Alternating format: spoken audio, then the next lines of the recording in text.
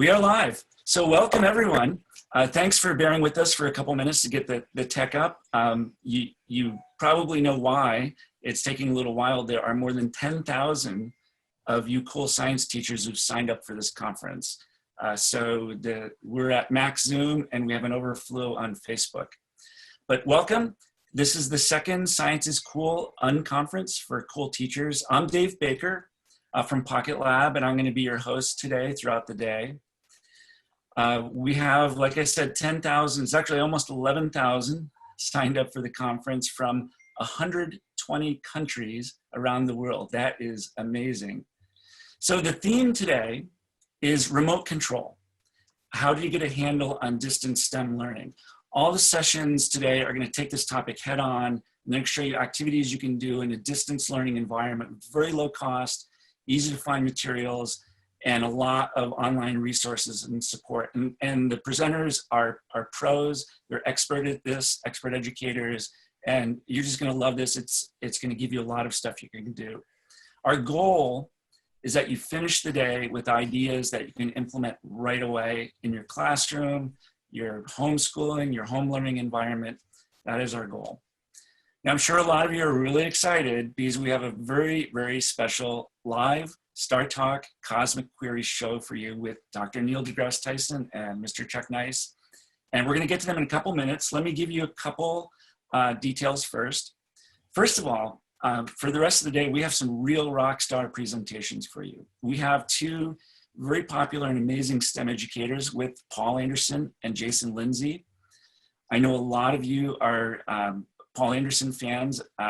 Paul runs a site called The Wonder of Science. He's an NGSS expert and he's a YouTube creator. We also have Jason Lindsey of Hooked on Science. So Jason's a great friend of ours, and he has a day job as a meteorologist at several local stations in the Kentucky area. And somehow he still finds time to do science demonstrations at schools and assemblies. And he's also a regular on the NBC Today show. Both these guys are going to show you some really cool stuff that you can do, STEM activities you can do with ordinary household materials. They're going to have links and resources so you can do this all yourself. In addition, so the National Science Foundation and Department of Education have helped launch some amazing ed tech startups. If you were here for the first ScIC conference, the thousands of you who were there, we got to hear from several of those companies. Today we have three great up-and-coming ed tech startup companies. We have Chris from Parametric Studios. We have Deanne from Future Engineers, and we also have my co-founder, Cliff from PocketLab. So all three of these are going to show you easy and fun remote learning activities with a strong ed tech foundation. By the way, this is really cool. If you're a StarTalk fan, and if you've ever wondered how the Mars 2020 rover got its name, does anybody, you could post in chat, see if anybody knows really quick, what's the name of the Mars 2020 rover? See if you get it. Good question to start the day. No. Nobody's got it yet. It's Curiosity. Okay, so that go by. Well, if you listen to Deanne at Future Engineers this afternoon, she'll tell you how that was named. Okay, in addition, we have Zeke and Desiree from the Exploratorium. The Exploratorium is an amazing science museum in San Francisco. It is my personal favorite museum. I apologize, Neil. I love the Museum of Natural History. You're too far away. I live near San Francisco. If you guys moved the Natural History Museum out here, you would be my favorite, I promise. With COVID-19, obviously museums are not open. The Exploratorium has been using this time wisely to develop tons of online activities and materials, workshops and webinars for teachers and students. Zeke and Desiree are here to share these activities and resources that are available on the museum website. And if you know anything about the Exploratorium, all their stuff is hands-on. You get your hands dirty, you have fun, you learn something in the process. It's just fantastic. We have Nasco Education. If you're a teacher, you probably know Nasco. They've been supplying materials and equipment for decades. They have a new online resource for activities in distance STEM learning that they're going to show you. We have Argument-Driven Inquiry. to talk about STEM learning at a distance and how to use the power of interactions with students to make this work. One presentation I'm really looking forward to is TeacherGeek. They're really good friends of ours. They have very affordable hands-on materials and activities, and it's going to be a fun session because that's how these guys roll. I'm sure it's going to be very entertaining. And if you're a science teacher, last but not least, you have probably used PhET Interactive and their amazing simulations. PhET is it's an amazing online resource with millions of users a year. And we have Kathy, the director of PhET. She's going to take you through the most popular resources. So just some quick housekeeping notes before I turn it over to our guests. You probably noticed our Zoom is full. So to accommodate everybody, we also have this streaming on Facebook Live. The link is on the conference website. It's the same place you've signed up. We sent an email out about 2 hours ago with the links, and hopefully people paste it in chat. But if you're on Zoom, you're on Zoom. But we're also broadcasting on Facebook Live on the PocketLab page. If you go to the conference website, which is ScIC-conference.com, it's the same place you registered. We've updated it to be a day of conference program. So it's got the schedule, it's got the links, social media, contact info, Facebook Live, everything you need to know about what's going on today. As you can see, chat is open and live. We're going to be monitoring it for questions.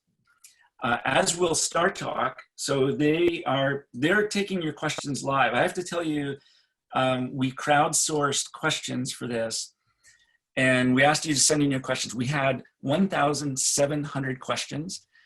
So Chuck and Neil are going to be here for about 3 days answering all of those. So anyway, of course we don't have time. But if you get your question answered, you're indeed very special to be one out of 1,700. But they're going to be watching chat. So if there's something cool that comes up, you can check there, and they'll take a look and they might answer your question live. We're going to be watching that as well too, and just be cool teachers, and the chat will go fine. We're going to have a great time. If you want to follow this in a public space, there's a hashtag on Twitter, ScICCONF, and we're going to be monitoring that as well. Next thing, we're going to stay on schedule. There's a 5 to 10 minute break between the presentations. If you registered, we're going to email you links of the recording. So if you missed something, don't worry. It'll be in the follow-up email. Certificates and CEUs. So this is a question we get all the time. There will be a free certificate available from us. You need to be registered, and there'll be a form. We'll email it out, and then we'll email up the certificate. It takes a while to process all of you. However, we could do much better than that certificate. We've partnered with Fresno Pacific University, which is an accredited university, and they have a 1 CEU course that you can take. The link is on the website. A great friend of ours, Dr. Chris Brownell, who is a math professor and an author. He put a lot of work into creating this class. You just attend this conference, you do a little extra work, and you get 1 CEU. So I advise you to take advantage of that. There's a free certificate. The CEU costs a nominal fee, but you're getting great value. And the Fresno Pacific team put a lot of work into making that available for you. Last item, since you are so cool and amazing, we have created a Facebook group.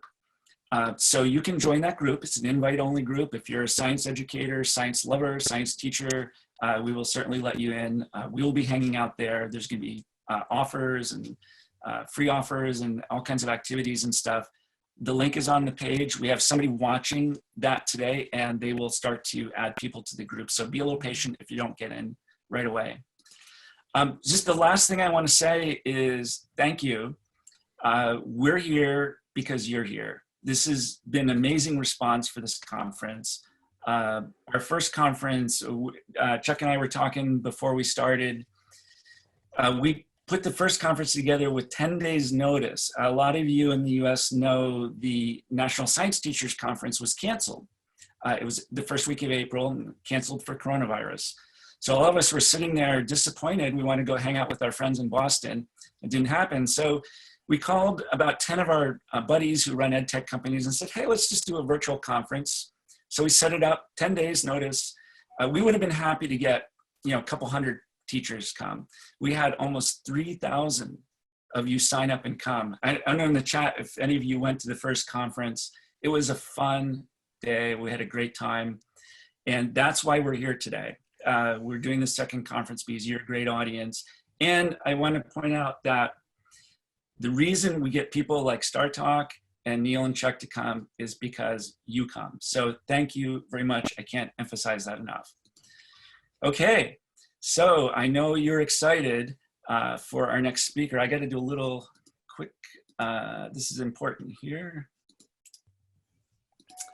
So, got to change my background in honor of our next speaker. And I want to introduce StarTalk Cosmic Queries with astrophysicist and Hayden Planetarium Director Neil deGrasse Tyson and his co-host, Mr. Chuck Nice. So guys, I'm gonna hand it off to you, and in about 40 minutes, I'll meet you at the end and we'll do a little Q&A and wrap up. So the floor is yours. Excellent. Thank you very much. Hello, teachers of the world. 120 countries. 120. Oh my gosh. It's pretty cool. I'm just glad there's like science does wrap the world with emissaries whose task it is to spread some kind of science literacy out there because the world needs it. That's right.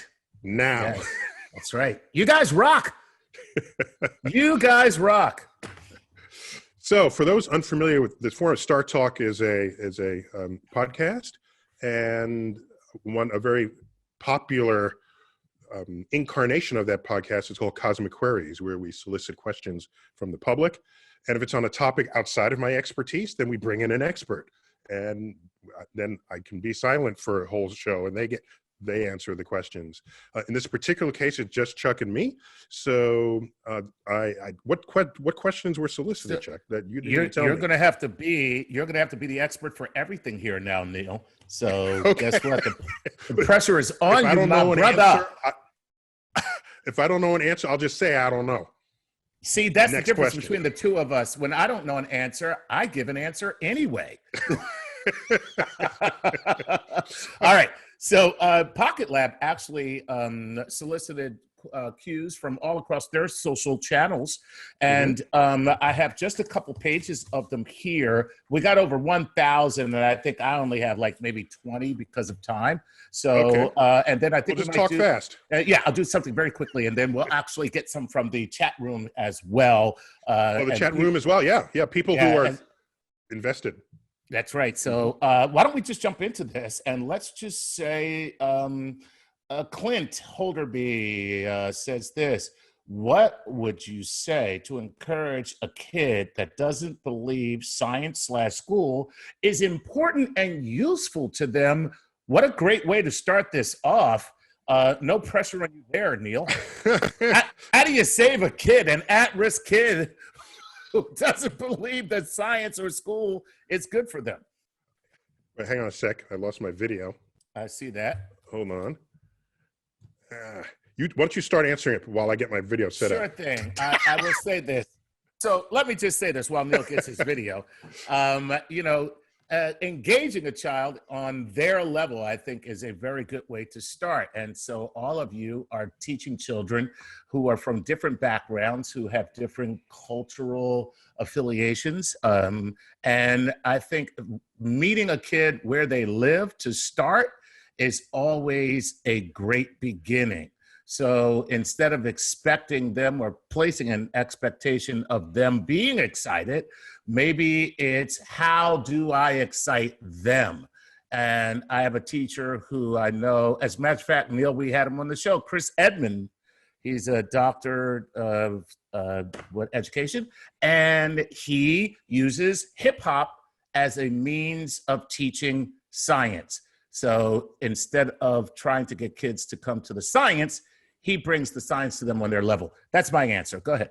Yeah, that's good. What I would say is you can think of this topically, All right. What might the kid be interested in, and bring it to them. That's what any good teacher would do.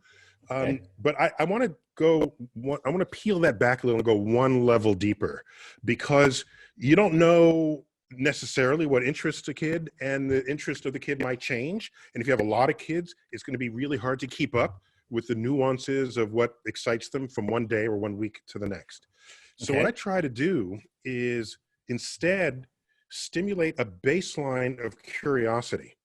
If the kid doesn't see or understand why school matters for later in life, okay, I get that. But there's something that all kids have, and we know this, and it's called curiosity. Ooh, and yes. I've never met a kid who was not curious. And so depending on what level kid you're talking about, age kid you're talking about, I'm talking about basic K through 6, they're all curious, every single one of them. Later on, if they're not curious, it's because somebody beat it out of them some way, saying, no, you must study this and not be curious about the world. The Exploratorium in San Francisco, a museum conceived, designed, and built on the concept of curiosity. All right. And you know what curiosity is? You put something in front of a kid, don't even tell them anything about it. Right. Just make something happen in it, and then it triggers their curiosity. Okay? I got something on my desk right factor. Here. Can you see that? Yes. Can you see that? Can you see that? Yeah. Okay. And so it's just there's a plasma ball. I'm just saying. I'm just saying. I'm curious, and I'm about to no longer pay attention to you and play with that. So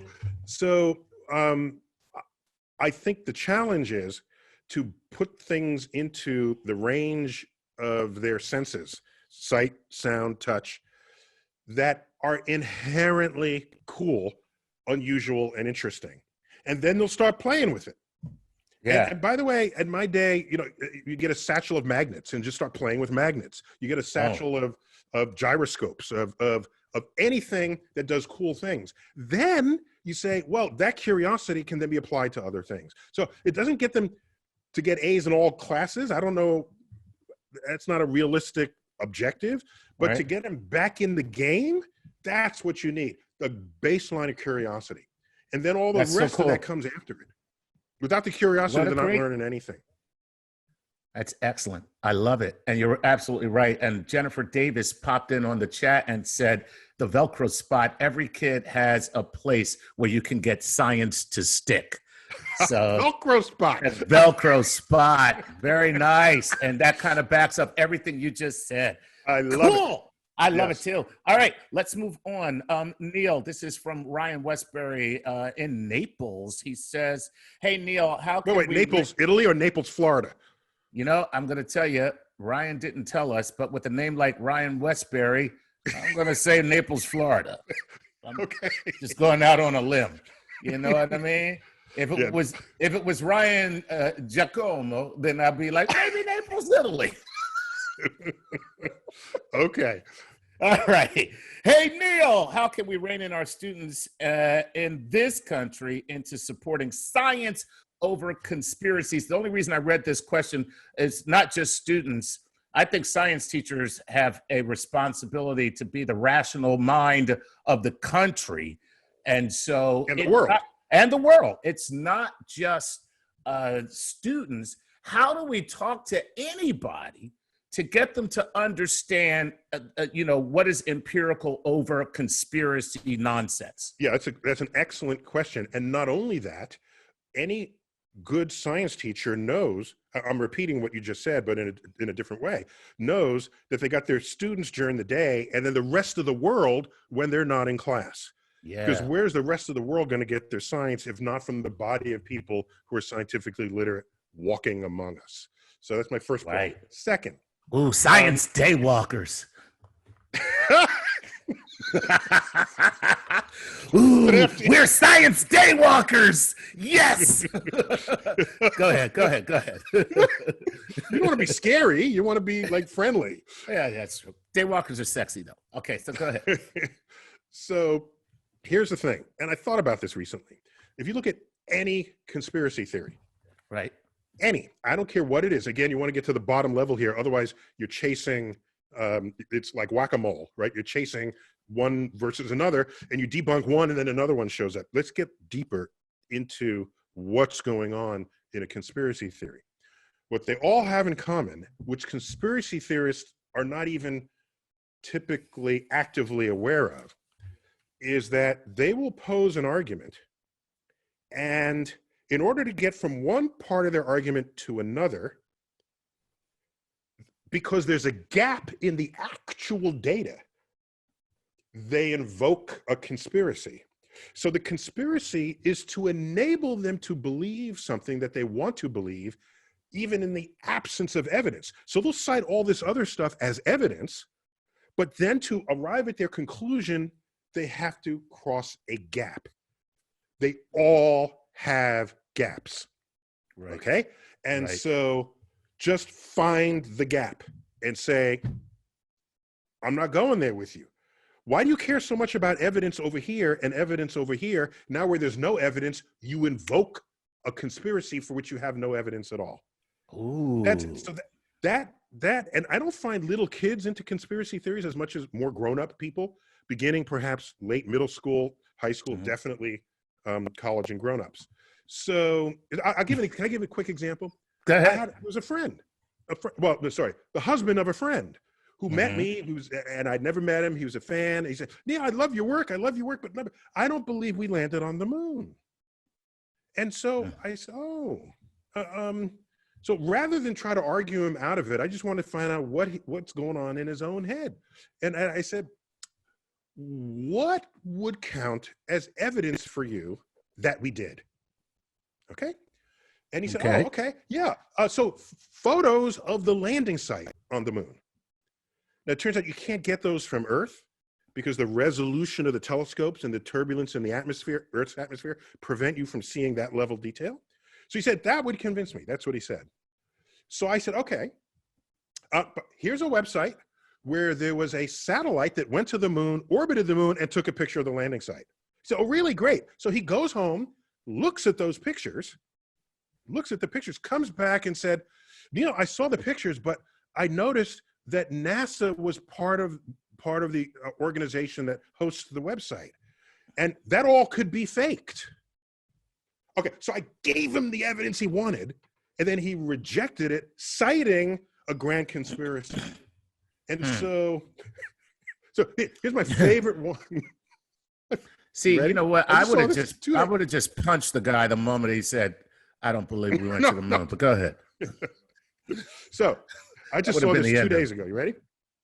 Okay. Go ahead. NASA wanted to fake the moon landing. And so Neil Armstrong and Buzz Aldrin said, okay, we don't mind doing that, but we want it to be as authentically looking as possible, so we want to do it on location.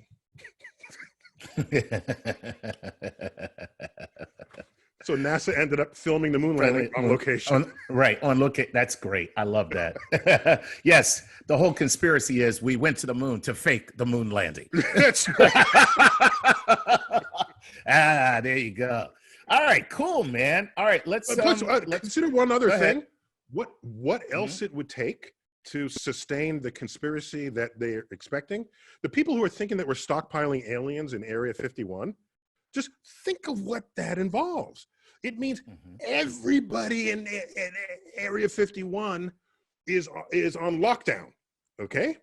And no one is sneaking a photo from we got photos of all kinds. 1 billion photos are uplifted to the internet every day. You don't think somebody's going to sneak a photo of aliens walking at a coffee on their coffee break from Area 51?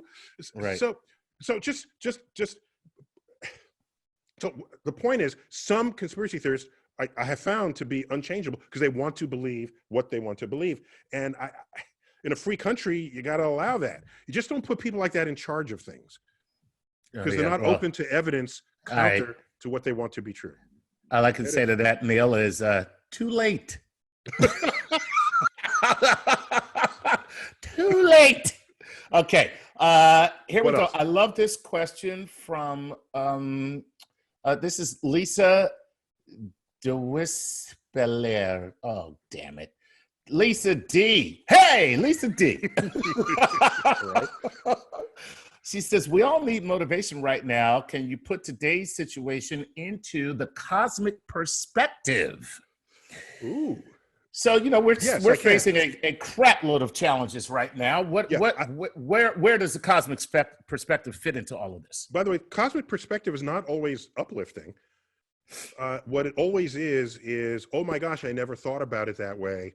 That's kind of cool. Or that's all right, Neil, don't Pluto the cosmic perspective right now. What? Is that a verb now, to Pluto?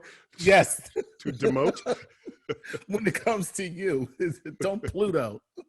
So go ahead.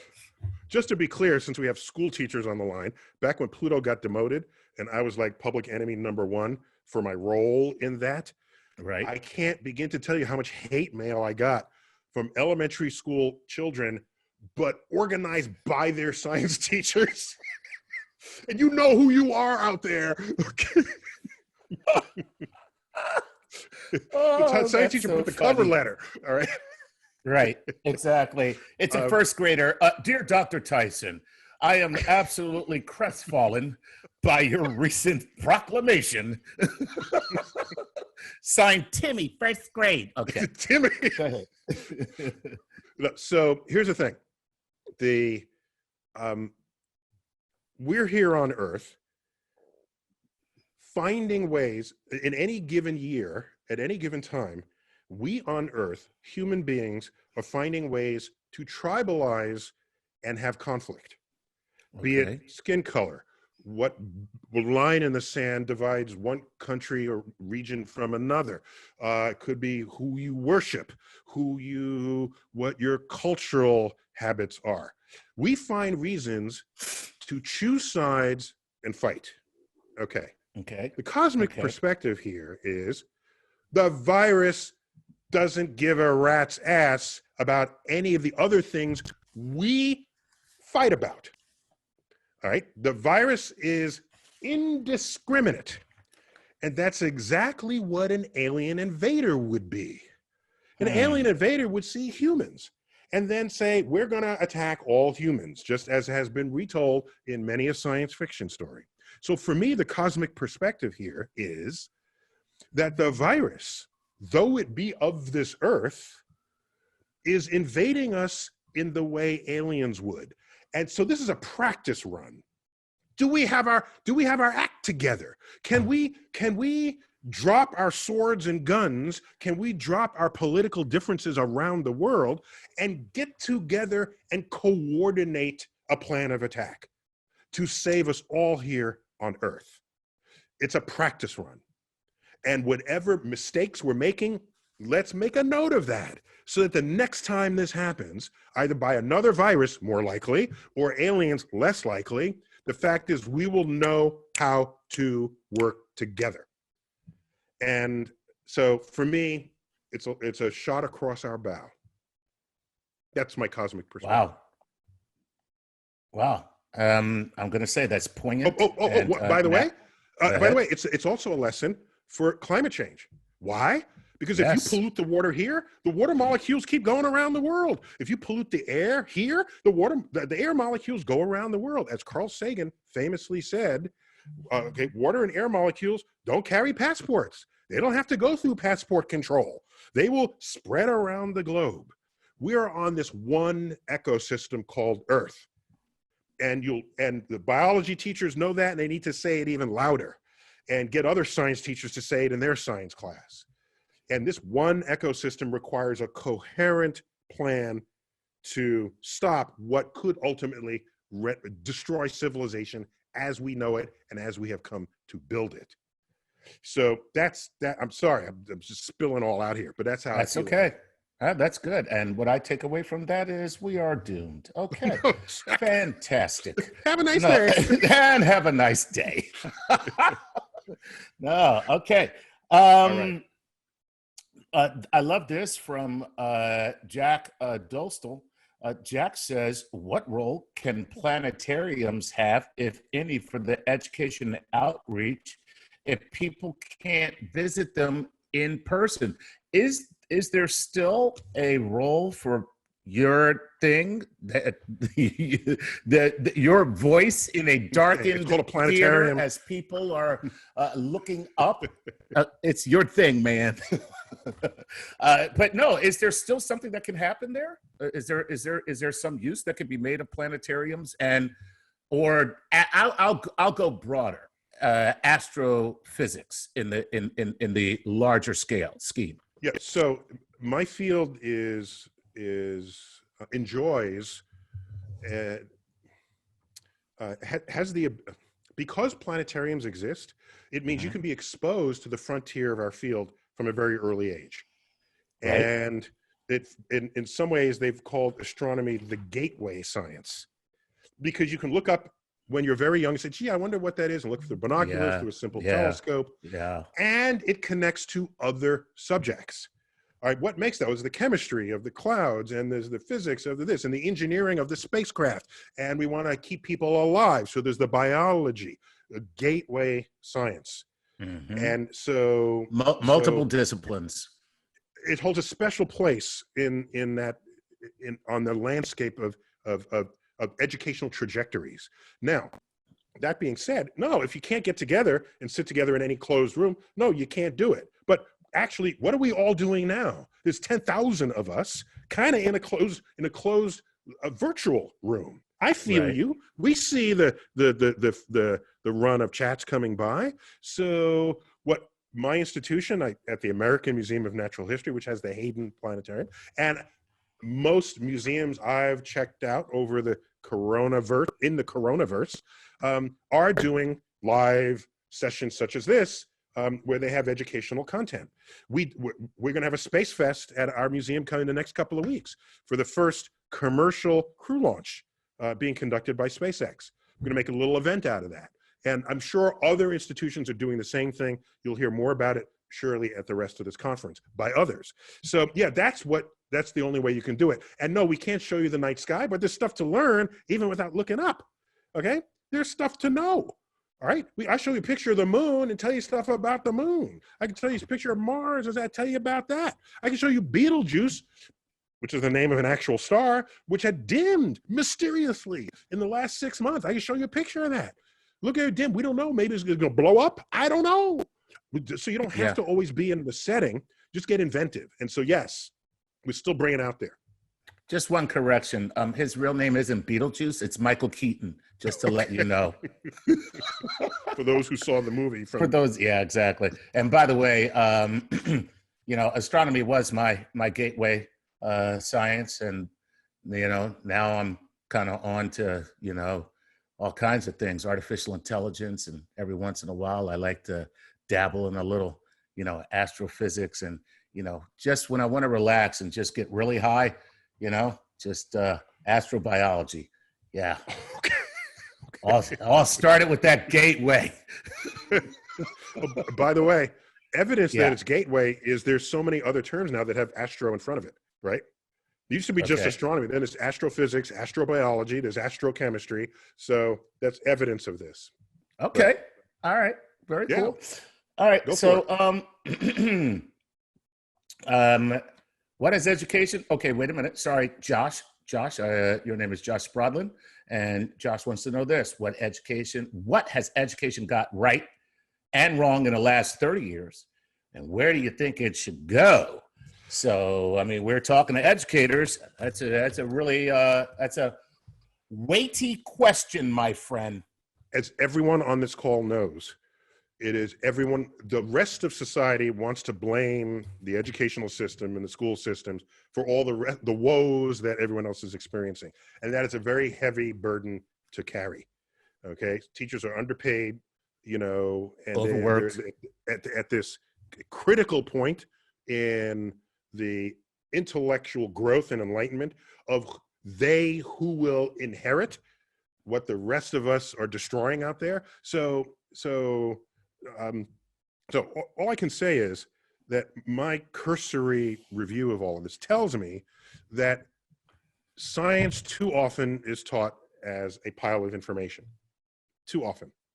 You got to get through the syllabus, and the syllabus says you got to learn this, and what is, mitosis, and what is this, and what is the vocabulary, and you got that, and then you get tested on it, and then you get the exam back, and okay, I get that.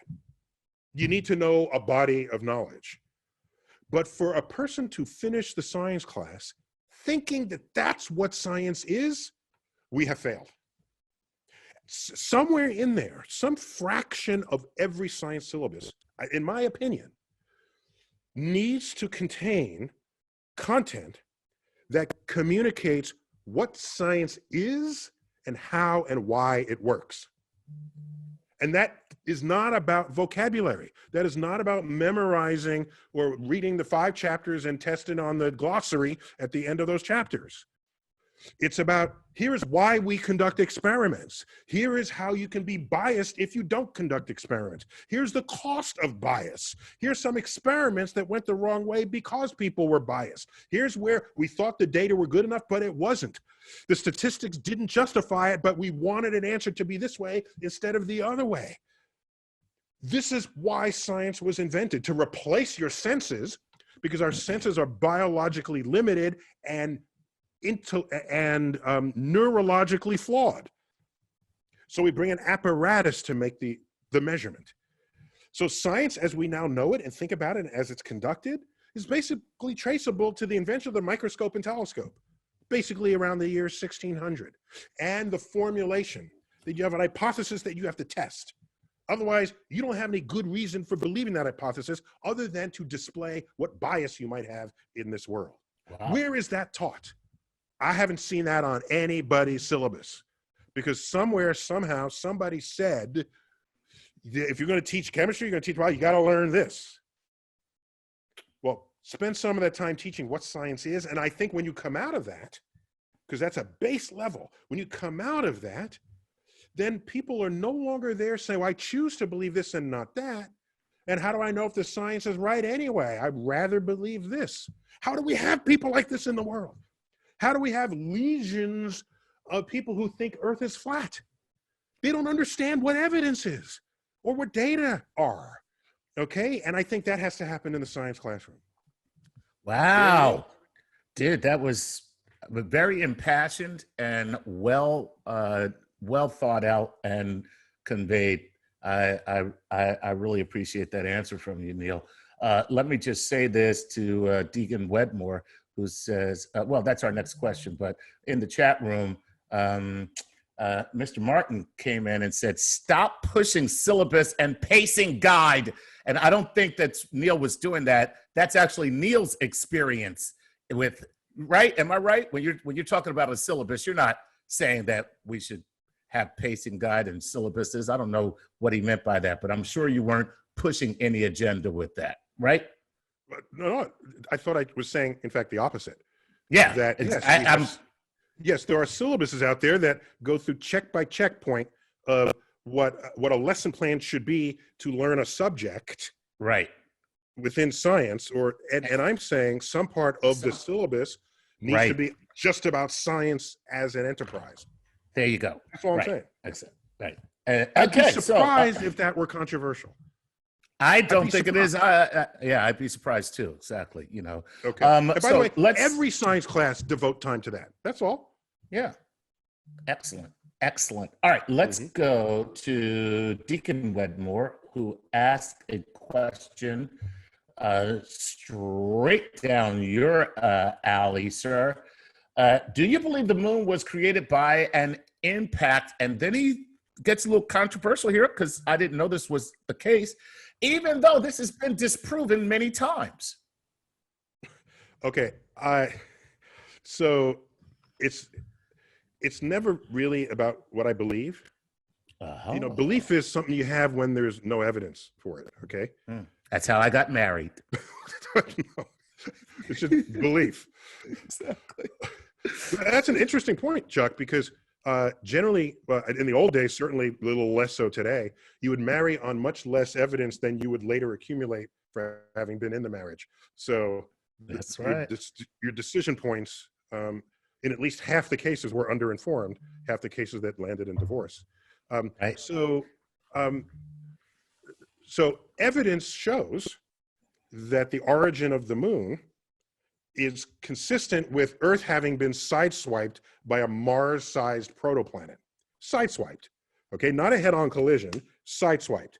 Now, Earth had already formed. So if you're sideswiped, you are scooping up mostly Earth's crust and mantle, right? Okay. If you're doing that, most of the heavy elements that would not natively be contained within a body forming in the solar system would not then be part of the moon, because the moon is being formed by pre-sifted elements. When Earth was molten, heavy stuff goes to the middle, light stuff floats. So what kind of core do we have? It's made of mostly what, Chuck? We all know this. Our core? Yeah. My molten, what is it? Molten, it's molten rock. It's iron. It's metals. Iron. You knew it. I said iron. I was just testing. I said it's iron. I know, exactly. So my point is, the heavy stuff, iron is heavy, iron fell to the middle. Rock is actually light compared to iron. It floated to the top, okay? So Right. the point is, yes, there's some iron that's there, nowhere in the crust, nowhere near the amount of iron you find in the core. So what happens? You now make a new object out of what's in the crust. When you look at the crust composition of the Earth and you look at the composition of the moon, they match one for one. So this is why this idea has good taproots in our thinking about the origin of the moon. I've yet to see anything, quote, disprove it. They're always contesting ideas on the edge of that, but I've yet to see something convincing. So I'm going with the plausible scenario that's consistent with the evidence. And that's going that way not because I believe it, because I'm following the evidence. And that's all the reason I asked the question, is because I wanted to get to the data-driven process that you had just referred to previously. So there you have it. Mm-hmm. Okay, let's go to. So Chuck, we're gonna transition over to Q&A with the audience. Oh, really? Okay, great. I think that's time. I think we should do that. Yeah. So should we bring in maybe Dave? Because yeah, Dave. Where's Dave? Hey, Dave. There he goes. There's Dave Baker. I am here. Can you hear me okay? Yeah. Yeah. So Dave, who do you have live asking questions? We have a ton of questions. But hey, first question for you, Chuck. Yeah. Do you ever find a question that just stumps Neil? I just got to know.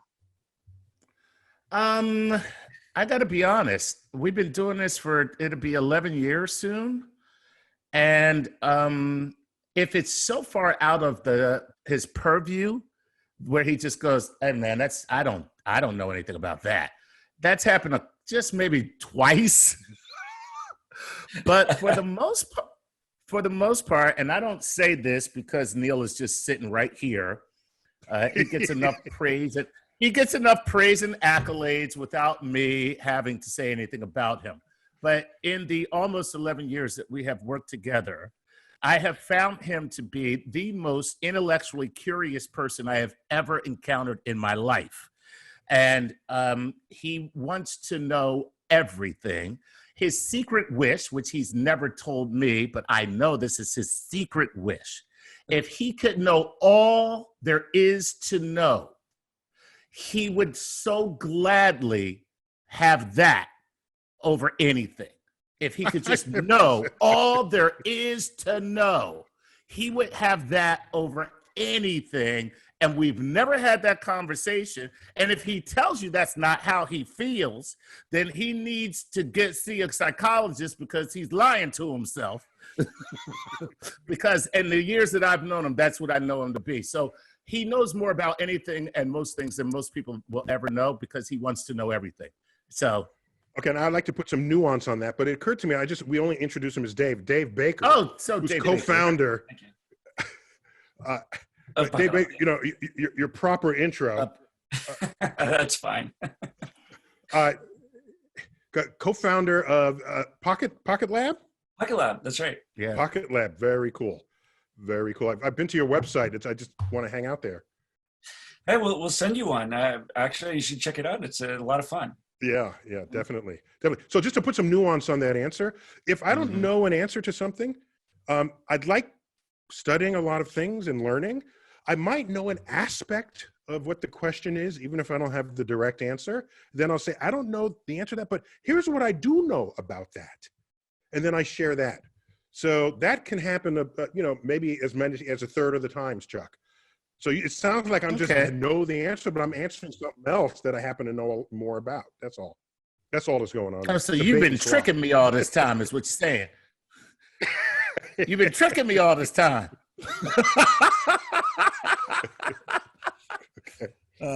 So anyway, Dave, right, so Dave, what do you have? I guess while we have time, we should Yeah, I do. I have some other questions for you. I have one from the PocketLab team. This is kind of a special question for you. So we have thousands of teachers online right now listening to this, which is fantastic. And I'm sure we can all agree they deserve to be reminded how important they are.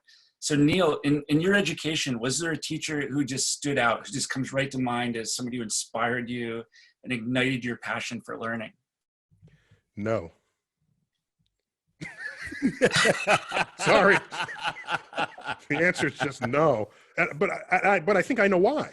Can I explain why? Yeah. I think I know why. Okay. So wait, let me back up. There is a 6th grade school teacher who noticed that I was disruptive in class from excess social energy. She also noticed that the book reports that we were handing in, mine were all based on astronomy subjects. And so she put 2 and 2 together, let's call it 3 and 3 together, and got 6, and said, maybe we should send this child to take advanced classes at the Hayden Planetarium in New York, where I live. And that would eat up my social energy in the evening and satisfy my curiosity. And it's exactly what came to pass. And so I took classes there. It sucked that energy out of me. I became more enlightened. And from age 9, 10, and 11 onward, I was hooked on the universe. Now, that's in a way an exception to my life experience. My life experience is I'm getting average grades throughout my entire time in college. I mean, in school, from kindergarten through college, I'm getting average grades. Who do teachers like to recognize?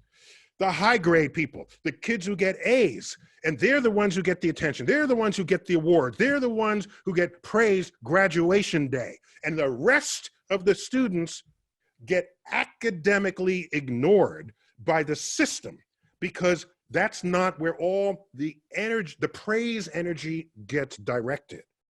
So there is no teacher at any time my entire life who during class or later would have said, that guy Tyson, he'll go far.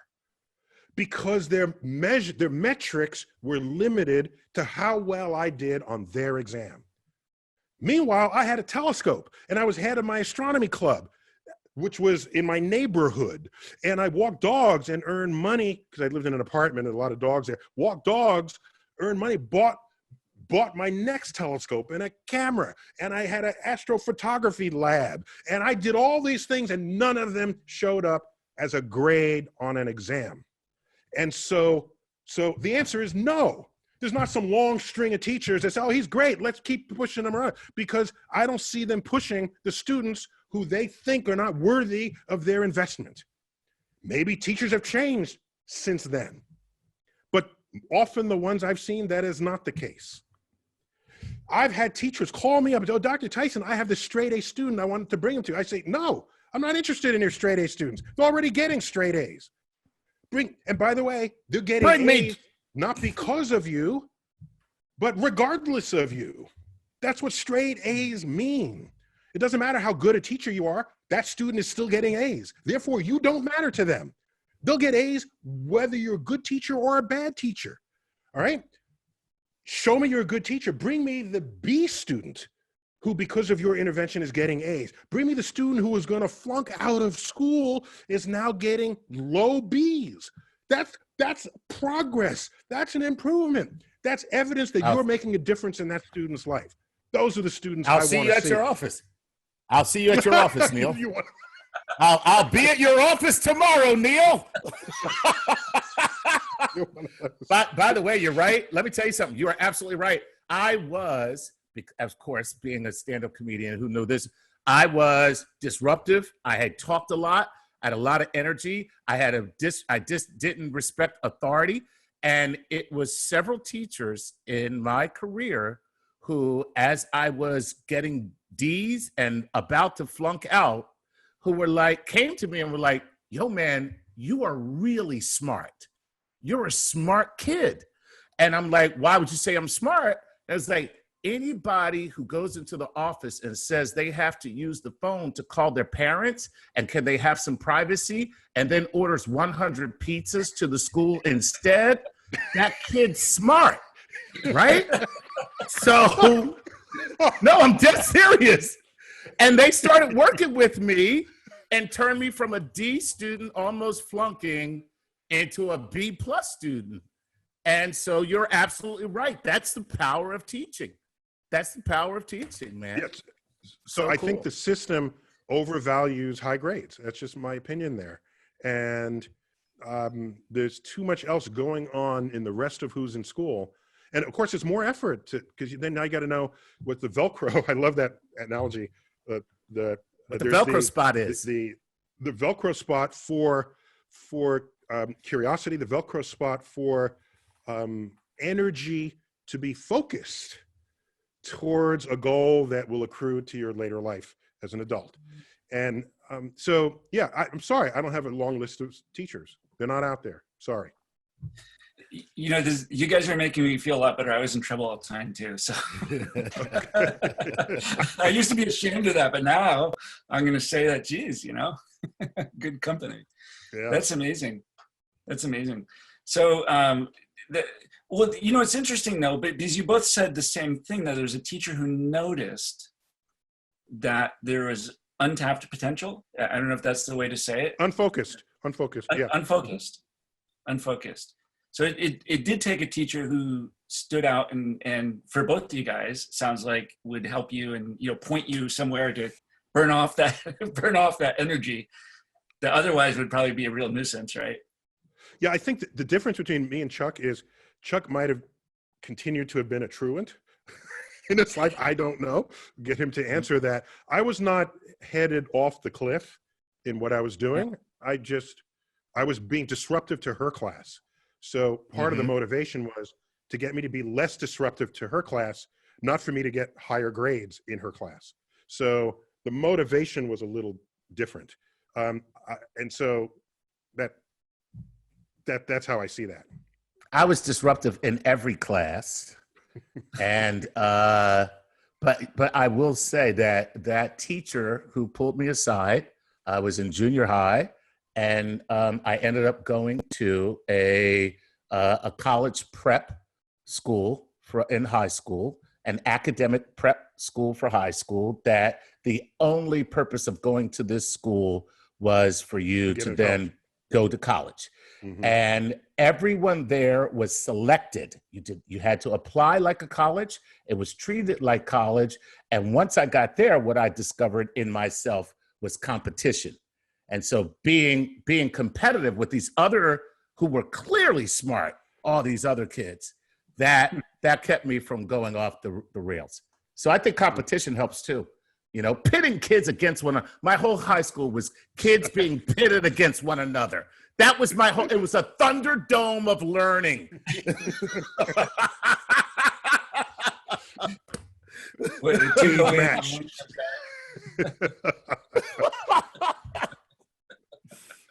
All right, guys, this is too good. Hey guys, I wish we could do this all day. This is fantastic. You know, we're running up against the next presentation and blew past the break. I would love to. You're just fun to listen to. I see the chat is going crazy here with all kinds of kudos. So thank you so much. Can I give you just one last example here? Just please. If we got to wrap it up. Please do it. Take your time. Go for it. Yeah. Okay, you ready for this? Okay. So I said I get average grades in everything. Okay. I mean, there was some higher, some lower. It all averaged to the middle in a way that no one would take note. Okay. No one. All right. So what happens? I take the SATs. My verbal is just kind of average. Okay, it was maybe a little higher than average, but nowhere where somebody's, hey. Okay, so now watch. I'm still nonetheless a lifelong learner. Okay, as Chuck I think accurately captured, I am curious about whatever it is I don't know about. Okay, I don't care what it is. I don't care if you collect garbage from the streets. Okay, I will have questions for you because when I pass garbage trucks, I wonder things. Okay, in fact, when I was a kid, it was like, where does all the garbage go? Because I've never seen a garbage truck emptying. So is there a black hole in there? So I had sort of basic sort of kid questions about the garbage truck. Okay. So only you would come up with an interdimensional garbage truck. That would be the best garbage truck. Only Neil deGrasse Tyson door. comes up with an interdimensional garbage truck where you just dump garbage in. Yeah, it's just a door. You open the door, put garbage through, close the door, and you look on the other side. There's nothing there. It went into the fourth dimension. Okay. So, Neil, I totally agree with you with the lifelong learning, but you know what? You have a gift to keep this stuff in your head. The more I put in, it comes out the other end. Oh, no. It's, you're putting the wrong stuff in your head. I'm selective about what I remember because I remember the coolest stuff that I learned. And that's much easier to remember cool stuff than just the full syllabus. Okay? Now here, let me finish the story. Go ahead. So, I get out of college, I go into graduate school, and I start writing for a magazine. It had a question and answer column called Merlin. And so I wrote a question and answer column called Merlin. And I like reading good writing, and I like trying to emulate that. And so I worked on it. And then eventually, enough of these Q&As came together and became my very first book. It was called Merlin's Tour of the Universe. Okay? And then I said, well, this writing is kind of interesting. It's hard to do it well. If you can just write a Wikipedia article if you wanted to, an encyclopedia. But if you want to write in an interesting way, that takes effort. So I kept looking. I read better and better writing so I could get better and better. And this just kept going long after school. Then I wrote an essay for Natural History magazine. I wrote that for 10 years, okay? And so collected 100 of these, and then I put it together as a book, and that became another book. And so what happens? I get a letter in the mail from the Educational Testing Service. Oh, who are they? The purveyors of the SAT, okay? And in it, and this is how much of a grip they have on it. It says, like, are they going to revoke my SAT scores? It's just, I'm a grown man opening this envelope, and I'm feeling like, oh my gosh, what happened? Did I mark it wrong 20 years ago? And in that letter, it says, Dear Dr. Tyson, we were reading one of your essays recently, and we want to use it as an exemplar essay in the next verbal SAT that we are composing right now. Will you give permission for this? Now, I didn't know whether to kiss him or to burn the letter. But what I do know is, for me to come out of the system with a score on their exam that no one will notice and no one will promote, no one will say, hey, you'll go far, I keep learning, then I write something that they now want to put in their exam. Something's wrong here in the assessments. I'm sorry, I'm screaming. You got me all riled up here. Something is missing in the portfolio of what we invoke to assess the promise and performance of students, period. And what would happen later? I'd write a book that would become an international bestseller. That's the one called Astrophysics for People in a Hurry, internationally, okay? Now, if you got perfect scores on your verbal SAT, maybe you also can write books. I don't know. All I know is that I didn't get the perfect scores, and I landed on the New York Times bestseller list at #1. So something is wrong there, okay? Something is wrong. And I don't know how many students got lost in the system because they didn't have enough teachers paying attention to what they could do in ways not measured by what score they got on the exam they just gave, where they had to memorize glossary terms. Well, I have the title for your next book. It's called When 960 Equals Number One.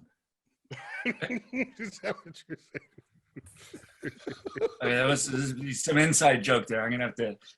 Well, 960 is a score on the SAT. It's average. And Oh, okay, got it. There you go. Got it. Hey, So Dave, that's you got me all riled up here. I'll tell you what. I'm watching the chat, and you're getting there's about 500 amens that went past, and yes, amens, and heck yes, and all kinds of expletive yes. Yeah. So, my favorite just comes by, and somebody's just going, preach. Yeah. Yeah, that's actually I think what they're reacting to. I think you struck a nerve. It is really, there is a lot of truth to that, and there's clearly a lot of people who agree want to eliminate standardized tests. It's pretty good. Hey guys, we could do this all day. This is fantastic. Let's do this again is all I can say. This was a lot of fun. I bet the teachers here would love to hear you again. So, let's talk about it. And this was just a treat to have you on. And thank you very much, Dr. Neil deGrasse Tyson and Mr. Chuck Nice. You are fantastic. And StarTalk. And by the way, your team is awesome. They have been fantastic to work with. And, I work with a lot of teams. I can tell you it comes from the top. You guys must be great guys. Excellent. And it just filters down to everybody has been wonderful. So thank you to your team. Thank you to you two gentlemen. And we'll see you again. Goodbye, world of science teachers. Yes. And thank you, science teachers. I mean, you are the intellectual lifeblood of the globe. So thank you. Of civilization itself. Absolutely. Thank you, guys. Well, okay. Everybody, thank you. I'll hang on when we do a quick switch over here. And Cliff, looks like you're ready and you're on. You're tough act to follow. That's a tough act to follow. Hey, so everybody, thank you. And thank you for the chat. There's amazing comments here. I really appreciate the interaction. Thank you all for hanging on. And we're going to have a great rest of the day. So let me just introduce Cliff. Cliff is a graduate of Stanford. He got his PhD in mechanical engineering. Really, really smart guy. He's my co-founder of PocketLab. I love working with him. We have a great time working with teachers. It is all kinds of fun. And Cliff is going to show you some activities that you could do, some physics-related activities that you can do with really simple materials at home. We're going to kick it off, and I'm going to be back in about 15, 20 minutes. We'll do a Q&A and wrap it up. So Cliff, I'm going to hand it off to you, and thank you for being patient I could see why Neil and Chuck, I was getting prompts. We should go to Q&A now. I see why. they like to keep going. You get them riled up. Yeah, I won't take it personally that they infringed on my time. Yeah, I think you had about the best people to infringe on your time. So, okay. Yeah. Hey, thanks, Cliff. I'll hand it off to you, and I'll see you in a few minutes. Thanks, Dave. Well, if anybody starts typing in "preach" into the chat while I talk, I'd be very surprised. But I hope this will be engaging for everybody, and hopefully you can see on the screen in my feed a Hot Wheels track, and we have here a little Hot Wheels car, and we're going to look at the physics of a roller coaster and talk about this thing called G-forces, and get into sort of a little detail about what we mean by G-forces and what do we experience when we're going on a roller coaster. And the goal for this is to unpack a little bit of the physics of a roller coaster and then give you teachers and educators and parents a way to do some real hands-on experiments anywhere. If you're in a remote learning capacity, if you're in person, if you're in the classroom, whenever we get back into the classroom, we are passionate about hands-on science, and so we'll give you some easy ways, low-cost ways to attack physics of a roller coaster. So I'm going to start sharing my screen, and I'll pop in and out in different arrangements as we go through my talk. And give me 1 second.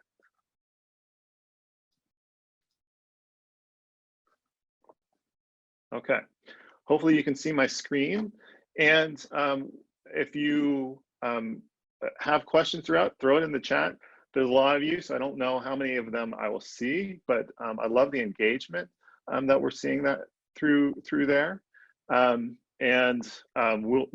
We'll address them sort of afterwards. So if you have a question, we'll see it later. So here, what we're going to talk about, I originally titled this Backyard Roller Coaster Physics because I was setting this up in my backyard. Let me see if I can scroll down to this photo. I had this big roller coaster set up, but actually the logistics of coming to you from Zoom in my backyard were a little bit too much to handle. So it's turned into desktop roller coaster physics, not backyard roller coaster physics. But let's start with who we are and what we do. Our company is called PocketLab, and we're a platform for hands-on science. And we do this in any kind of learning environment. In person is what we've done for most of the life of our company, but we're also strong in remote learning. And everything we do can translate to a distance or remote learning context. And hands-on science, we believe, is uniquely valuable, but uniquely difficult in this situation. It's easier to send a workbook, worksheets home with your students than to do something that requires an experiment or equipment or doesn't necessarily have a straightforward answer like a hands-on science experiment. So we are trying to enable that even in this remote learning context. So what you're seeing here on the screen is PocketLab Notebook. And this is part of our platform. It is an online science notebook where teachers can access resources and build content for their students to access. And then students can build lab reports, analyze data, access multimedia like videos and images and simulations, all through our interface. And this is really good for this remote learning context. So the presentation I'm showing you is using PocketLab Notebook as the presentation. It runs in your browser, so you don't need to download anything. And for everybody that's interested, you can go to the PocketLab.com/app and access it right now for free and play around. So everything we do, you'll see it done within the notebook. And then, as I mentioned before, here is the backyard roller coaster that we've converted to a desktop roller coaster. So we'll talk about how this roller coaster works and analyze it in a qualitative way. But one thing I wanted to show you with the notebook is we make sensors. This orange guy is called PocketLab Voyager, and it's rubber banded to our Hot Wheels car. And the data that's coming on the screen is from the PocketLab that is sending live data using Bluetooth. So it's integration between what's happening in the physical world to what you're able to do in your browser, able to do within a lab report, and all of this can be done live. So it adds a lot of capabilities, and it's very seamless. It's easy to get started. So Dave gave the introduction. My name is Dr. Clifton Roozeboom, and we are going to go through this agenda. We're going to look at the phenomenon of this roller coaster loop, and then brainstorm together on investigation questions that this might spark. And then I'm going to choose a particular investigation question talking about G-forces and answer the question, what is a G? And how could we observe this or measure this in this roller coaster loop? Analyze the phenomenon, and then do some quantitative measurements that you could do if you had sensors like PocketLab. Analyzing our data, and then spending a little time on how you would get started doing this with your students. So here is our roller coaster loop, and I'll set up a ramp here for us to observe what's going on.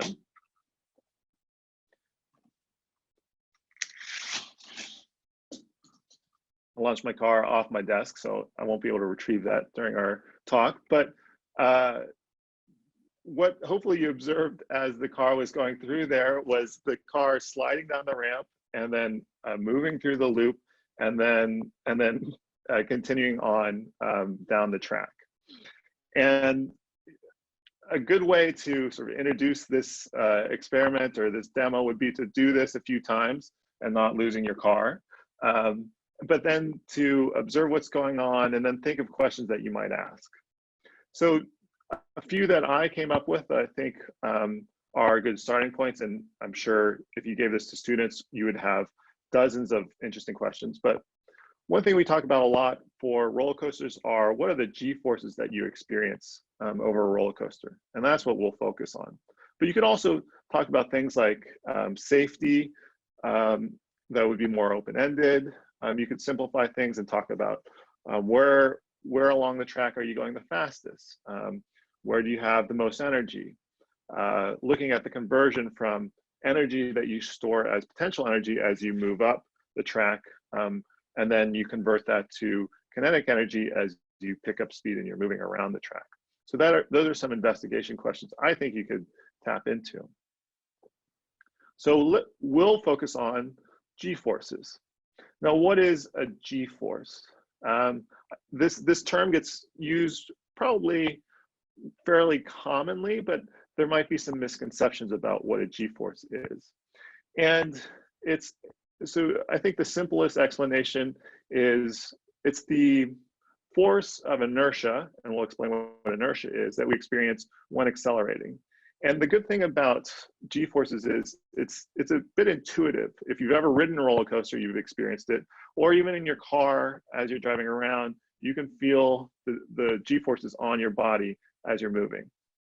This photo is of John Stapp back in 1954.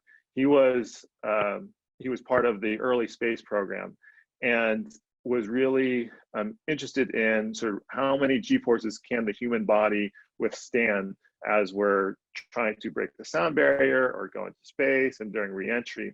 So he subjected himself to humongous amounts of G-forces on something that they call the rocket sled, the G-Whiz rocket sled.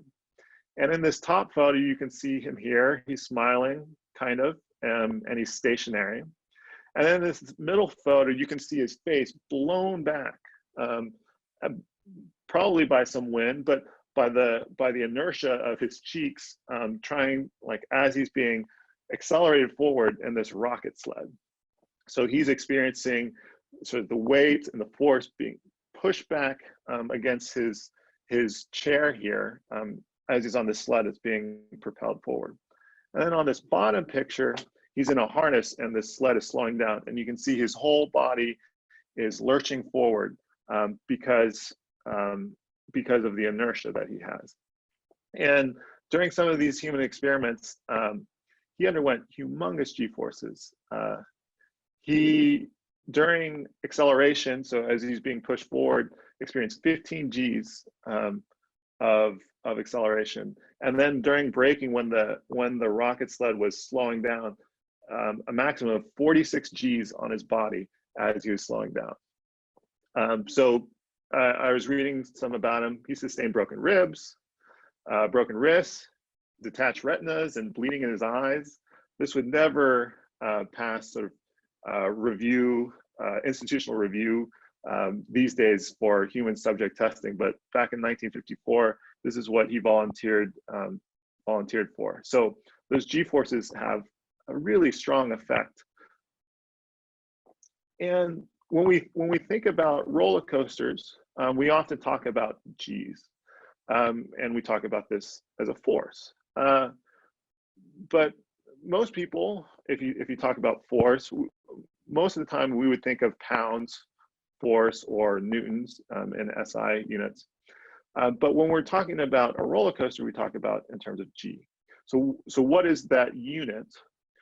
Well, it's a way for us to normalize these inertial forces that don't depend on weight. So if I'm on a roller coaster and I'm going through this loop and I experience 2 Gs of force and I weigh 180 pounds, that would be the same as if somebody else that weighs 100 pounds goes through, they would feel that same amount of G forces. Versus if we were talking about pounds force or newtons, that our body experiences depends on how much weight we have. So it's this convenient number and unit that takes out, that normalizes for a weight. And then it's calibrated to sort of the gravity that we have here on Earth. So 1G is equal to sort of the amount of acceleration and the pull that Earth is exerting on us, and as another way to sort of normalize this metric. The force, the attraction of gravity would be different on the moon, on Mars, and so this is standardized to Earth, which would be 9.8 meters per second squared. So that's where that unit comes from. Now, okay, so we have here our roller coaster loop, and we can look in a few ways sort of qualitatively at the motion through here. So I lost my other Hot Wheels car. Luckily I have one still with me. This one has a PocketLab on it, but we won't do, we will just do this as qualitatively first.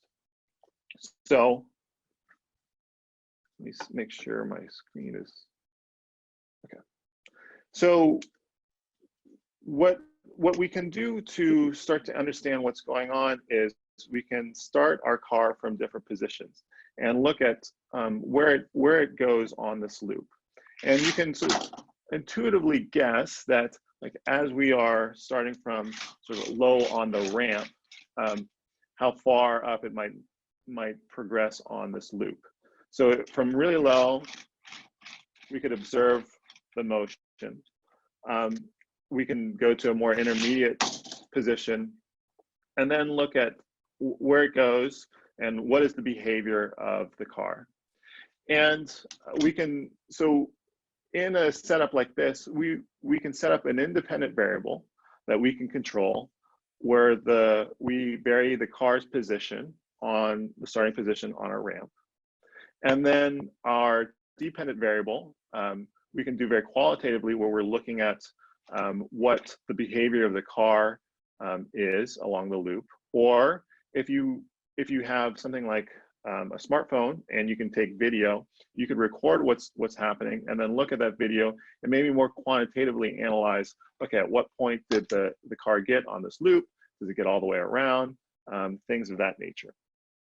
So with a simple setup like this, we can have an independent variable that we can control, a dependent variable that we can observe or measure, and in this way we can test our hypothesis. So if you come up with questions about, okay, around energy or like potential energy, kinetic energy, speed, we can use this apparatus and devise ways that we might answer those questions, even if we don't really have a way to make quantitative measurements. So let me switch back. So after you've collected your data, it's really important then to analyze and interpret that data. So it's not sufficient just to run an experiment. I think most of the critical thinking skills come in when we look at that, our measurements, and then analyze and interpret that. So in this system, if we're talking about G forces and how far a car is able to make it around a loop, one of the things that to pull out of that investigation would be this concept of inertia, and talking about where this car makes it up into the loop based on this concept of inertia. There are other ways that you could think about it and talk about it in terms of energy concepts, but inertia might be an easy place to get started. And the key concept that we would hope to demo and collect data on is that as this car is moving down the ramp, it has inertia, which means that it wants to resist change to its motion. And as it's following this path, this straight path, it would like to, before it gets to this loop, continue just going in a straight line without changing direction. So the inertia that this car has will resist any change to its motion. So as it goes up this loop, these inertial forces are trying to resist the change in motion. So what happens is, as it's being pushed around, it's exerting force on the loop, which then is pushing it back onto the track so it doesn't just go flying off into the rest of my office. And it is this balance of forces that are experienced, this what we call centripetal force, that helps to pin the car sort of along the track, even when the force of gravity is pulling it down, and we might expect it to fall back to Earth. So as we're observing this, we can tell that at certain speeds, the amount of speed that we have, or sort of at certain points on the track, the amount of speed that we have going into this loop is not enough to continue to pin it against the track. But as we go higher and higher onto our ramp, that inertial force that the car is experiencing, that's pushing it against this track, is enough for it to make it around this whole loop. So in qualitative ways, you can observe this, and now we have the luxury of having a sensor on here that can measure a lot of things. So we'll look in some detail about what's going on in the physics here. So here I have a video of some example data, but I'll go back up to the top and let's see if our data is still going live. Hopefully you can see it's synchronized between my movement and what's coming across on the screen. The details will be small, but you could review this if this is a resource that you would want to use with your students. So we have packed into the PocketLab a number of ways to measure motion and physical changes. I think one place that we would want to start is looking at the rotation as we go through here. And built into the PocketLab is something called a gyroscope, which can measure this rotation. So I'm going to switch over to measuring angular velocity.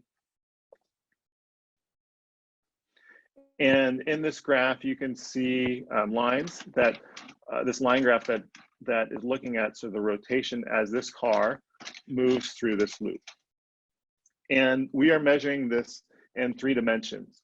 So the red line, which you can see come across the screen, is the axis of rotation as this loop is oriented.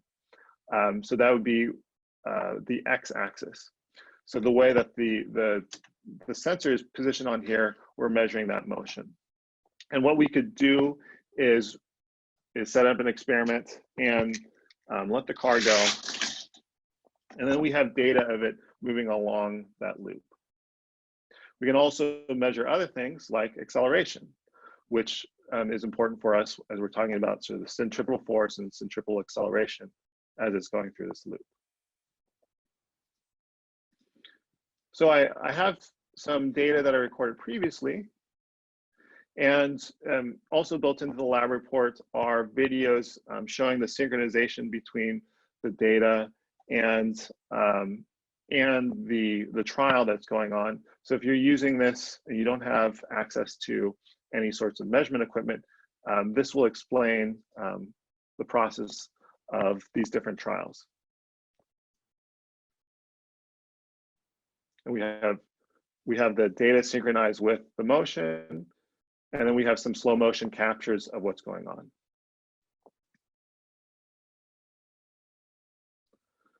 So in that example data, there's a couple ways that we were analyzing this loop.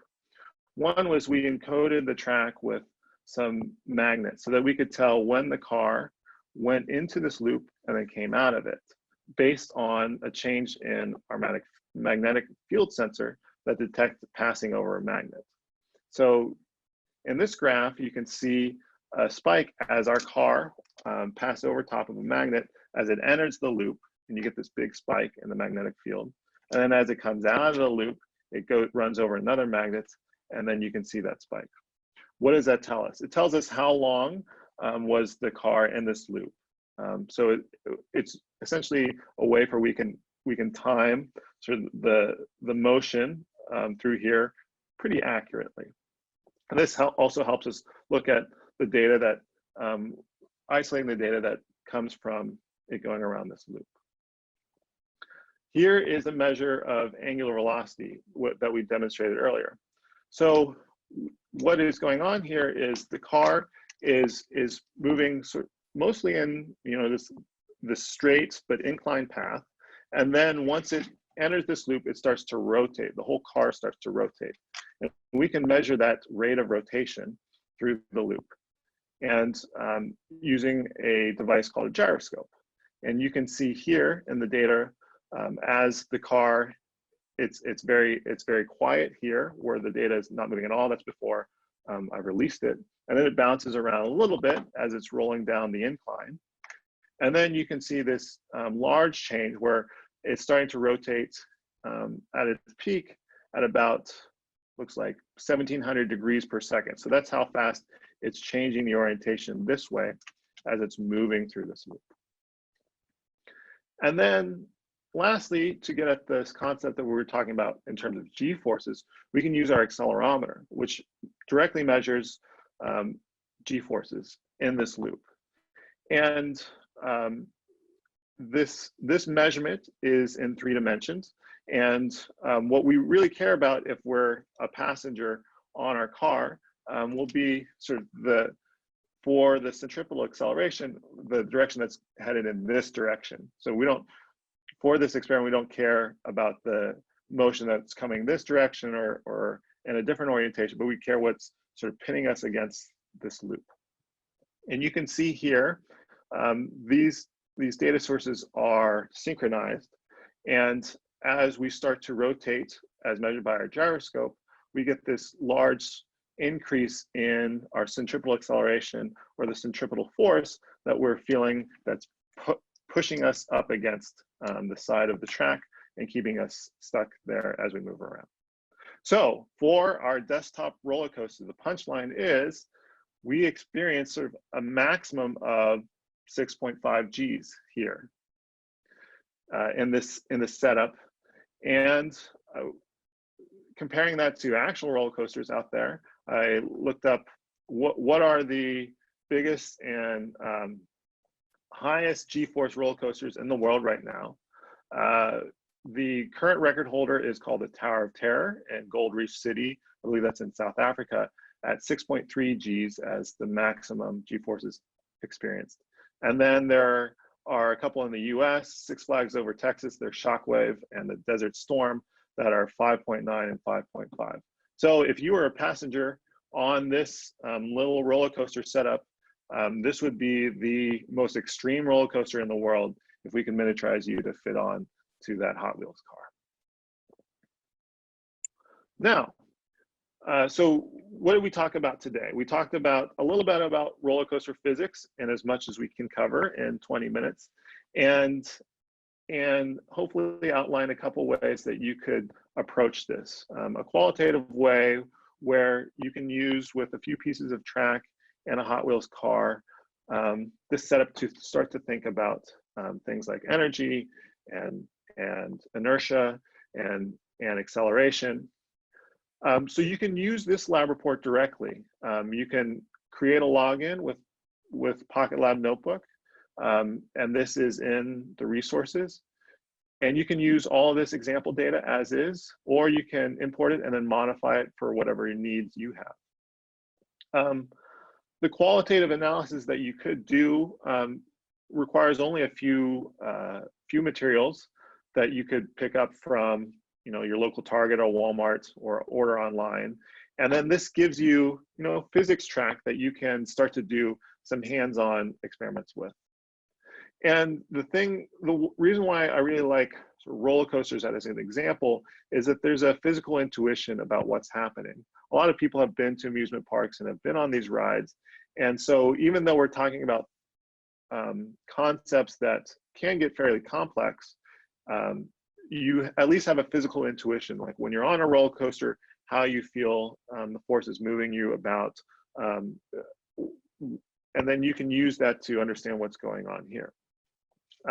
So if you were to go to the PocketLab notebook and log in, this is the screen you see, and then here are our resources, and then this particular lab report is called Roller Coaster Physics, and this is available for anybody to use, along with some other with lots of other resources, many of them that don't require any equipment or household equipment like a kitchen thermometer to study something like the albedo effect. So the PocketLab notebook is this solution for both in-class learning, in-class labs, and then especially now, this remote distance learning, a tool for you to communicate with your students, pull in resources, and push those out to students for them to use. So I'm going to stop my screen share. Cliff, can you see me? Yes. Great, great. Thank you. This is fantastic. I really appreciate it. There's a ton of comments, but I see Robbie has been on the comments. He's pretty much got most of the comments answered. So I have some actually different question for you. And where did you come up with the idea for the PocketLab sensors? The inspiration was to gain more insight into what's going on in the world around us. So my research was on sensors, mostly for applications in what's being called the Internet of Things, like smart cities, smart office buildings. And all this technology is really innovative and gives us insight into things that we could never see before, like what's in our air, or these forces that we can feel but we can't see. And that just gives us insight into the world around us, which I feel like as a science student is what you always want to know, like what's going on, why is it doing that, what happens when something goes on. So the goal is to give tools to curious students and curious citizen scientists to unlock that curiosity, and science education is the perfect realm for that. Yeah, that's pretty cool. Hey, there's a lot of questions here. There's one I did want to answer that I saw blew by really quick, and we're gonna have to go. We're gonna go to Paul Andersen next, by the way. But a quick one is somebody asked if we're available on Donors Choose, which the answer is of course yes. And then somebody also asked if there is a matching program, and we do a 10% match for Donors Choose. And you have to let us know, though. It's hard for us to monitor. We don't get emails when there's a program up there. If you put something on Donors Choose, we'll usually tweet it out and we'll match that.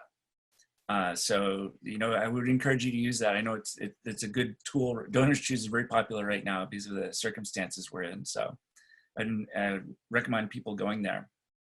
Cliff, any final thoughts on PocketLab and the sensors? No, we're just hoping to support our teachers in whatever sort of learning environment they are in right now, and whatever might come in the fall school year. We're trying to figure it out along with everybody else out there. So we're there for you, and figuring out this journey together. Yeah, thanks for that. I think there's a lot of people saying, hey, Hot Wheels tracks, that's something I can get easily, which is great to know, right? Or even have. Great. Okay, hey, we are right on, we're missing our break, and I see Paul is queuing up there. I apologize, things ran over. It was Neil deGrasse Tyson and Chuck Nice were on a roll. And they had a lot of momentum there, and it was pretty hard to stop that. So we ran a little bit late, but we are now right on time. And we have the amazing Paul Andersen here. Paul is, a friend of ours we've known for a while, and we've always loved his work. He's an education consultant. He is a giant YouTube creator. He's been a teacher for 20 years. He was a nominee in 2011 for Teacher of the Year, a National Teacher of the Year. It's a big deal. And he's just amazing at explaining science, next generation science standards. And he's going to show you some really cool things that you can do here. And it sounds like, Paul, you made a little course correction based on Neil's talk, and you have some things that are going to touch on things that he was bringing up. Great. Absolutely. Paul, I'm going to hand it off to you, and I'll loop back in 20 minutes, and we'll do a Q&A and wrap up. Sounds great. Dave, can you hear me okay? Great. You sound fantastic. Perfect. Thanks. Awesome. So thanks for giving me this time to talk to you. I think just listening to Neil, I could have done it. I was willing to give up the rest of the day and just let he and Chris talk. I thought it was a really good conversation. Panelists, if you're here, I think there's going to be a point. I'm going to try to do some teaching. So if there are panelists on here, there'll be a point where I'll ask you to turn on your video and unmute. And so we can do a little bit of science. That's my intent. I think a lot of teachers like myself are trying to figure out, how do we teach in this new platform? I know that I've changed a lot of what I've done from the first Science is Cool conference. And so let me, if you would, bear with me. This is that awkward time when you try to figure out how to share your screen. But what you should see is a picture of me. This is me back in the day. So this is in my classroom in Montana. This is before my first day of teaching. So this is 26 years ago, to date myself a little bit. I had no idea what teaching was going to be like. All I did was just survive that first day and then make it.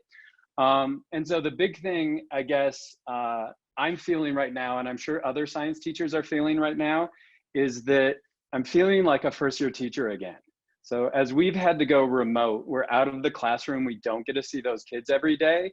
I'm like having to reinvent myself as a teacher. And I know a lot of you are probably struggling with that as well. And so back in the day, there were two things that you had. There was you, and then there was the files that were in the file cabinet that you had all your work. Right now, it's kind of in Google Drive. And so the one thing that I want to kind of talk about is that the most important thing that you'll see today is people. It's not about the resources you use. I hope you picked that up from Neil deGrasse Tyson. The most important thing is him as a student or him as a person and their curiosity.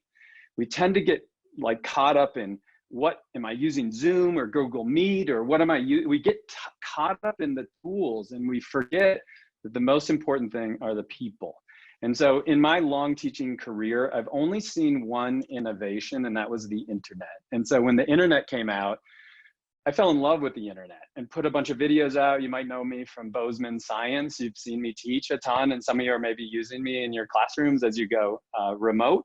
But that was transformative. It was an innovation that has really changed radically what it is to be a teacher. But I want to tell you a little bit about my role, and that is that I'm not teaching anymore. For the last 6 years, I've been a consultant working with teachers all around the world as they implement the next generation science standards. And so as a result of that, my files have grown way larger. And so I started a website called The Wonder of Science. And I have a really cool announcement I'm going to make at the end of my 20 minutes here that will eventually be there. But to specifically dig into today, I want to frame today around this idea of innovations and constraints. And so I want to show you, I'm a biology teacher at heart. I want to show you a pretty cool phenomena. This is called the megaplate from Harvard Medical School. And what they did was build a massive Petri dish. And so on one side, it's 2 feet, it's 4 feet long. And if we look at it and then turn that whole thing on end, you'll see that at the end, there was an area where bacteria could live. There was no antibiotics on the end. But then as you move forward, there was enough antibiotic in that first region to kill them, then 10 times that amount, then 100 times that amount, and then 1,000 times that amount. And so think of it like a football field where it's harder and harder and harder to get to the middle. And so if we look at how this phenomena plays out, if we just do a time lapse of bacteria growing, what you'll see is there's going to be a bunch of bacteria growing on the end, and then they stop. They hit this constraint. They can't go any farther. until a mutation shows up. Think of that just like an idea. And that spreads to all the bacteria that grow from that. And then we see new mutations and new mutations. And over time, bacteria are becoming more and more resistant to that antibiotic as they move towards the middle. And eventually you have bacteria at the middle that are resistant to 1,000 times the antibiotics of a normal bacteria. And so that's evolution. What you've got are all these different threads. But if you also look at it on the right side, all of the bacteria came from just that one idea. And so I'm going to use this. It's a really cool phenomena to use like in a biology class, but I'm going to use this as a metaphor to explain what we're going through now with COVID. And that is what we, and I mean we as science teachers, are going through. So the first big constraint that we had was schools have to close. It's not safe to be for us to be close to each other. So like we have to be teaching remotely. And that was hard. Like that was a struggle, and some of us are still struggling with that, but we did it. So we made it through, and there were some ideas, innovations that came out. If you remember, Zoom is one of those that just, I'd never heard of Zoom, but now everybody's using Zoom. It's an innovation. But what do we have ahead of us is we have a lot more constraints that are coming. The next one would be, how do we make science authentic when we're not all together? In my last Science is Cool conference, I tried to share data sets and how we can use data sets that are out there and phenomena videos like the one that I have here so that we can engage into it. Also, I just see this in the chat right now. Everything I'm showing you right now, that my Google Slides will be available later. So you could even use this as an analogy if you want to. So right now, I think we're in this area of how do we make this authentic? How do we bring our science classroom to the students, no matter where they might be? This is what I'm hearing from a lot of teachers now. Okay, how do we assess students? How do we give them a grade? How do we report out on that? Districts are having to decide that, and there's a lot of tension going on. And I think we're not even thinking about the biggest constraint that's coming, and that's going to be the fall. Like the fall, we're going to have to do science instruction with a brand new class who we haven't met. How are we going to build those relationships? How are we going to like get them excited about the science that we're doing where we might not even be together? And so I think the key thing that I want to show you is that we can learn a lesson from evolution, and that is you can't just sit there and wait for it to happen. Like you have to make the changes. I hope I show you some things today that will change your online or remote class tomorrow. And so the topic I called this, or the name of the speech is Let's Innovate, Next Generation Science. When I heard Neil deGrasse Tyson talking about like what a science classroom should be, not a body of knowledge, but it should be about curiosity, I was really yelling, preach, preach as well. Like that's so important. It's not about like a body of knowledge. That's not our job anymore as science teachers. Our job is to get kids curious and get them asking questions.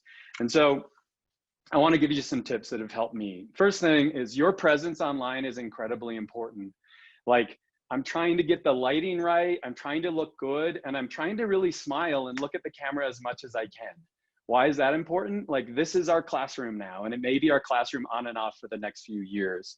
If I were to look at like what's in my background, changing your background even to say like my background is, let's say I'm in a science lab now. And let me see, I've lost control of my computer. So let's see. So even as we move on, I want to show you just one more thing before I show that. So as we move online, like just having a science lab in your background can help, or even showing your science classroom in the background, that would be important. But these are two things that I've learned since the last Science is Cool conference. And the first one is that a whiteboard and something to show that whiteboard from is really, really important. So I purchased a document camera. A document camera is used by elementary teachers everywhere, but the great thing about it is I can point it down at a whiteboard that I got at, I think, like Office Depot. It becomes your whiteboard, and then you can share that with your students. And so like you have to start imagining your classroom is your science classroom. It just happens to be remote. You can also move physically where you are. So I can I'm gonna pick up the camera for a second and just move it over here. So it's in a different place. It's next to my science lab. The configuration I'm gonna show you though is this configuration. So I'm moving the document camera back, and it's just aimed at an angle. And what I'm trying to kind of do here is my favorite part of teaching science. And that favorite part is when you get kids around a lab or on a lab desk and you just like show them a cool phenomena, or you show them some kind of a demonstration. The key thing I think that we need to do is like, and I think Neil said this as well, like don't explain first. Like give them something to look at and give them something to play with. I think that's the most important thing. Just give them that a little bit of time so they can do a little bit of curiosity. And so I'm going to show you what I've got. So I've got hopefully you can see this. This is a famous phenomena. These are called the dippy birds. And so we're going to dig into the dippy birds a little bit. The one thing I would love that you wouldn't do is if you understand how this works, could you not jump on the chat and impress people with how smart you are? Like we're going to try to work through this as a group and figure out how this works. And so if you know the physics of how this works, please don't share that with anybody. I want you to just kind of go into teacher mode, but the rest of us are going to work together. We're going to try to figure out exactly how these work. Now, I think as we do that, I want to use a card here that I think is really important.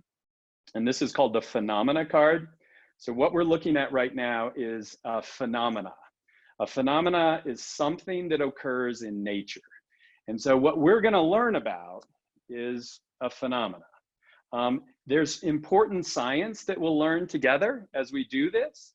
I chose this because I want you to learn a specific science thing, but I'm not going to tell you the science first. We're going to dig into it to figure that out. Now, if you've taught science like me, we've called these demos in the past or discrepant events. The cards I'm using here are called inquiry cards, and you can find them on my website as well. But this is what we're going to learn. And the key thing is you don't want to kill the wonder. Like, don't tell them how it works before you actually look at it. They're not scientists anymore. They're just simply listening. You're just talking, you're not teaching. Teaching is getting them to engage in a phenomena and figure it out. What are we gonna do? Right now, we're gonna do an observational investigation. And so I'm gonna need your help a little bit. And so if you haven't found it yet, I would love if you would find the chat, where that chat is. But what we're gonna do is we're gonna start to observe and put our observations in the chat. And so what I want you to do, why is this a phenomena? I set these birds up last night and I came out this morning and they've been going all night.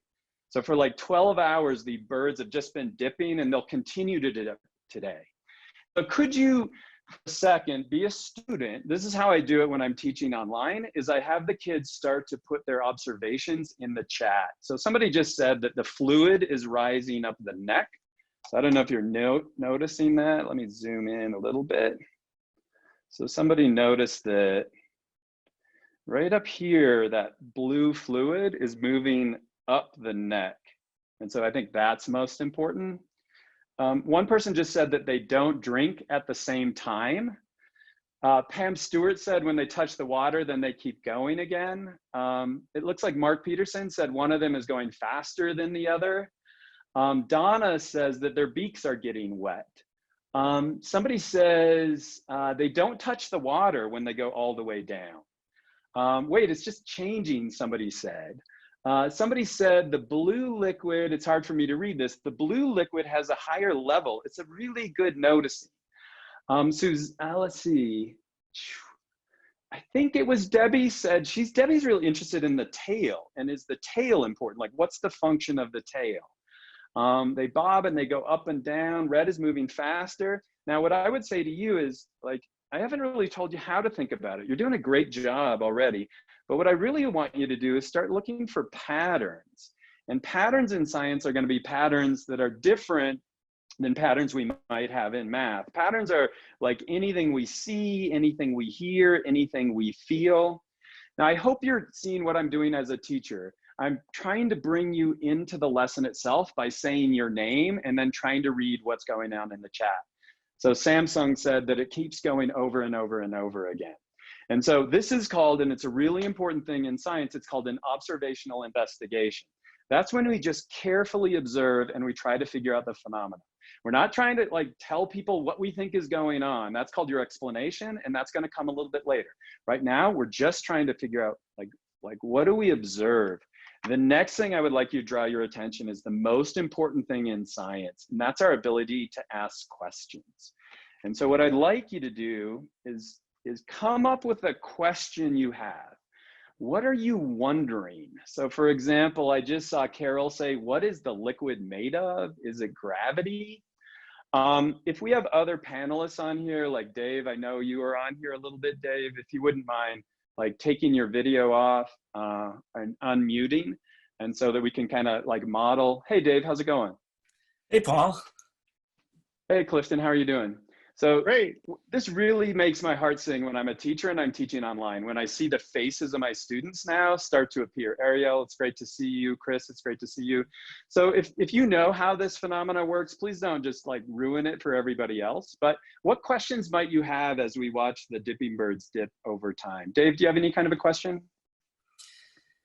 Yeah, there's you know, and I think people are seeing in the chat, the blue water, the red water, they're going up the neck, and it looks like once they get to a certain point, it tips over and takes a drink of water. Right. Gotcha.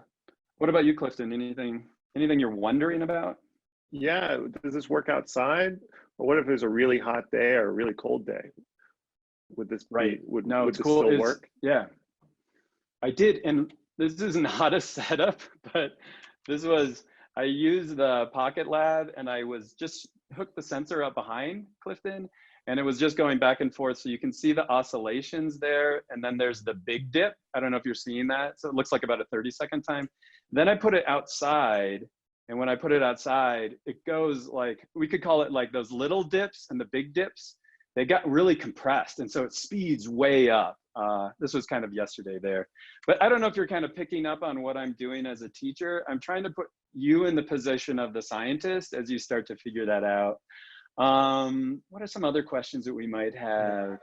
Is the liquid color getting into the clear glass? Yeah, is it going all the way up here? Is that what you're saying? Sorry, they're dipping into the water in the glass. Is any of that food coloring getting into the water in the glass? Oh, that's a great, let's zoom in. Yeah, so let's see if I can zoom in a little bit. No, it looks just as clear as it was yesterday. It's really good wondering. Now, I hope you're picking up on the teacher moves that I'm doing. Like, I know how this works, but I'm not telling you. I'm just kind of playing along with you. And I think what makes that a compelling way to teach is that you're in a position of a scientist now. And so at this point, like Chris, I see you, Chris. So if we were to go to the next, let's just do an experiment. The cool thing about this is I've got her in my house, so let's do an experiment on it, Chris. What would you have me do if you want me to do an experiment with the birds as they sit here? Oh, I had a question, actually. My question was, I see them behaving in a way that when I see a bird put their head in water, I assume they're getting something from the water. Are they actually drinking? Are they bringing? It's such a good question. Like, yeah, I think we could maybe look at it. You're almost saying like, is the bird a closed system? Is it like, is stuff go into it or not? We could look more carefully at this if we wanted to. This is something cool. I got a digital microscope. So you can use a digital microscope and we can look more carefully in. So Chris, that might be a cool investigation we could do. Let's see if that works for just a second. Let's go here and switch to so let's see. Here's my USB microscope. So let's look in the head. So we're gonna put this, so we're looking at the head of the microscope. So this is that red on their head. Are you seeing that okay, Chris? Yeah, that's kind of freaky looking, to be honest. It is freaky. This is really freaky, Chris. I was looking at one that's dry, and this is what it looks like when the head is dry. Here's another bird. Can you see that? Oh. Totally different. Yeah. Looks like fibers that are getting swollen. Isn't that wild? Yeah, it looks like some kind of a fiber or something. Yeah. Let me switch back to this view for a second. Oh, it looks like there's a dead bird back here. So the idea of how do we start to do experiments online I'm trying to model that right here. Like, you are my students. I'm looking at your faces. You're looking at the phenomena, and we're trying to figure this out together. Clifton, Dave, do you have any other quick experiments that you might want to do with these birds as they're sitting here? What would you do? Well, I'm wondering if there's no water, would they just sit there and stop? Yeah, somebody said that in the chat. Take away the glass of water. Alexandra Ellis said that. Will they continue to dip if there's no, I don't know, are you seeing that? The blue one keeps going. So yeah, they'll keep dipping. What is the water cold? What's that? Can the head be removed? It can't, yeah. And so I've taken these all around the world, and I'm pretty sure it's a sealed container. It looks like if I were to use a flashlight, I could maybe shine a flashlight in the back through its head, and you might be able to see a little bit more. I think it's just like maybe just a sphere that's kind of sealed, and then the material's kind of going in it. Does it have anything to do with humidity, somebody said? Put water of varying temperatures in. I think that would be a cool experiment we could do. So I've got like really hot water back here. So somebody's saying, let's put some really hot water in there. I don't know if this is still hot. Oh yeah, that's hot. So we could put hot water on the one in the back, and we could see what might happen with that. What about if you put different weights on it? That's a really cool idea as well. Is it liquid pressure? If we put them in a vacuum, what might happen? I hope you're seeing what's going on in the chat. Like, this is what science really is. Science is not about learning things. Like, I was a scientist for a little while, and let me tell you what a good scientist is. A good scientist is somebody who asks questions that no one has ever asked before, and finds answers to those questions. Observe scenes that they've never seen before. I don't know, did anybody pay attention on what it was doing in the hot water yet or not? It hasn't done anything. I wasn't watching it. Gotcha. Oh, that's weird. It's just kind of sitting there. Huh. Like, what we eventually would go to, if I were to put another card up here, is we are engaging in argumentation from evidence. So like, we are gathering empirical evidence by watching this. It's really interesting. I'm kind of interested in just this bird in the hot water to see what happens. Hey, No? Paul, I was actually wondering if you did travel with these, if you took it out in an airplane while you're up at altitude, because it's a much lower. How that might affect it? Yeah, that'd be interesting. It's really cool. This is wild. It won't drink. It's not drinking the hot water. It's like rejecting hot water. Does not like coffee. It doesn't like coffee. Yeah. This is another thing that I grabbed. Let's see if we go with this to go to other data. This is data I looked yesterday. I got a thermal imaging camera. So a thermal imaging camera, I got one from FLIR. You just stick it on the bottom of your phone, and you can start to get thermal imaging. And I think, like, if I were to give you all pieces of advice, like, a lot of us are not thinking about like necessarily things that we can't see. And I would say this to you, the panelists, and to the people who are in the chat as well. Like, what makes this phenomena phenomenal is that it's really, I mean, to really get to the specifics of it, it's really about energy. It's like about energy and matter. And to build on what Clifton, I think, said earlier, I think it was really, really important. My role as a teacher is to point out, hey, nobody's asked any questions about energy. This seems to be violating fundamental laws of energy in that, like, it keeps going and going and going. It's almost like a perpetual motion machine. So like, my role as a teacher is to get students asking questions in specific areas. And so all of these cards that I'm showing you is on my website called The Wonder of Science. What I want you to know is I didn't make this up. Like, this is the next generation science standards. And so when Neil was saying, why can't our classrooms do more of getting kids curious and trying to understand the world? Like, we're doing that. We're trying to do that. We've been, teachers who have been working on the next generation science standards have been working on that for the last 5 or 6 years. Like, we always began lessons with some kind of an engaging phenomena like this, and then have the students engage into that in a more deep fashion. And so I know that, Dave, I'm maybe out of time, and so let me stop sharing that for a second. Like, I hope you picked up on one thing, that I never told you how it worked.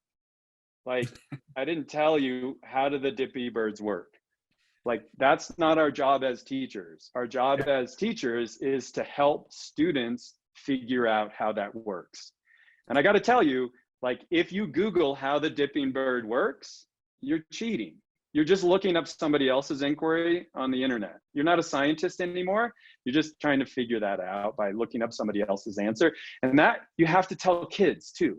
Like, telling them what you do in science classroom is not just look up the answer to questions. We're going to figure it out together. And I found like tools like PocketLab and other like tools like this document camera or video physics or just your phone, your cell phone. You can do so much. I think that's the key to getting kids to understand that. One thing I just saw in the chat is really, really important.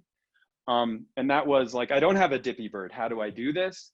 Well, you can use a video of a dippy bird. I've got all my slides and you could look at those and all the data that I collected. You could do that. But I think sometimes when we're looking for a phenomena, we look too, like we don't get what a phenomena is. Like a phenomena is something in the world that happens that we don't understand how it happens. And so grab a plant from your backyard. Like look at the sun and how it changes like something going on in your house at a time. Or like I just took my digital microscope and filmed the underside of a leaf and it's just magical. Like the cool thing is that if you have it in your house as a teacher, then the students can ask you to do labs and then you can do those and you kind of end up acting out those. I think, Dave, I know there might be some questions. Can I announce one quick thing? Yes, Dave, and go that for it. is that this is wonderful. Thank you so much for letting me participate, but this is not the work that I do. The work that I do is small workshops with like 30, 60 teachers, and we get together and we dig into topics like this for a long period of time. And so what I'm doing is next Thursday and Friday, I'm offering 2 free science teaching workshops. They'll be like 3 hours. We're going to do it on Zoom. We're going to get in and show how to do modeling and argumentation.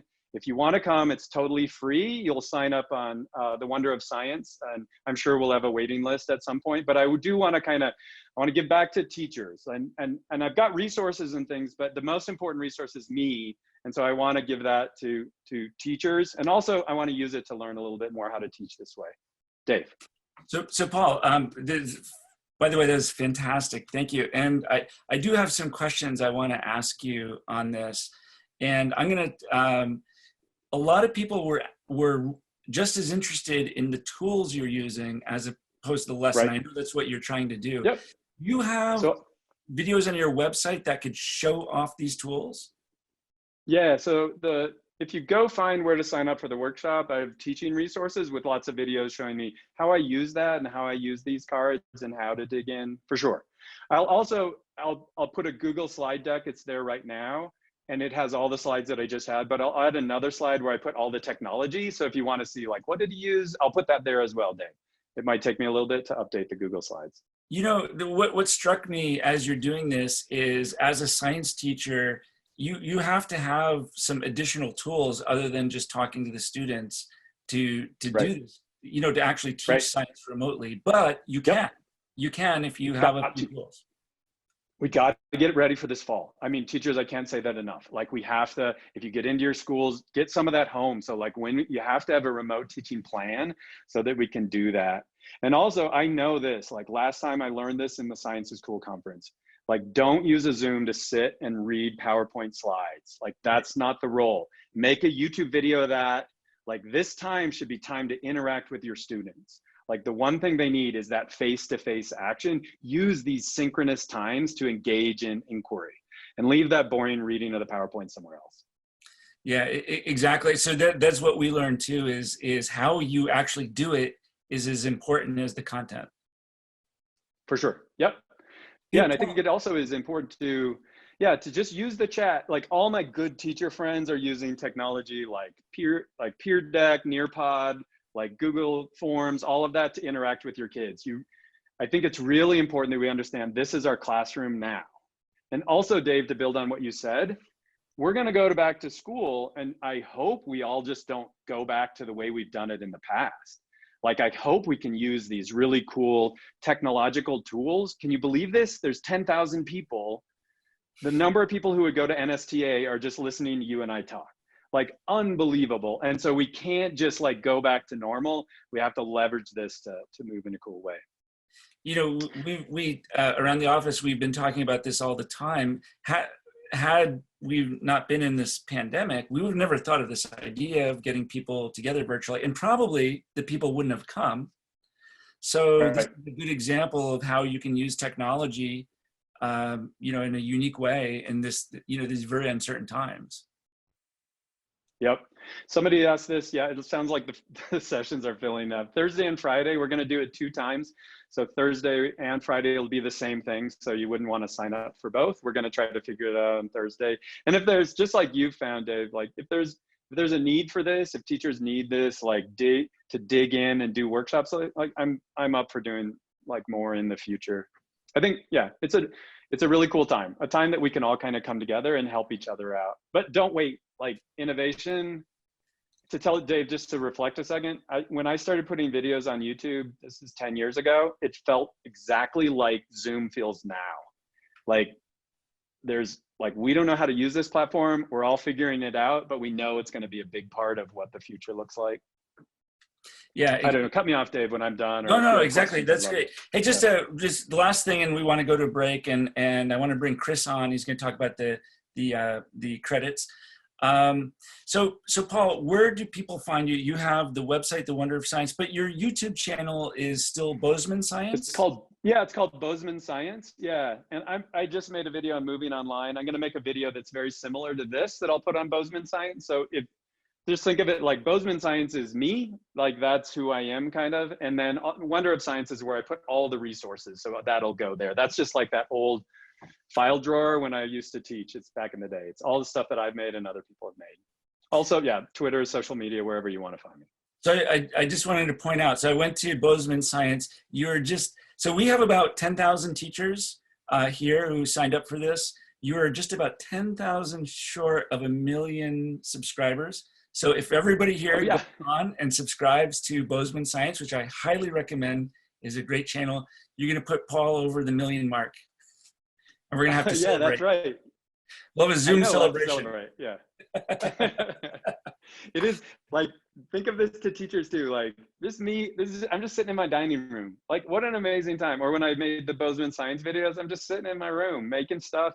Like teachers can change the world. They really can if they're willing to like figure this out and then also be willing to share it with everybody else. I hope you pull that, teachers who are watching. I'm talking specifically to you. Like you're the most important thing. Your learning today and your learning this summer, next year is the most important thing you offer your kids. And also like, what do they need now more than anything else? I've seen this in all the Zoom classrooms I visited. They need social emotional help. Like they need somebody to say like, I care about you. And Dave, thank you for putting this together, PocketLab, because that's why everybody's coming here. Teachers need social emotional help. Like we need that connection. Teachers by nature are social. And so I love that you're trying to keep this conversation going and super appreciate the work you've done. Yeah, that's right. So Paul, we'll see you on the Facebook group. You know, there'll be a great place to reach people. So you're definitely a key member there and would love to do that. I want to leave you with one last funny thing. You had a bunch of nominations in case you want a political career to be Secretary of Education, by the way. No, but go ahead. But we need you. So Paul, thank you so much. I really appreciate it. We are gonna move on to the next presentation. So Paul Andersen, thank you for being here on ScIC.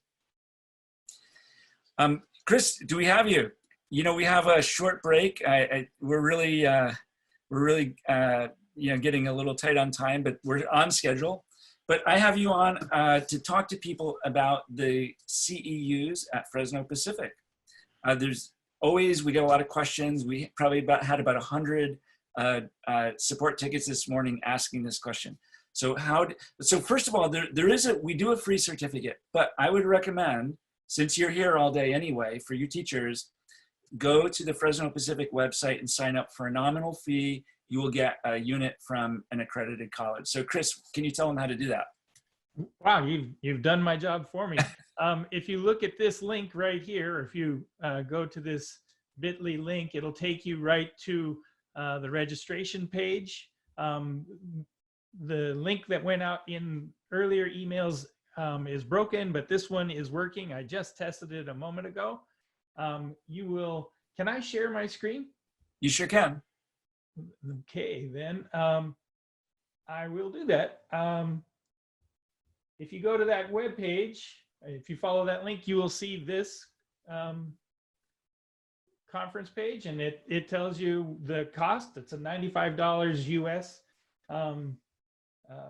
fee for a single unit in professional development credit. Fresno Pacific University is regionally accredited through the Western Association of Schools and Colleges. Through our Center for Professional Development, we are offering this single unit. The requirements to get the unit are to attend the conference today. If you cannot attend all day, that's all right. View the recordings that'll be available, and then choose something that you would like to use in your classroom or in your circumstance. I know not everybody who is attending is a teacher. You may be an administrator or a coach and not have direct classroom responsibilities. Choose something that you would like to use, whether it's Paul's ideas or what's coming after PocketLab, something later in the day. Choose something, plan to implement it, and reflect on the needs you will have to get from the plan to implement to actually implementation. Then you submit that plan to me in a Google Drive that I'll set up for you, and you can just post stuff in a Google Drive, a couple of documents, a PowerPoint or something that convinces me you've done the hard thinking, and then you'll receive the single unit of credit. It's pretty straightforward. The requirements for a credit are 7 hours of the 7 hours of instruction here and another 7 or 8 hours of work. So all total, you get with 15 hours of work, you can earn that single unit of credit for $95. Did I leave anything out there, Dave? Chris, that was great. And how can people reach you if they have questions? Or do you want them to reach you? Yeah, feel free to reach me. You get thousands of people here, are you sure? Yeah, that's fine. There's on this registration page, this link right here will give you right to my email address, and I'll be able to. It should work. Let's see. And Chris, there was a time limit, so they have to get going on this. There's some number of days before you would turn this off, or is it available forever? The registration for this is actually, I just checked on it. It's open into next week. So if you are watching these videos later in the day, or maybe on Friday or Saturday, and you're still interested, you can register into next week.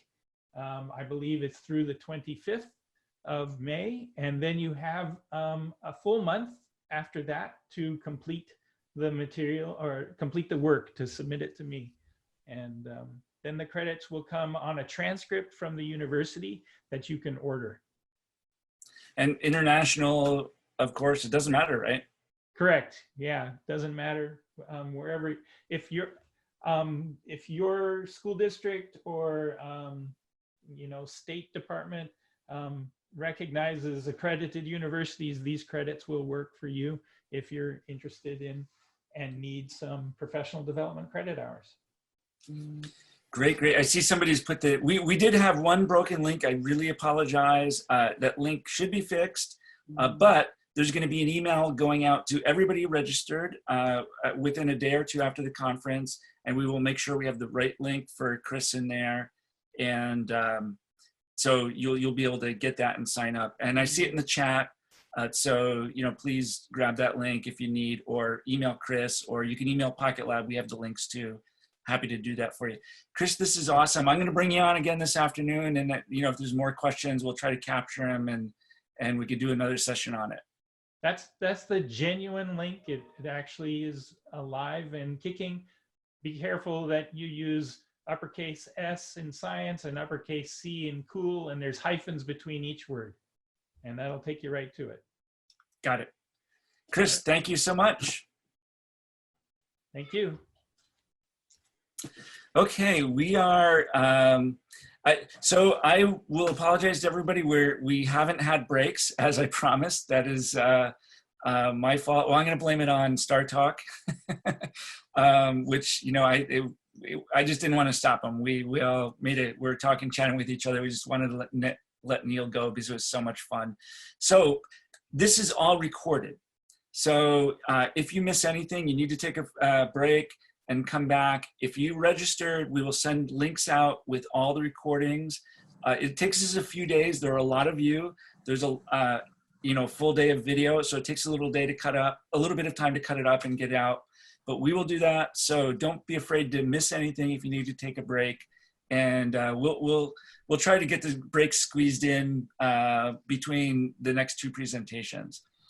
So, this is really short. I'm going to make this really short. We have Kathy and we have Ariel. Kathy's the director of PhET. If you have a question, she's the one to ask. It's amazing. A lot of you probably know and love PhET simulations, PhET interactive simulations. There are just millions of uses of it a year, and they're great people, and I'm sure you're going to love this. So, Kathy, I will loop back on in about 20 minutes, and we'll go through some of the Q&A and wrap up. Okay, and Ariel, great to have you guys. I'm going to hand over to you and see you at the back end. Sure, thanks, Dave, and thanks to PocketLab and Clifton and Dave for organizing all of this opportunity for us to share with all of the teachers that are joining us. I am going to share my screen right now and start my presentation.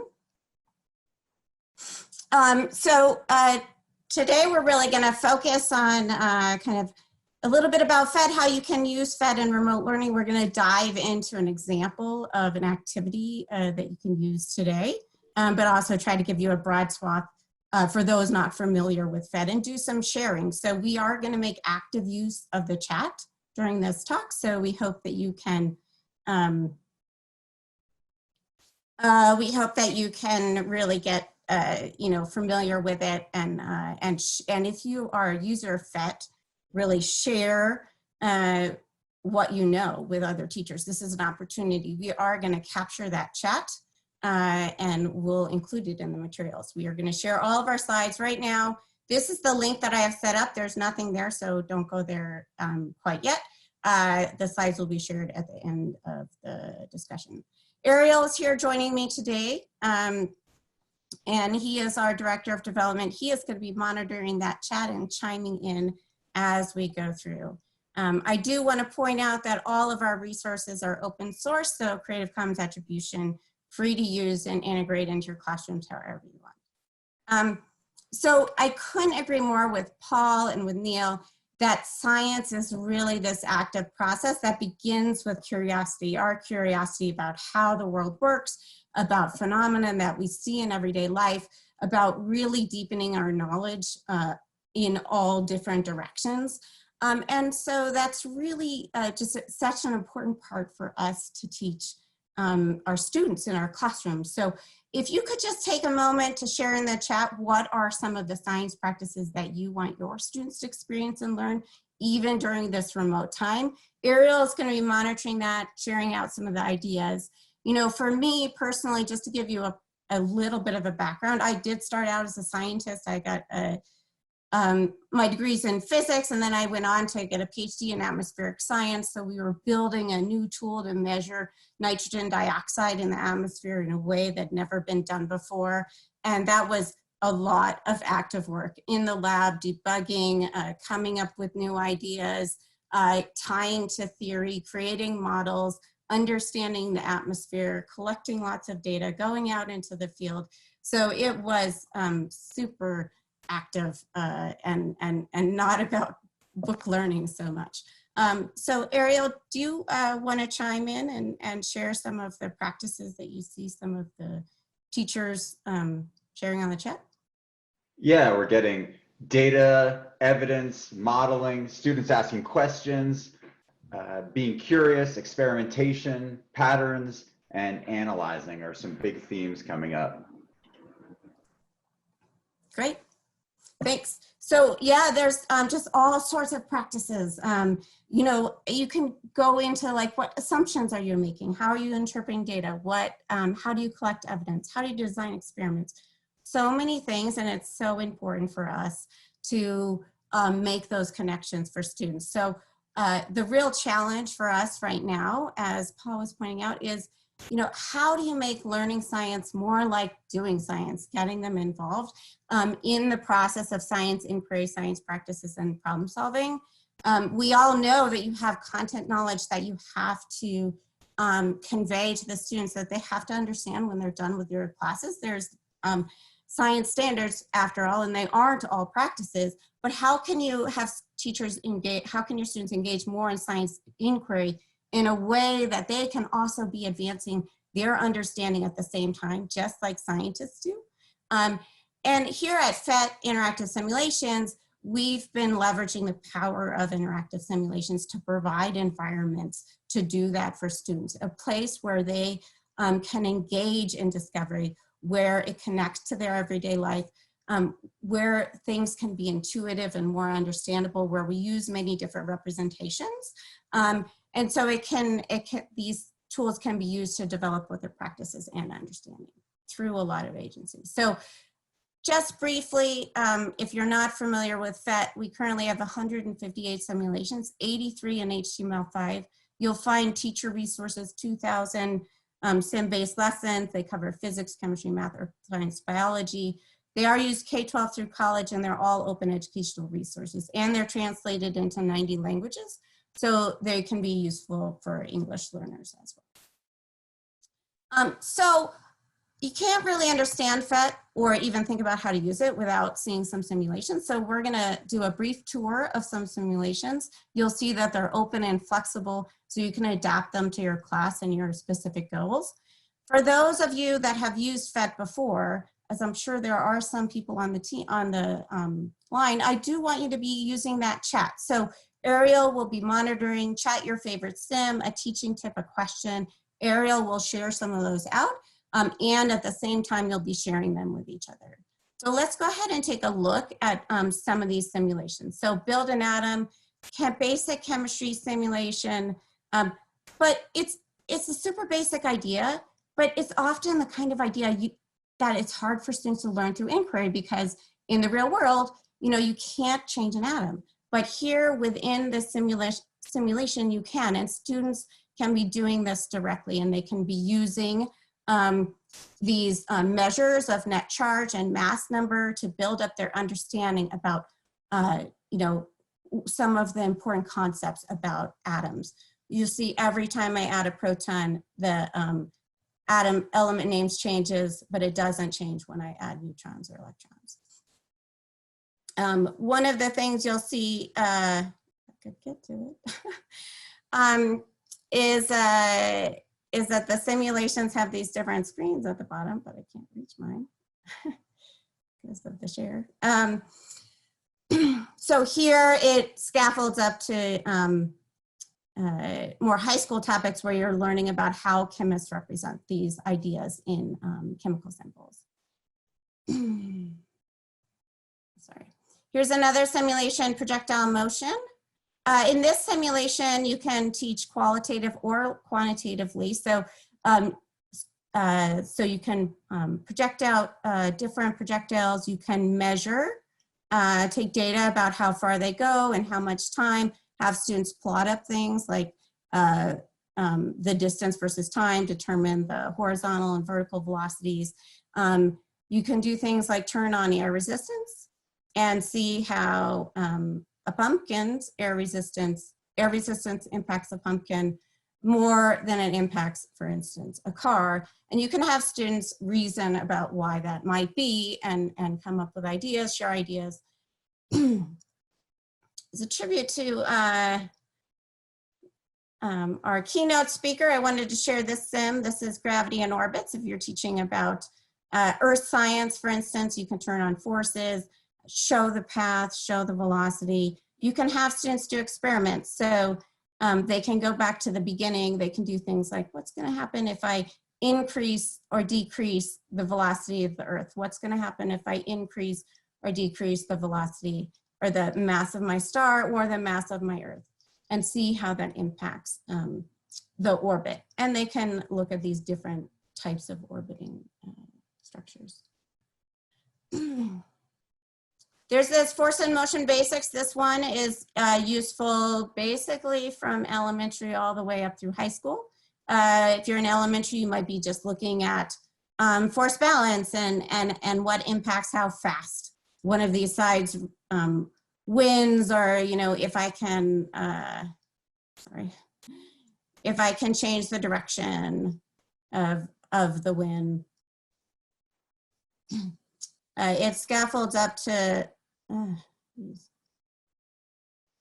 sorry, having some Zoom issues into this slide. Okay.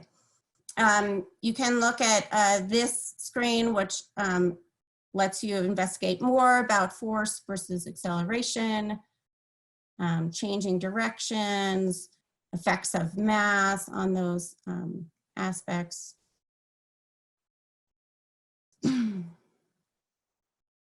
So along with these simulations, oh, Ariel, were there some ideas that came out of the chat about teaching tips or favorite sims that you wanted to share?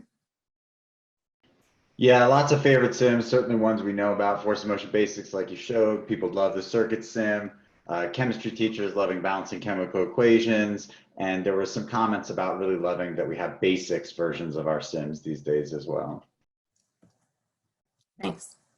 Yeah, it's really, we try to make these simulations super flexible. So many of them actually can flex all the way from elementary to high school or even up to college. And we'll see an example of that later. At our website, what you'll find are some teaching resources.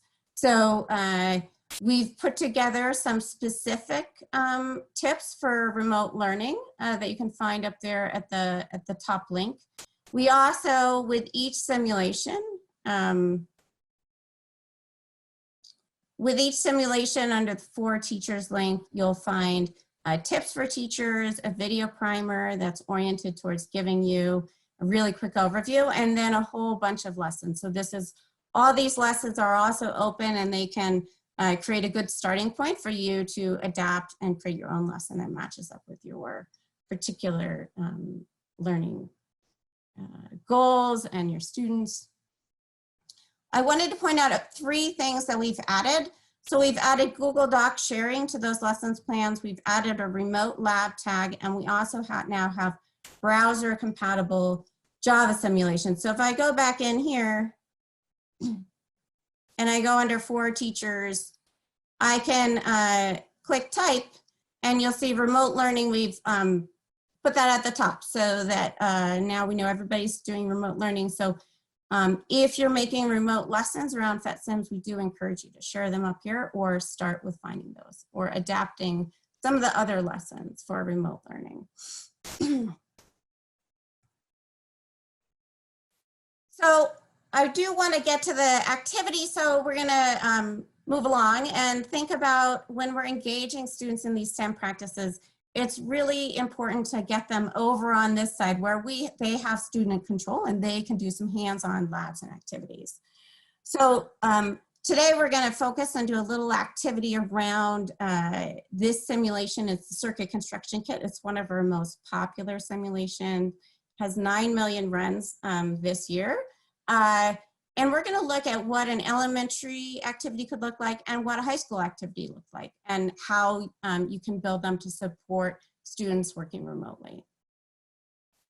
Our top tip really, just as Paul was saying, is not to start with explanation. Don't tell them how to use the simulation. Don't give them like a little diagram. Students are kind of natural explorers, and they will just touch and play with everything. And the only reassurance maybe they need is like they can't break it. So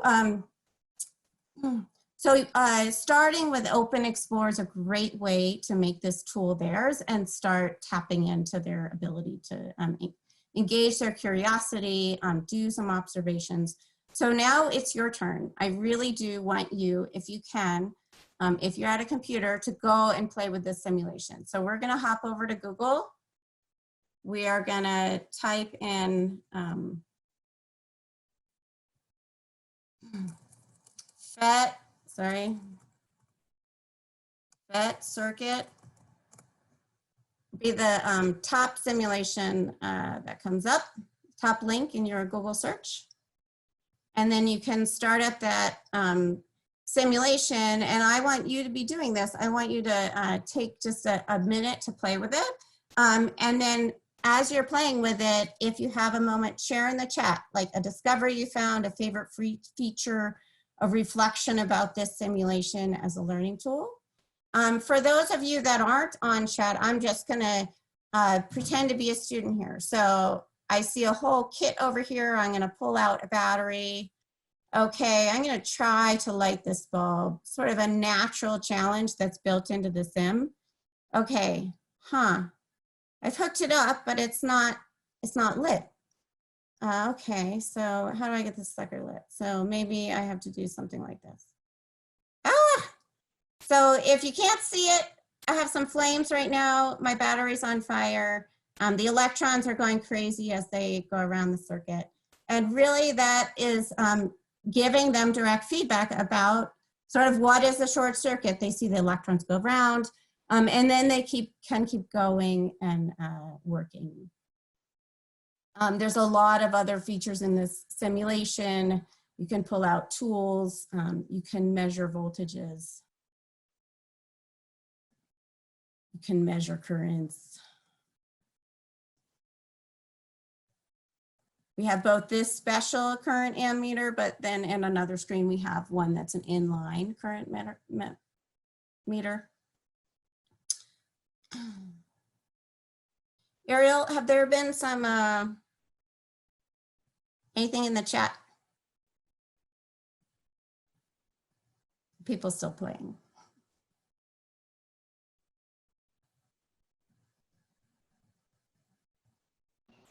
Sorry, major Zoom issues. Chat's freezing on me, so I'll tell you in a minute.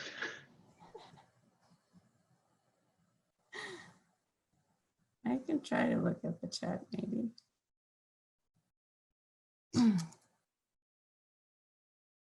All right, well, I'm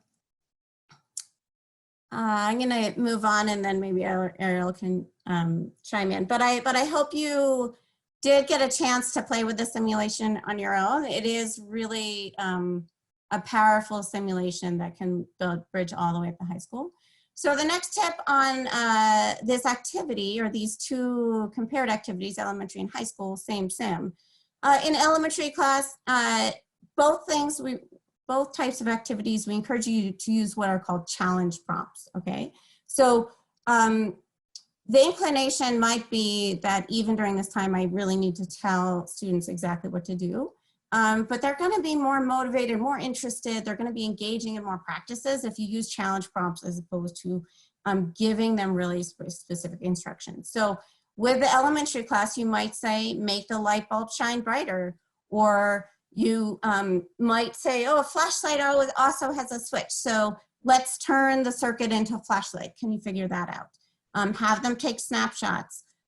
In a high school class, you might have them explore all the different ways that they can make the light bulb brighter. There are many ways. In elementary, they'll probably add more batteries. I've seen students add 10 batteries in a row. I'm going to interrupt you, Kathy. There's Yep. lots and lots and lots of questions on the chat about Chromebooks. So let's be clear. Every single one of our HTML5 sims works perfectly on any device. Kathy's also going to mention how many of our older Java sims, we now have a stopgap solution so they can run on a Chromebook. So we can hop to that if you'd like right now. I mean, that is one of the main questions coming up on the chat is everyone's talking about, well, the Java sims versus using on Chromebooks. So it may be useful to just pause for a moment, address that, because that's like Yes. tons of the Thanks, chat. Ariel. Yeah, so if you see an HTML5 badge, that means it will run on a Chromebook for sure. That's our redesigned next generation simulations. Some of the ones I've been demoing. You can even embed them in different, like in a web page, or create a link from a Google Doc, and it will totally work fine.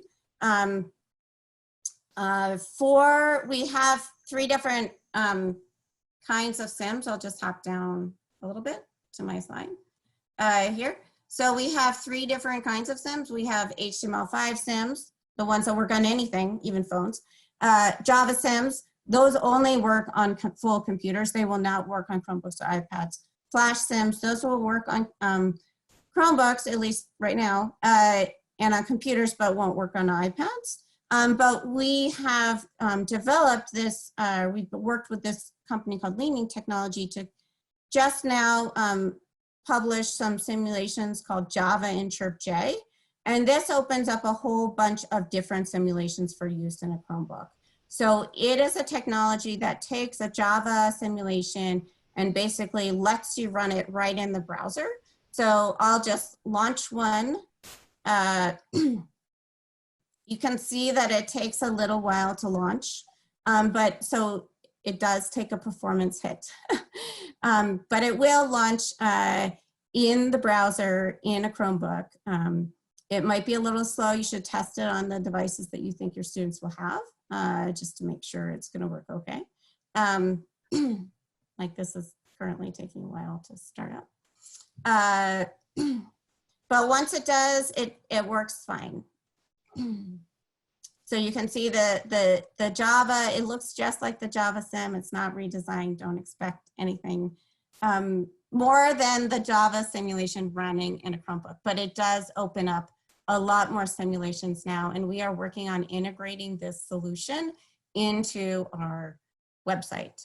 So right now it's a really, you'll find them as a really brief solution. So if we go to all sims and we hit one of the ones that is still in Java, you'll see this little tag, and this brings you, these ChirpJ sims bring you to the browser compatible version. So that's one way to find what's browser compatible right now.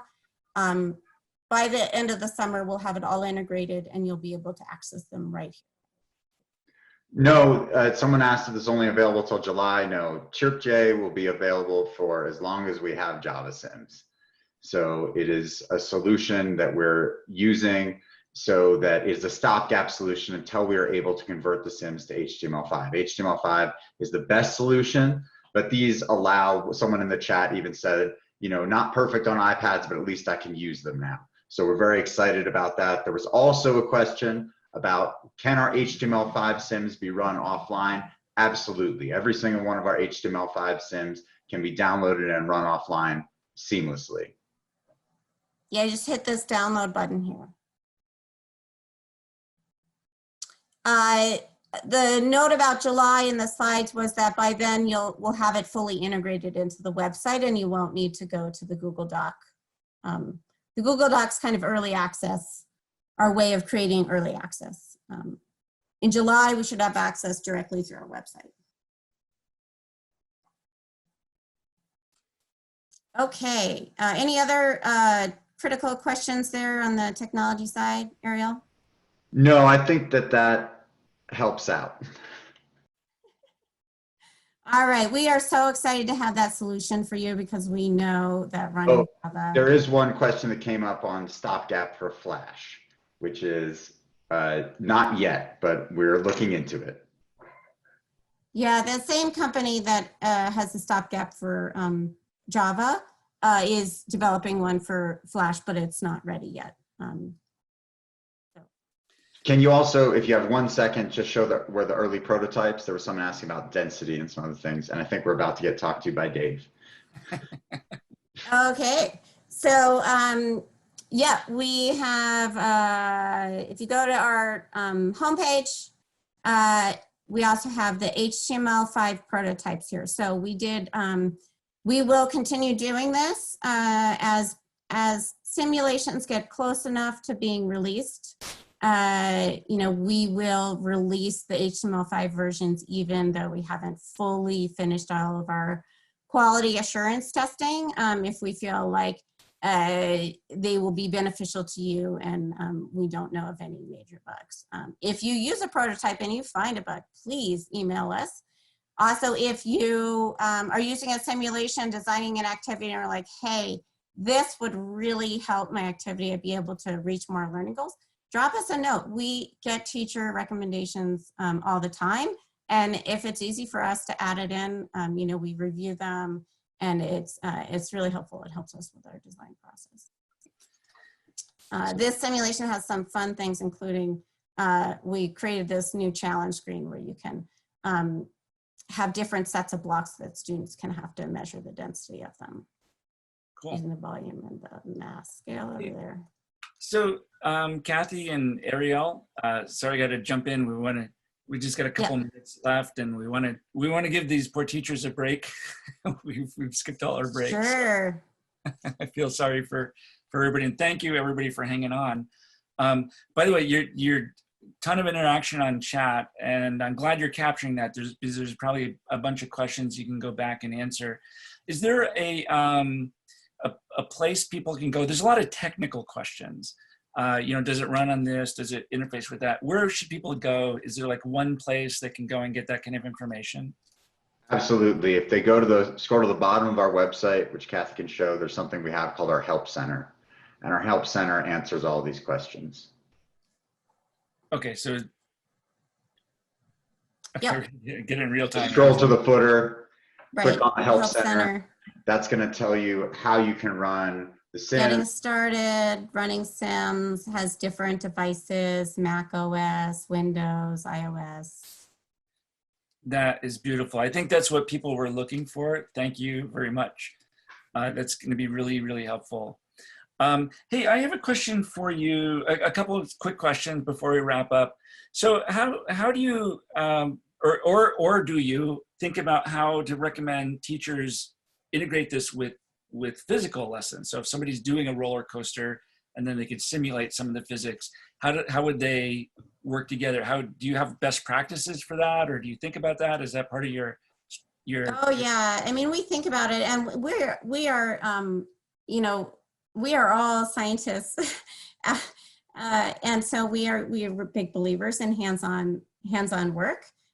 So for instance, the circuit construction kit where the students were working with that, it's great when you have an opportunity to pair that with real circuits, so they can kind of build their model using the simulation, get this idea of the current flowing through, this visual in their mind of electrons flowing, and the, you know, the role of voltage and resistance, and then they can use that to apply to real circuits. We've seen that, you know, students can make that transition really well, and then be much more productive and thoughtful in how they're working with real circuits and debugging and things like that. So it can go both ways.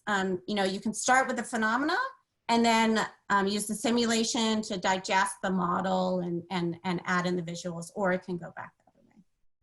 Yeah, that's great you say that. In our last conference, we had Brown Dog Gadgets. I don't know if you've ever seen them, but they make these circuit kits that you can build all kinds of different things. They have conductive tape, they have, you know, like different circuit components, and they're fun kits and everything. And if you added simulation on top of that, you'd have something really, really cool and really rich.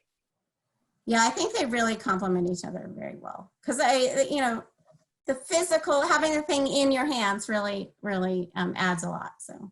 And I think we talk a lot about making the invisible visible. So you could have a student make their own pendulum, but they can't necessarily see velocity vectors or acceleration vectors, where you can visualize those in the simulation. You know, it's funny, in a prior life, I worked in the semiconductor industry, and we did a lot of R&D in optics and lithography. And we always had this saying, if it works in practice, it works in theory. Because sometimes you discover stuff and, oh, okay, well, if it works, there's a theory to explain it. You got to find the theory. You got to find the theory. let's see, all the tools you have. Is there any other roadmap stuff you want to let people know about? I think you covered a lot of ground, but is there anything people should be looking for? Definitely take a look at the remote learning tips that are linked from our website. You know, we're working on bringing more simulations to HTML5. The ChirpJ ones really help a lot. So, and we are here to answer questions. So, I guess that my last slide was just going to encourage teachers. I know there's a lot of teachers out there building lessons around PhET simulations. If you don't find what you need in terms of lessons at our shared lesson bank and you make one, please share it back so other teachers can use them. Some of those lessons are downloaded, you know, thousands and thousands and thousands of times. So you'll really save a lot of other teachers. This is fantastic. And people can reach you. I think everybody's got the website. We're going to send out information. So anybody in chat, we're going to send out links and materials and we'll collect that from all the presenters. That's going to go, if you're registered, if you're on Zoom, you've registered, and we'll be getting that out a couple of days after the conference. So Kathy and Ariel, that is so fantastic. I can see you have a ton of fans. I even saw on Twitter, there's like a ton of people saying how PhET is so amazing. I guess there's one thing I want to add. Based on what, you know, Paul was saying, PhET sims are super flexible tools. So any chance you have in your remote teaching to be able to interact directly with the students, you can engage in that inquiry directly by sharing screens with the students, having them make predictions, having them share their solutions. So if you can do sort of that personal interaction using Zoom and a PhET sim, it's great. Great. So thank you, Kathy and Ariel from PhET. And thank you so much for making this a great session. Thank you, Dave. Thanks, Cliff, for inviting us. You bet. Bye, everybody. Okay, everyone, we're going to take a break. You're going to get, it's about 8 minutes to the next presentation. And so go take a break, make some coffee, grab a quick lunch, and we'll be back. And remember, we're recording all this, so this will all be available if you miss a few minutes here and there. And thank you for everybody hanging on. We're still pretty much full on Zoom, so this is great. It's great to see that. Okay, I'm going to put up the break timer, and we'll see you back in a few minutes.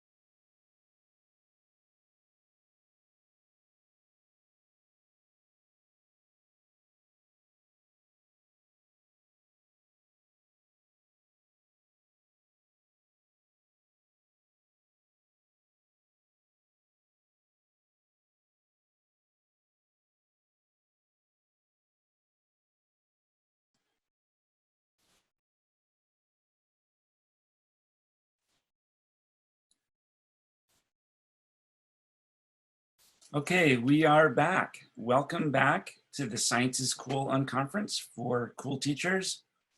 And we are just waiting a few moments for our next presenter to connect. I see them hopping on now.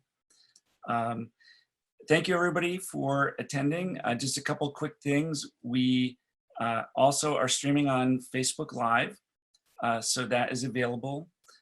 We have created a Facebook group that you can participate in. All this information you can find on the conference web page, which is ScIC-conference.com. So go there, it's got links to social media, to Facebook group. We'd love to have you sign up. I think there's over 1,000 teachers signed up already. There'll be a lot of great things happening there. We are also on Twitter. You can follow us on hashtag ScICCONF. And we're watching the chat and monitoring that and watching everything going on. Don't forget there's a free certificate available, but there are also professional development credits that are CEUs from an accredited university. That's Fresno Pacific University, and that information is on the website.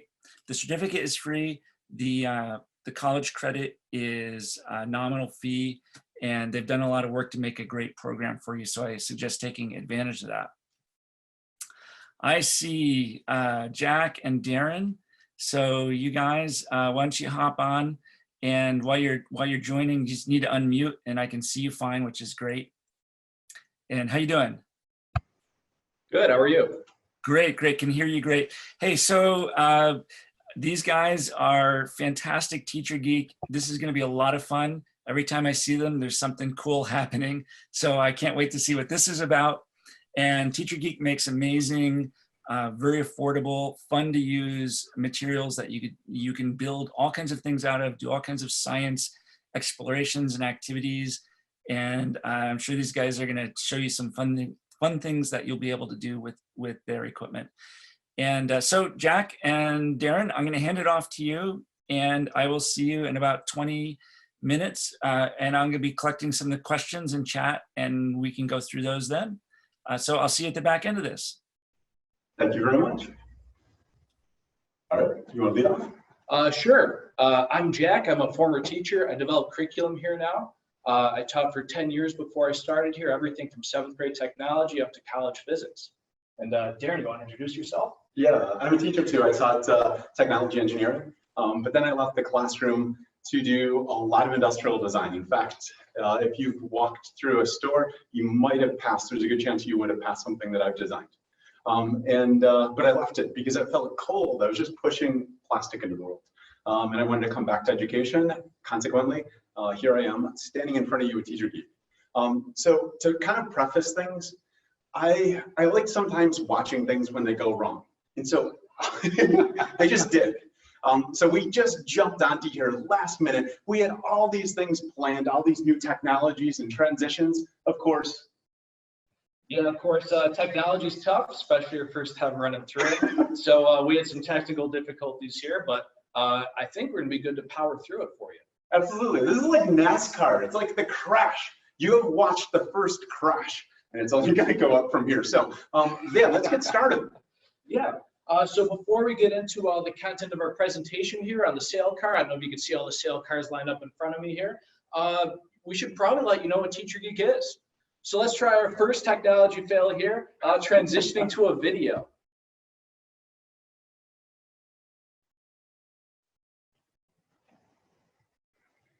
Are you able to get into the Zoom chat, and then they'll tell us if yeah, if the audio is working or not. Yeah. You guys, No you sound. gotta turn on the audio. No sound. All right. There you go. Yeah, here, we're just gonna, what's up? I'm the guy running this NASCAR crash. I'm Alex, nice to meet all of you. As you can see, we're off to a rip-roaring start here. Jack, do you wanna, let's see, we're gonna share a screen here. Let's see, share screen. Once we get this figured out, we're gonna be dangerous. All right.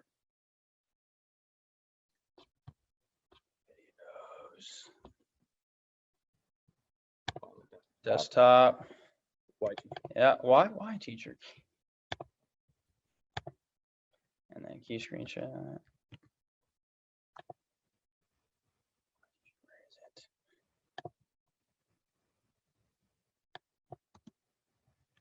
Why is it not coming up to be shared? Okay. I don't know.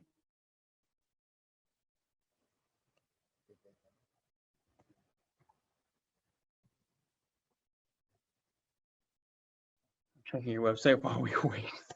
I would like everything. This is actually just a simulation. This is a social experiment. Hey guys, this is Robbie here. When you share your screen, there's an option to allow for computer audio that needs to be checked.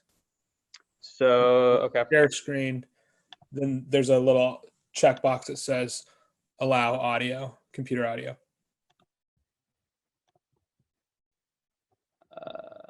Share computer sound. All right, we got it. Thank you, sir. No problem. All right, round 5 fight.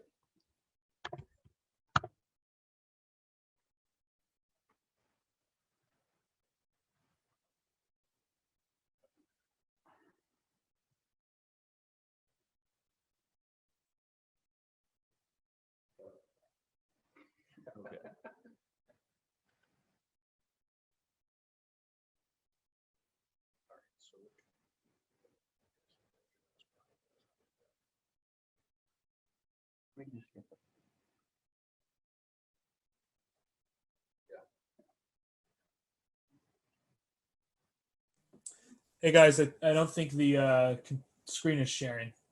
Just seeing you guys hanging You're just out. watching us stand around now. Yeah. You could always just play the video and just talk over it if you want to just kind of explain what's going on, or yeah. I've never had it before. But you know.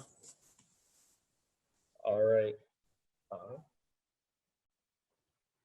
So we'll just jump in and call my teacher, you guys. Okay, then we're switching back. All right.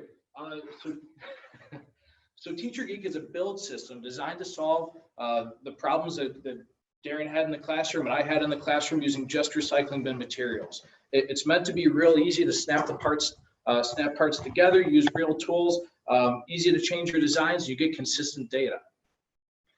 Yeah, so today we're going to be talking about the cell card. Now, you can do it with TeacherGeek or you can do it without TeacherGeek. The neat thing about this is it's an activity where the results they're very absolute. Sometimes when you're doing a project like some sort of a snap together toy, it's more fill in the blank where you can't see all of what goes into it. And so with this, it's very, very easy for the kids to make a hypothesis, to prove it and so forth. So yeah. So where are we here? So these are what sale cards might look like. Now, in your classroom, you may be using recycling bin materials to make your sale car, so stuff like cardboard. And I'll show you how I made this one. So it was a bit tricky to get a car that would actually roll and not just slide across the carpet when I turned a fan on. So for axles, I used skewers. You had to cut out wheels, and there's a lot of hot glue to make this. And the skewers, the axles for the wheels, I have going through some straws, so that lets it spin real nice. So ideally, if I were running this in a classroom, I'd want to have all these pre-made because I really want to get into the science behind how the sail works, and that would be the focus of the activity. And so with TeacherGeek, if you're going to use our parts for it, you make the chassis ahead of time, and these are reusable, so you can use them year after year. And for elementary kids, you'll be focusing on those sail designs.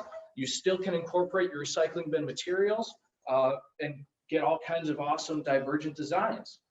We also have for older kids, our advanced kids, you start getting into changing the design of the frame more and trying to optimize that to make the best car you can.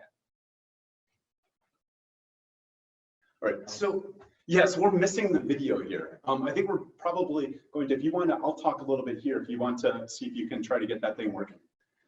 So I'm actually going to break up with the way that we were going to be doing things. I'm going to jump over to some TeacherGeek things that we have over here as Jack is trying to reset so that we can show you. So if you go to TeacherGeek.com, you're going to see all kinds of free documents and videos. So whether you're using TeacherGeek or not, they're there for you. I ran into someone from Greece and they said, we love your stuff. And I go, we don't ship it there. They said, yes, we love your resources. This happens all the time. So check out TeacherGeek. Go to the documents and videos section. You'll find them in Microsoft Word format. So you can grab and move things around and make it your own. You'll find videos starting to the Facebook have seen. So over here, we have, okay. Over here we have TeacherGeek. You'll see in multiple forms. To be able to build wind turbines. Now this is the same activity as that. These products you could build for dollars. And the whole idea here is you're watching or you're seeing products that are incorporating a lot of recycling bin materials. Now, if the recycling bin materials or if the recycling bin worked, it wouldn't be around. The fact is, there are two major inherent problems that plague every teacher STEM or engineering. It's data and iterative design. So let's start with the data. Build something from the recycling bin. In fact, Jack has one over here. Build a cell house from the recycling bin to move it, and the data doesn't work. The kids get frustrated because they don't see the scientific relationships. With TeacherGeek, the data, it does work. And then second to that, you have iterative design. If I go to change my design around, I'm pulling a hot glue and tape, and I end up destroying the design in the process. So with the TeacherGeek components, they're able to change your design very easily and readily to go from something like this to something like this in a matter of no time. Jeff, how are things coming? It's not too fancy, but I think I can bring up the resources I wanted to share with all of you on an iPad and hopefully have it come across through the camera. Again, not too fancy, but we're going to get something to work here. So Darren just showed you all the components that'll come with your sale car or any other TeacherGeek kit. What he didn't show you is all the free curriculum that comes with it too. In fact, you don't even need to buy anything. You could go on there right now and start getting these activities. So regardless of whether or not you're using our stuff, or if you are trying to make the recycle bin work, all of our curriculum is available for you. So I'm going to hop onto the TeacherGeek website here, search up sale car. It is 2 words.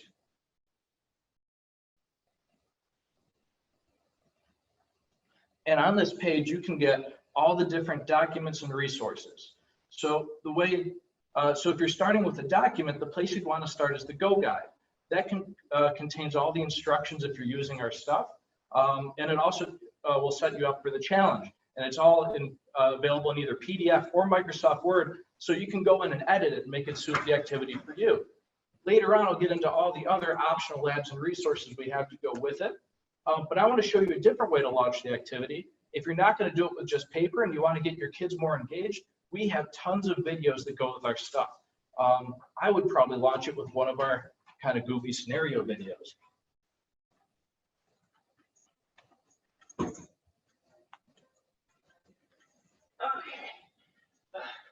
I don't think I can go any further, Captain Jack. The desert heat is too much for a scallywag like me. Desert? Captain No Beard, we're in the middle of the road. And we've only been walking for like half a mile. And I've been carrying your luggage the entire time. Enough belly aching. So you get the idea. We have some goofy videos to get you started. We're going to cut it short here, but it would build up to the challenge and launch kids from there. And we're going to cut back to Darren here and build some cars. That's right. So obviously we don't have the wind blowing in here, as you probably wouldn't at home, at least enough of it. So we're using a fan. Now, we have a lot of sale cars on this table, but all we are going to need is one. Looks like it's solving itself. All right. So one of the really unique challenges that might not be obvious would be balanced forces.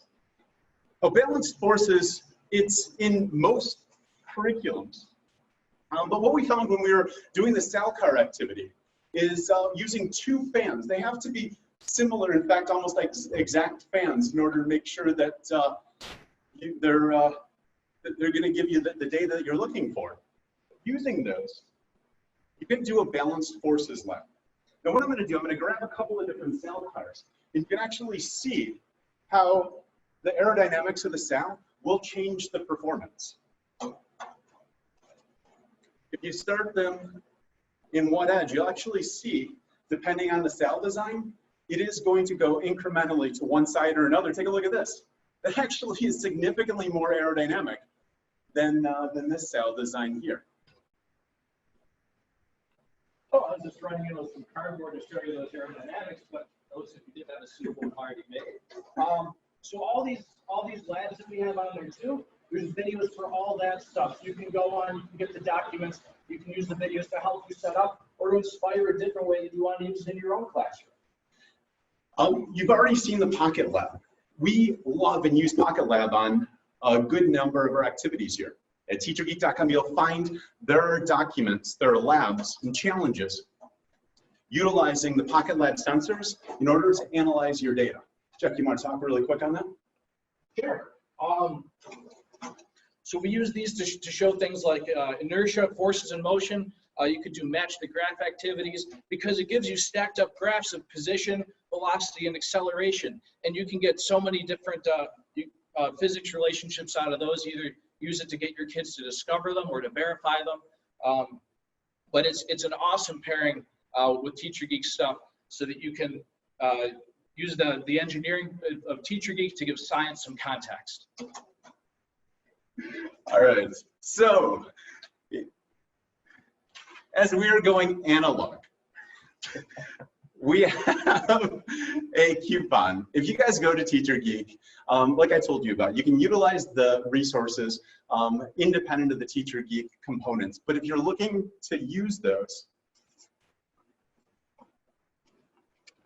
type in this code, ScIC, to get 20% off of everything in the store. We never, ever do this. But we feel really sorry for this crash and burn. And so this is there for you. How are we doing on time? We got another minute. So I also want to let you know about some special stuff we're doing. Well, most, if not all of you are doing distance learning in your classrooms.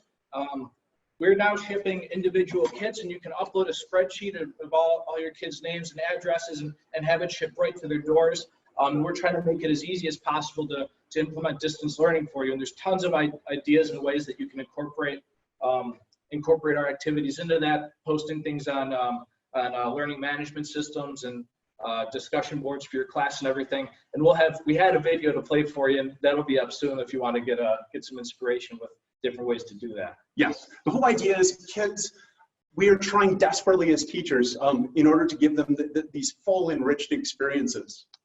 Teaching to their learning profiles, their intelligence sets, it's incredibly difficult when they're in the classroom.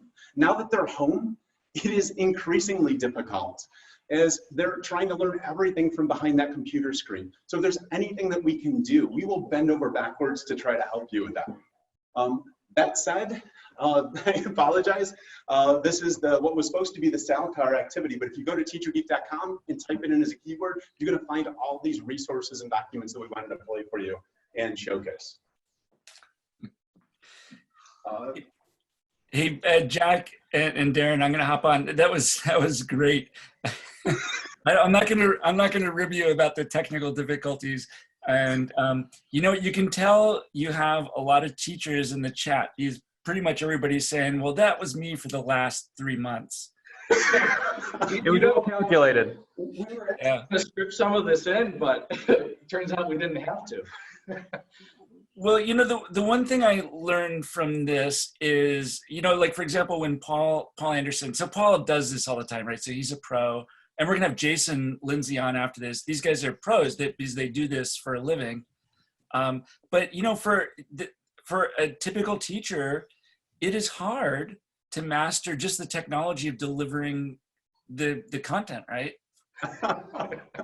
Well, if the camera, if we can turn it around, and Alex worked for a day with special open source broadcasting software to try to like do something extra special. And it worked all the way up until like 2 minutes before. Yeah, probably about 90 seconds is when the things went up in flames. Audio completely stopped. And Yeah. we had to event. We're going to have all nice, beautiful cuts and everything. We were restarting our computer and we were supposed to be signing on to Zoom. So That's what I always do. I always blame the guy on the other side of the camera. Yes. But no, I do actually have some questions. So thank you for the discount codes. People were asking how long is it good for? It's a good question. It was supposed to be to the end of this month. Do you need it extended, I guess is a question, if you can let us know. Yeah, you know, what I've seen, there's a lot of yeses here. You know what we've seen is school budgets are kind of in this limbo state, right? So I think it's hard for teachers to get the stuff they need. And I bet they're getting stuck and held up on, you know, purchases, just like everything else is getting held up, right? There's so much uncertainty, right? There's so much uncertainty, yeah. So when you, so what are you seeing your teacher customers doing? Are they using this for students at home? Or are they doing it like Paul Andersen style? Well, they'll have a camera and they'll do a demonstration and then, you know, quiz the students on the phenomena? That's a really good question. So we're seeing both. So we have teachers, I've never seen this up until, you know, this crisis, that have, they actually have TeacherGeek at their house, and then the kids will do designs. They post the resources up and they will draw, for example, bridges and mousetrap car designs, and the teacher will do them, and they evaluate them that way. There are other school districts where they're doing pickup locations where people can grab them. Some we're sending them directly to. And we're also working, there are a lot of organizations that do meals and other fulfillment for those in need. And so they're including our stuff in order to further enrich these kids' lives, you know, challenge them, stimulate as far as the social emotional. Wow, that's interesting, actually. The pickups, so I had heard that, so you're seeing that too. I wonder if other people are doing that now. Yeah, well, people are, I think it's taken a while. We're all trying to figure out what do we do and how long we have to do it for. We're also starting to change the way that we are looking at the kids coming back, where what we do, it's so much about collaboration because that's such a critical skill. But schools are now distancing these kids. And so we are looking to help schools out, give them more tools. The stuff is already so low as far as the cost. It very much helps out with being able to have components per student so they don't have to touch each other's. Yeah, we're adapting. So I see a great comment here, and I'm going to say your name, Melissa. Thank you. So a lot of the school budgets are consumed for buying technology because you got to get the kids online first before you can even do anything, right? Yeah. But you know what? So here's the thing: we've had these discussions too. You know, Chromebooks are not cheap, but for a small amount, in addition, you know, not even 10% more, you can get some kit with it, right? Like your equipment would fit into that, and it wouldn't break the budget. So, you know, kid can get a Chromebook and then some materials, and then they can have. Now, what you're doing is you're taking that Chromebook, which is really just, you know, it's not great for science, and you're kind of you're adding accessories onto it that now you can, you know, you have kind of a science kit at home. Yes, yeah. 4 years after I stopped teaching, my wife picked up the phone, and it was a high school capstone teacher. And he goes, "How did he do it?" And my wife is like, "Why? What?" And how did he do it? He went to teach electronics, and the kids already knew it, and he tested them, and they really knew it. And so it was because we did an activity where we took kids to higher cognitive domains. And they were able to not only apply it in different contexts, they remembered it. And that's what we do. That's as far as the PocketLab, TeacherGeek, and, you know, a number of us that are lined up today. And so, yeah, it sometimes seems as though it takes a little bit more time. Sometimes it seems as though it's a couple extra dollars. But in the end, the reward is justification. Yeah, yeah, that makes sense. So by the way, I just say thank you so much for the data component. That question came up. We didn't plant that question, but we love, you know, for us, for PocketLab, we use these kits from TeacherGeek all the time. They're great because, you know, they're simple. You could do multiple things with it. Like one kit is not one thing. Like that sail cart kit with some other parts can be a rubber band racer, right? And that's one thing I think is cool about what you guys do. Yeah, it's very, very important that data. A lot of people, they figure, oh, it's just elementary kids, it doesn't make a difference. Well, when a kid does a project and they can't see the results or they're all skewed, they're done. It's like, whatever, I did it. And even that causes problems for the teacher because now there's discipline problems. You're trying to occupy kids that are done while you're trying to help kids that are not. But when you have the data that are designed, they're never done. There's no perfect design. And so they continue to evolve. And that is their understanding along with their engineering concepts. Yeah, see, that makes a ton of sense when you sit down and think about it a little bit, right? It's pretty rich when you view the activity that way. Hey, just a couple comments. I have one comment for you. I think you should make a sail out of a mask, you know, a face mask. That would be pretty funny. I think that would get a lot of traction on Twitter from the teachers. And my favorite comment is, Jack, you look like Ashton Kutcher. I've never heard that one before. Look at that, it's pretty good. Well, So thank you, whoever it was. So you have some fans there. Just a quick one here. I see a great one. So your stuff scales up into high school? Yes. Yeah, so one activity can actually go from, like the sail cart, can go from kindergarten all the way up to university level. And so you pick the appropriate document, and sometimes there are more components when it gets to the advanced level. It looks like, can you guys see it looks like Atwood has come out to play. Yeah, so I was doing Atwood's machines with these, and they work really, really well. I mean, this has more friction in it than you would have in, you know, the cart on the air track or however you might set it up normally in your classroom. But if you incline the table underneath it, you can counteract all that with gravity. And I was getting within like 1% of the accepted values for it. And yeah, so we have all kinds of activities like that. Collisions work really well too. Again, surprisingly, I was within about 1% for those using PocketLabs. You know, so very K through 12. We actually in our old office, we did an Atwood machine with exactly with your parts, and it works fine.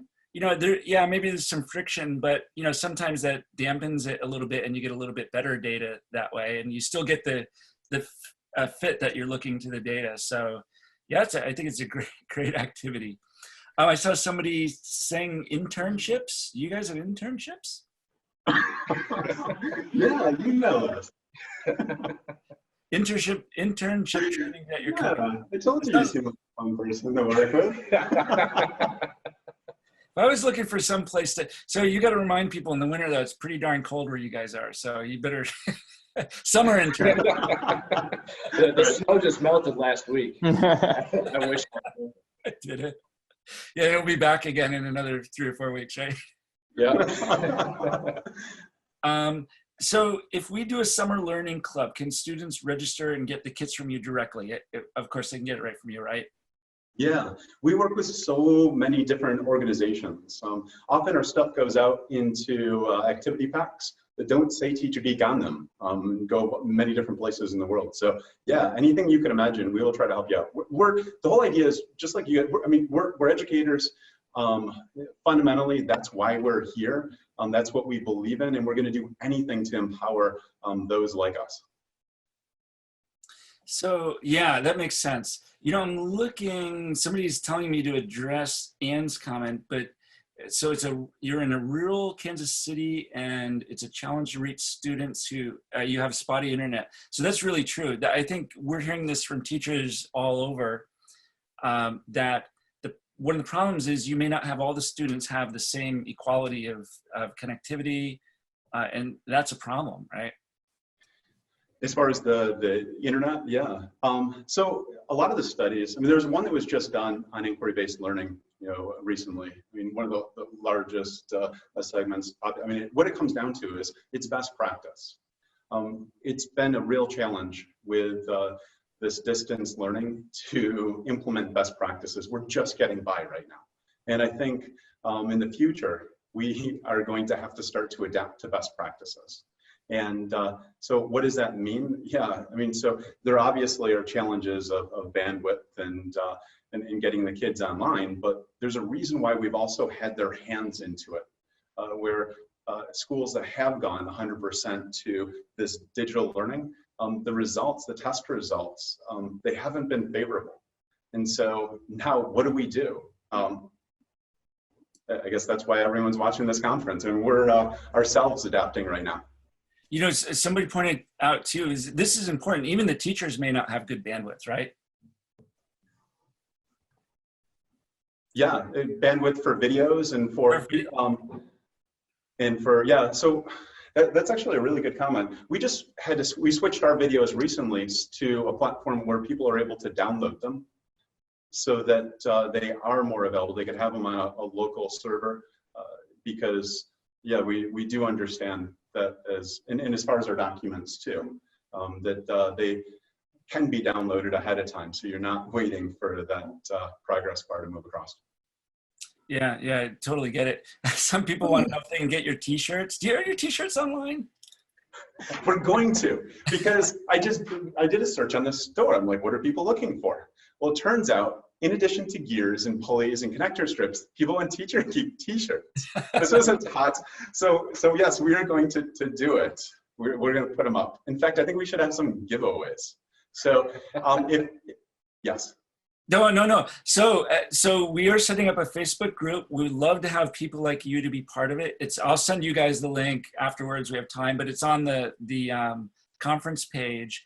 And that's the kind of thing we want to do. We want to do giveaways for teachers, and we want to create a community where science teachers can have conversations like this. It's a science is cool community. If you're not a science teacher, we'll let you in. We'll think about it a little bit. But if you're cool, it's okay. But really, it's going to be a community. Not either. Well, I'm engineering. So yeah, well, yeah, we're all nerds, right? But nerds are cool now, so I think that's okay.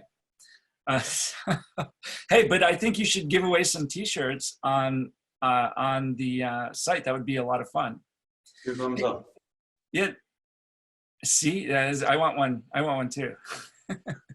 So one last one I saw, and we're gonna have to go to break. And I want to get Jason on time at 12:40.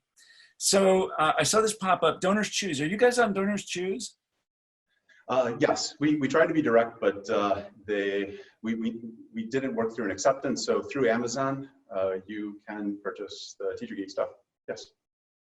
I'm gonna plug Nasco. We do Donors Choose through Nasco, so they can do it too. I didn't realize that. There you go. They do. Way So better. I would rather work with them than Amazon. 1,000 times over. My personal opinion. I will tell you, for any teachers who are on and use Donors Choose, we're coming up to speed on this. We love it. We've been doing matching. You know, I would recommend all the our peer companies do something. We do like a 10% match, but it's hard to find the projects. So we try to have teachers remind us. But I'll tell you what, the teachers on Donors Choose are the nicest teachers. You will get, when you run, like if you donate to one of the projects, you will get a box of letters from the students saying thank you. It's just, you know, almost bring you to tears when you get it. So I love that community. We're trying to do more, figure out how to do more with it. There's a ton of PocketLab stuff up there already, but we want to do more. And yeah, I see a lot of people loving Donors Choose here. I just couldn't recommend it more. So yeah, we will very much, yeah, we'll look into that. And we have people every day emailing with issues, special circumstances, opportunities. And so we're always, we're not a big company, and we love every single phone call and email. So let us know if there's anything we can do to help you. Yeah, fantastic. Hey, Jack and Darren and TeacherGeek, thank you so much for being here. There was a lot of fun. It was a little rocky, but we recovered, and I think everybody just felt like, hey, you know, we're all trying to figure this out together. All right. You know what it felt like? It felt like a momentum lab. Exactly. You got it. Hey guys, great. Thank you very much. And we're going to take a break. I'm going to go to break. There's 3 minutes. Sorry we're into the breaks, but these are fun conversations, and you guys are driving it on the chat, so it's partly your fault too. And we'll see you right on time at 12:40, and we have Jason Lindsey up next. Okay, so see everybody in a couple minutes. Cheers. Thanks.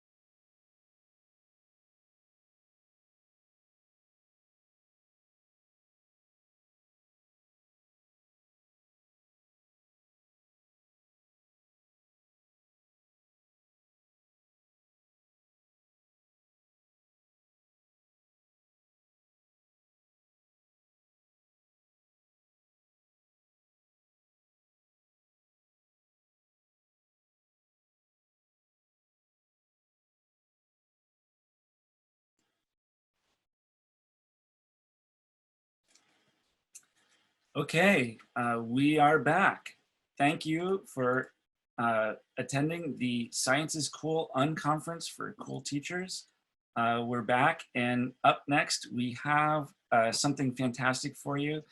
I see Jason is coming on here. There we go, Jason. So let me just introduce Jason. Jason is just been a friend for a long time. He's just a wonderful guy. He is a meteorologist, a real meteorologist. Does local stations in the Kentucky area. He does science demonstrations for schools, assemblies. He's a guest on the NBC Today show doing his science demonstrations. And whenever there's a need, you know, there's the news totally eclipsed by coronavirus, but there was a terrific hurricane in the Tennessee area. Jason is out there helping you know, asking people to support and everything. He's just a great guy, and I'm so glad to have him here. And so Jason, I'm going to hand it off to you, and I'll jump back on. I'm going to be watching the chat for you for any questions, and I'll jump back on in about 20 minutes, and we can pick it up from there. So sounds good. You're ready? Oh, good, great. Thanks, Jason. All yours. Yes. See you in a Thank you. little bit. Thanks so much, Dave. I hope you are well and everyone else. As David said, my name is Jason Lindsey. I'm a big science fan. I love to do science. Science is amazing. Science is something I've always loved since I was a kid. Now, here's the problem. In recent weeks, there's a evil little virus that's kind of changed the way that we teach science, and not only in schools, but everywhere. So many educators don't have students in front of them like they typically have in the past. For example, I stopped doing in-school assemblies as well as interacting hands-on with students back in March, and really have went more to a virtual approach.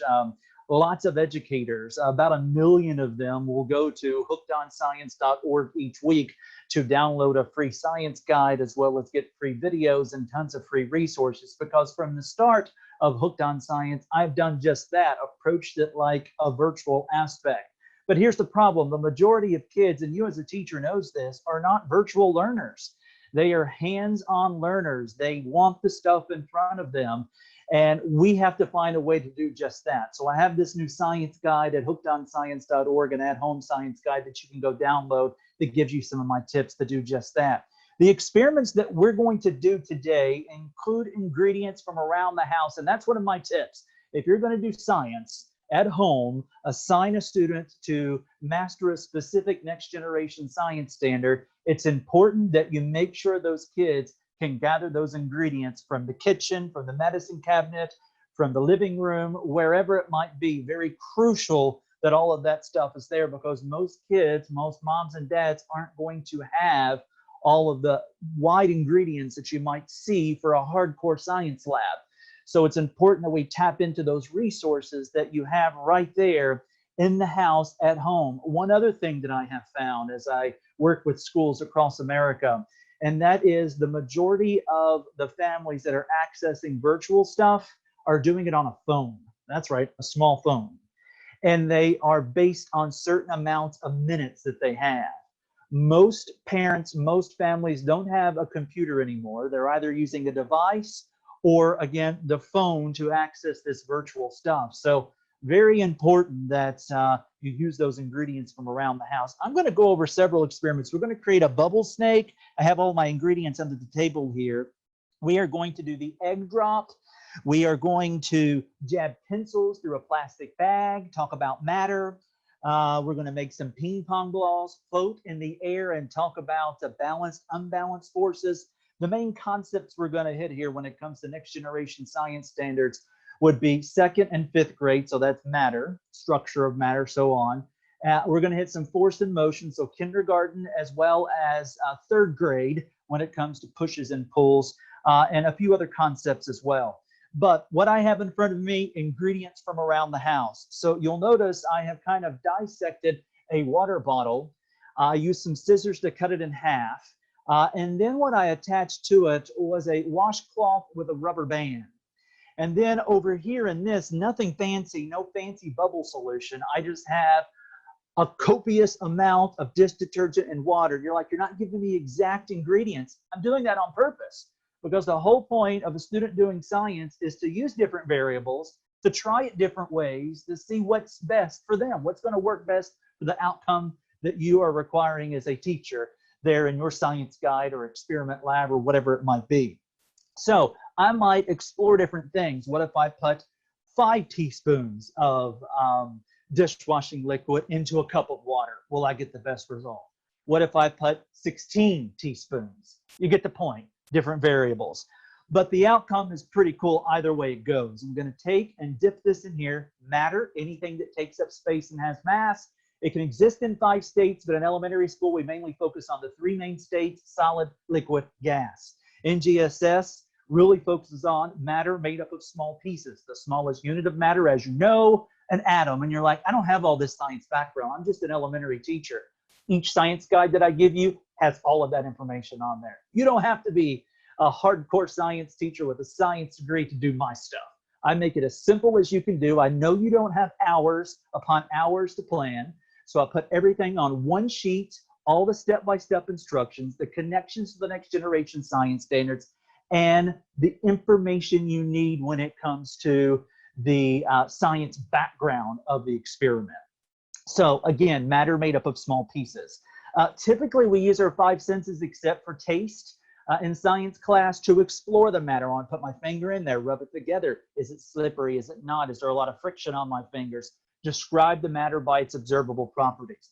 Okay, so I'm going to go ahead and dip this in here like this, and we're about to create an amazing bubble snake. I did this on the Today Show not too long ago with a lady you may know, Kelly Clarkson. She loved it. Love doing it at home. And again, that's what parents are looking for in this virtual school, if you will, that we've all been forced into because of COVID-19, that's using everyday ingredients from around the house to get their kid excited about science.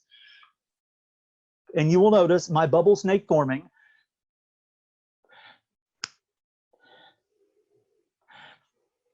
I'm going to go ahead and step out from behind the desk. I don't want to stay confined behind this desk, because I want to make sure that you can see this a little bit more.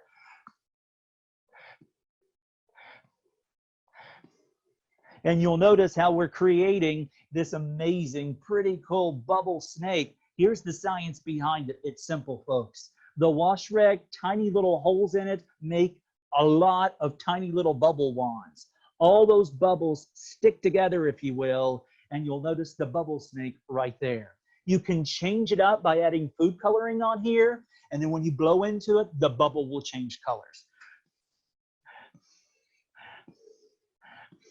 Again, using everyday ingredients from around the house, connecting it to next generation science standards, getting kids excited, affordable science, easy to understand. That experiment is probably one of the most downloaded science guides and most watched videos. I don't use YouTube on purpose because I feel it's bad for kids.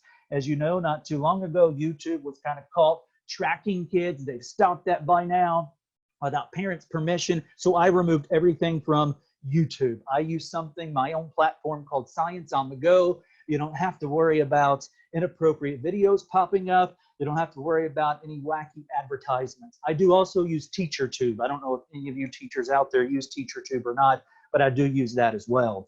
But Science on the Go is there. Every video, a different video and experiment is posted each week. This experiment, pretty cool. You'll find the guide there, as well as the connections to the next generation science standards, like matter for 2nd grade as well as 5th grade. Let me clear this up and we're going to go to our next one. Why don't we move to pushes and pulls, something that kindergartners and 3rd graders are learning, and of course, as you go on up. Since I am doing something that might cause a projectile, I'm going to go ahead and do some science safety and put some goggles on. Inside of my cup here, I have a cup of toilet water. Okay, maybe not toilet water. Just regular water. Joking with you there. I work with too many kids. My dad humor and kid humor is coming out there. I need some other ingredients. You got a glass in the cabinet. You got water from the faucet. What else do you need for this? Oh, toilet paper too. Well, these were in big shortage not too long ago, but if you're one of those people who stocked up with gobs and gobs of toilet paper, you should have a lot of those around your house. Let's see. I need a real egg. You're like, a fake egg? Yeah, you can buy the fake eggs when it comes to your craft store. If you're working with kindergartners, I would suggest a fake egg. What I'm going to do next is put the pie pan on top, that you might find right there at your kitchen. That on top, and this on top of that. So I've got everything lined up here, and that's key.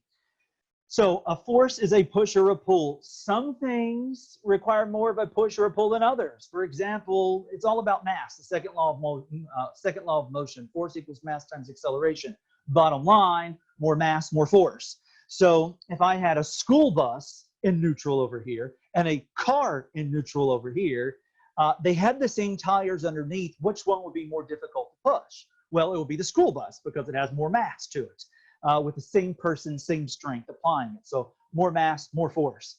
So with all this going on here, here's my question to you. And that is, how do I get the egg in the glass without ever touching the egg? And the egg can't break, by the way. Anybody have a hypothesis? Okay. apply a force, right? I'm going to do just that. Now, I work with a lot of kids. The smaller kids, you need to hold the cup at the bottom. Encourage parents to do that because they will sometimes knock the whole thing over until they get the hang of it. I'm going to apply a force. 3, 2, 1. What happens is simple. The egg resisted the change. We call that inertia, the tendency of an object to resist change. So I applied a force. The pie pan went that way, makes a unique sound. The toilet paper tube went that way. Then what happened next is pretty cool.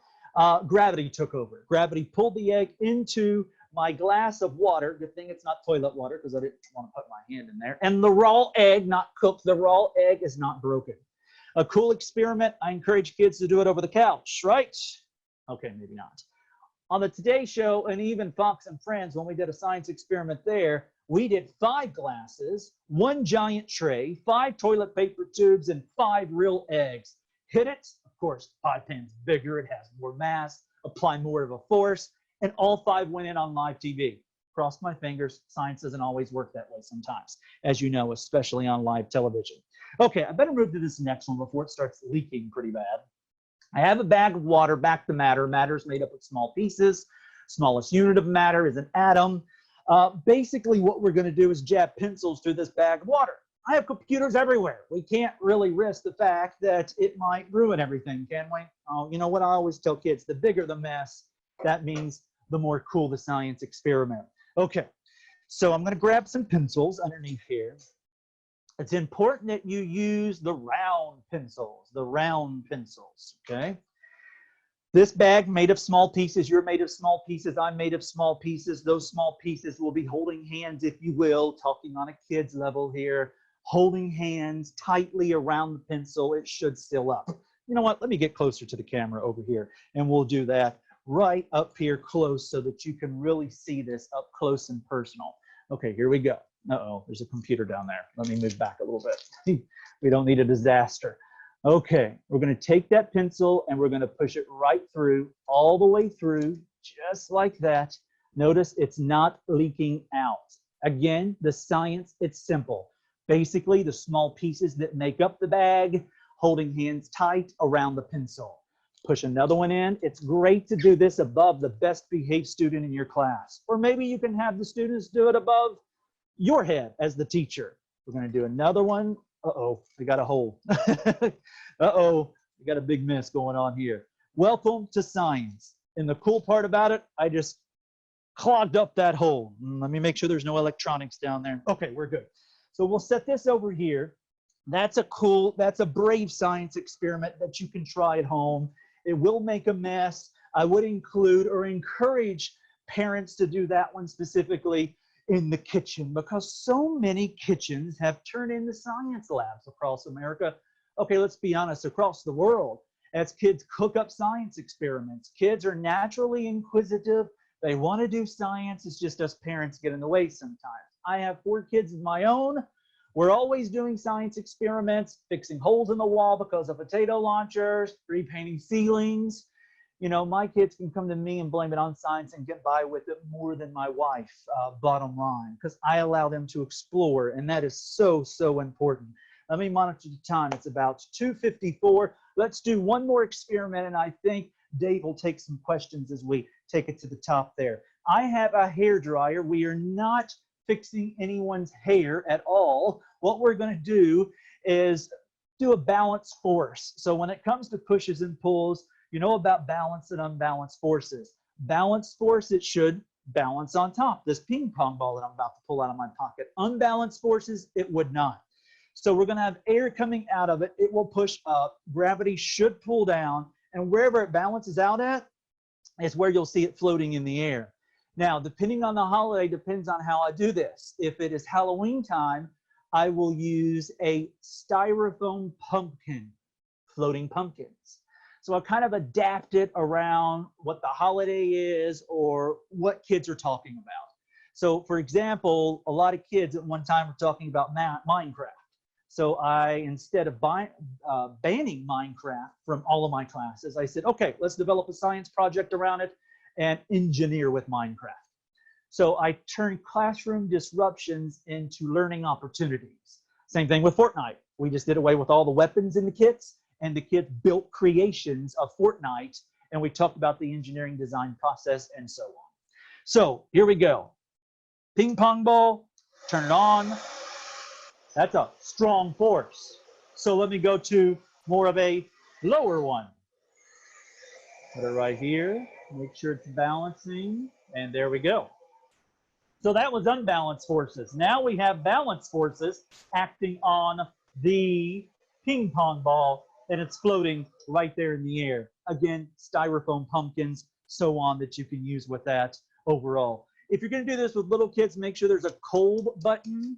That cold button is crucial, and the reason why it's crucial is because the hairdryer can get hot, and of course, kid safety, very important, as we all know, as we work with lots and lots and lots of kids. Now, again, as I'd mentioned, just to wrap up everything, as we are doing some pretty cool science experiments here, and that is, you will find all of my free stuff, experiment guides, videos at hookedonscience.org. I left television as a full-time meteorologist back in 2007 to do Hooked on Science. I would go into classrooms and talk about weather, and kids really weren't getting hands-on science. So that's where I developed Hooked on Science. And I visit hundreds upon hundreds of schools, specifically before COVID-19. I think when I last counted, more than 1 million kids face-to-face, 1 million kids doing science and assemblies, classroom programs, family science nights, and so on. So I really do love working with kids and helping teachers find everyday items from around the house that teach next generation science concepts. I mean, hey, I know you have what, $1 million a year to spend on science supplies in each and every classroom? Not, right? You are looking for easy ways to teach science to make sure your kids can create a memorable experience. And we know that's 10 times better than circling on a multiple choice test. If we can create the all moment to where that kid will never forget that science experiment, those science words will sneak into their brain and it will be unforgettable. More kids come to me and say, hey, I remember the time you caught the table on fire. We talked about energy, and you told me that energy was the ability to do work. You told me that you can't create energy or destroy energy. Why? Because we sneaked in that memorable moment and it kind of burned it into their brain. That's the best way to get kids hooked on science. Let me monitor the time really fast. It's about 2:58 as we are nearing 3 o'clock, so my time is up. I wanted to see if you had any questions. I don't know if Dave is going to join me here or not. You're kind of frozen on my screen, Dave. I'm sure. back. Okay. I'm back. Can you see me, Jason? I can see you now, yes. Jason, that was really so cool. Thank you so much. Boy, the chat was going crazy with some of the experiments here. So a lot of people do some of these, which I think is really neat. And there's a million questions I'm trying to capture on. There's some really great questions. Okay. So I'm glad you're good on time. Let's spend some time on these questions. I saw one that kind of piqued my interest is when I look at your content. So by the way, somebody asked, is this a program you have to buy? And no, this is free content, right? It's free content. Now, if you wanted to bring me to your school, that's a different story. And I have kind of evolved or went into this virtual program too. So starting the next school year, I will be offering 3 virtual programs, one about around energy, one around matter, structure of matter, and one around pushes and pulls, and of course weather. So there'll be 4. So that will come with a teacher guide, a student guide, so nonfiction reading. It will include a Zoom, so you and I sit down with your students via Zoom, science cards that are connected to NGSS, and enough material to do one science experiment with the kids for about 20 students, since I'm pretty sure we're going to start out the new year with small groups. So so Jason, go to his site. It's a fantastic site. There's great resources there. It's easy to navigate. And by the way, Jason put together these activities that you showed today in a PDF. And we have those. We're going to send these out later. We'll make sure everybody gets them because they are amazing. It's beautiful material, really simple, colorful. I saw that. I like the coloring sheet at the end. That was a nice touch. That was really cool. Kindergartners love that. I bet. So we'll make sure everybody gets that.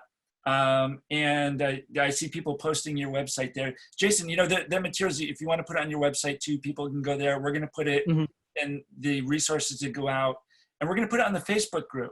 And we would love to have you be a guest on that every once in a while and, you know, pitch in, because that'd be a great way to reach some teachers who are interested for ideas. Yeah, and you know, I'm focused in the Paducah, Kentucky area, but I do travel beyond that. I mean, once we start getting back to normal, I will be heading to a mall in Washington, D.C., one in Spokane. I'll be heading one. I mean, all over the United States, I travel. So if I'm ever in an area to where, you know, I'm already doing a mall event and it's already paid for, I can give you a big discount. I like to really help out schools, especially at-risk schools who need the hands-on science. Jason, that is awesome. So I saw one intriguing question, the one that caught my interest. So your materials on your site generally are for like K-5 kind of level, but I saw somebody saying, you know, you could use this for older kids, because I'll bet you even a high school student might have trouble explaining what is going on in the science, and it'd give them a challenge, right? Especially when it comes to RTI, you know, a lot of, you know, intervention whenever kids, maybe they didn't get the right amount of science that they needed for 7th, 8th, 9th, 10th, 11th, and 12th. And I do offer middle and high school programs. It's just I tailor design those around the teacher's needs. So if the teacher contacts me and says, Jason, I need a classroom program, you need to cover energy. Can you give me some ideas? And I'll say, how about this, this, this? We'll cover this. We'll do these experiments. He says, yes, no, we need this. So I hand design those middle and high school programs. But the majority of the free content, or all the free content that's free at hookedonscience.org, is mainly K through 5, the videos and the experiment guides. Yes. Yeah, and I think it's worth pointing out, you pretty much have the NGSS alignment on every activity sheet that I've seen. Yes, that's the goal. I don't try to make it hardcore, because I know teachers have sat through enough trainings to learn NGSS. What I try to do is show them the connection and to help and guide them connect an experiment to what they already know. That's the whole point overall. So yeah, I try to connect that experiment in the bottom right-hand corner of each one. I try to add the I can statements on there, so it's all connected in some form or fashion. That's the goal. Great, great. Hey, I thought another interesting question. So the platforms you use for video, so we'll link those in the emails to go out. But it was a great question. A lot of schools have Google Classroom. They would be able to access that? They should. You know, basically, I use something. It's my own little platform. It's through a place called JW Platform, and it enables me to create. It's a very phone friendly, because since I found out that so many families at home mainly have a phone, and that's how they're accessing all of this stuff virtually.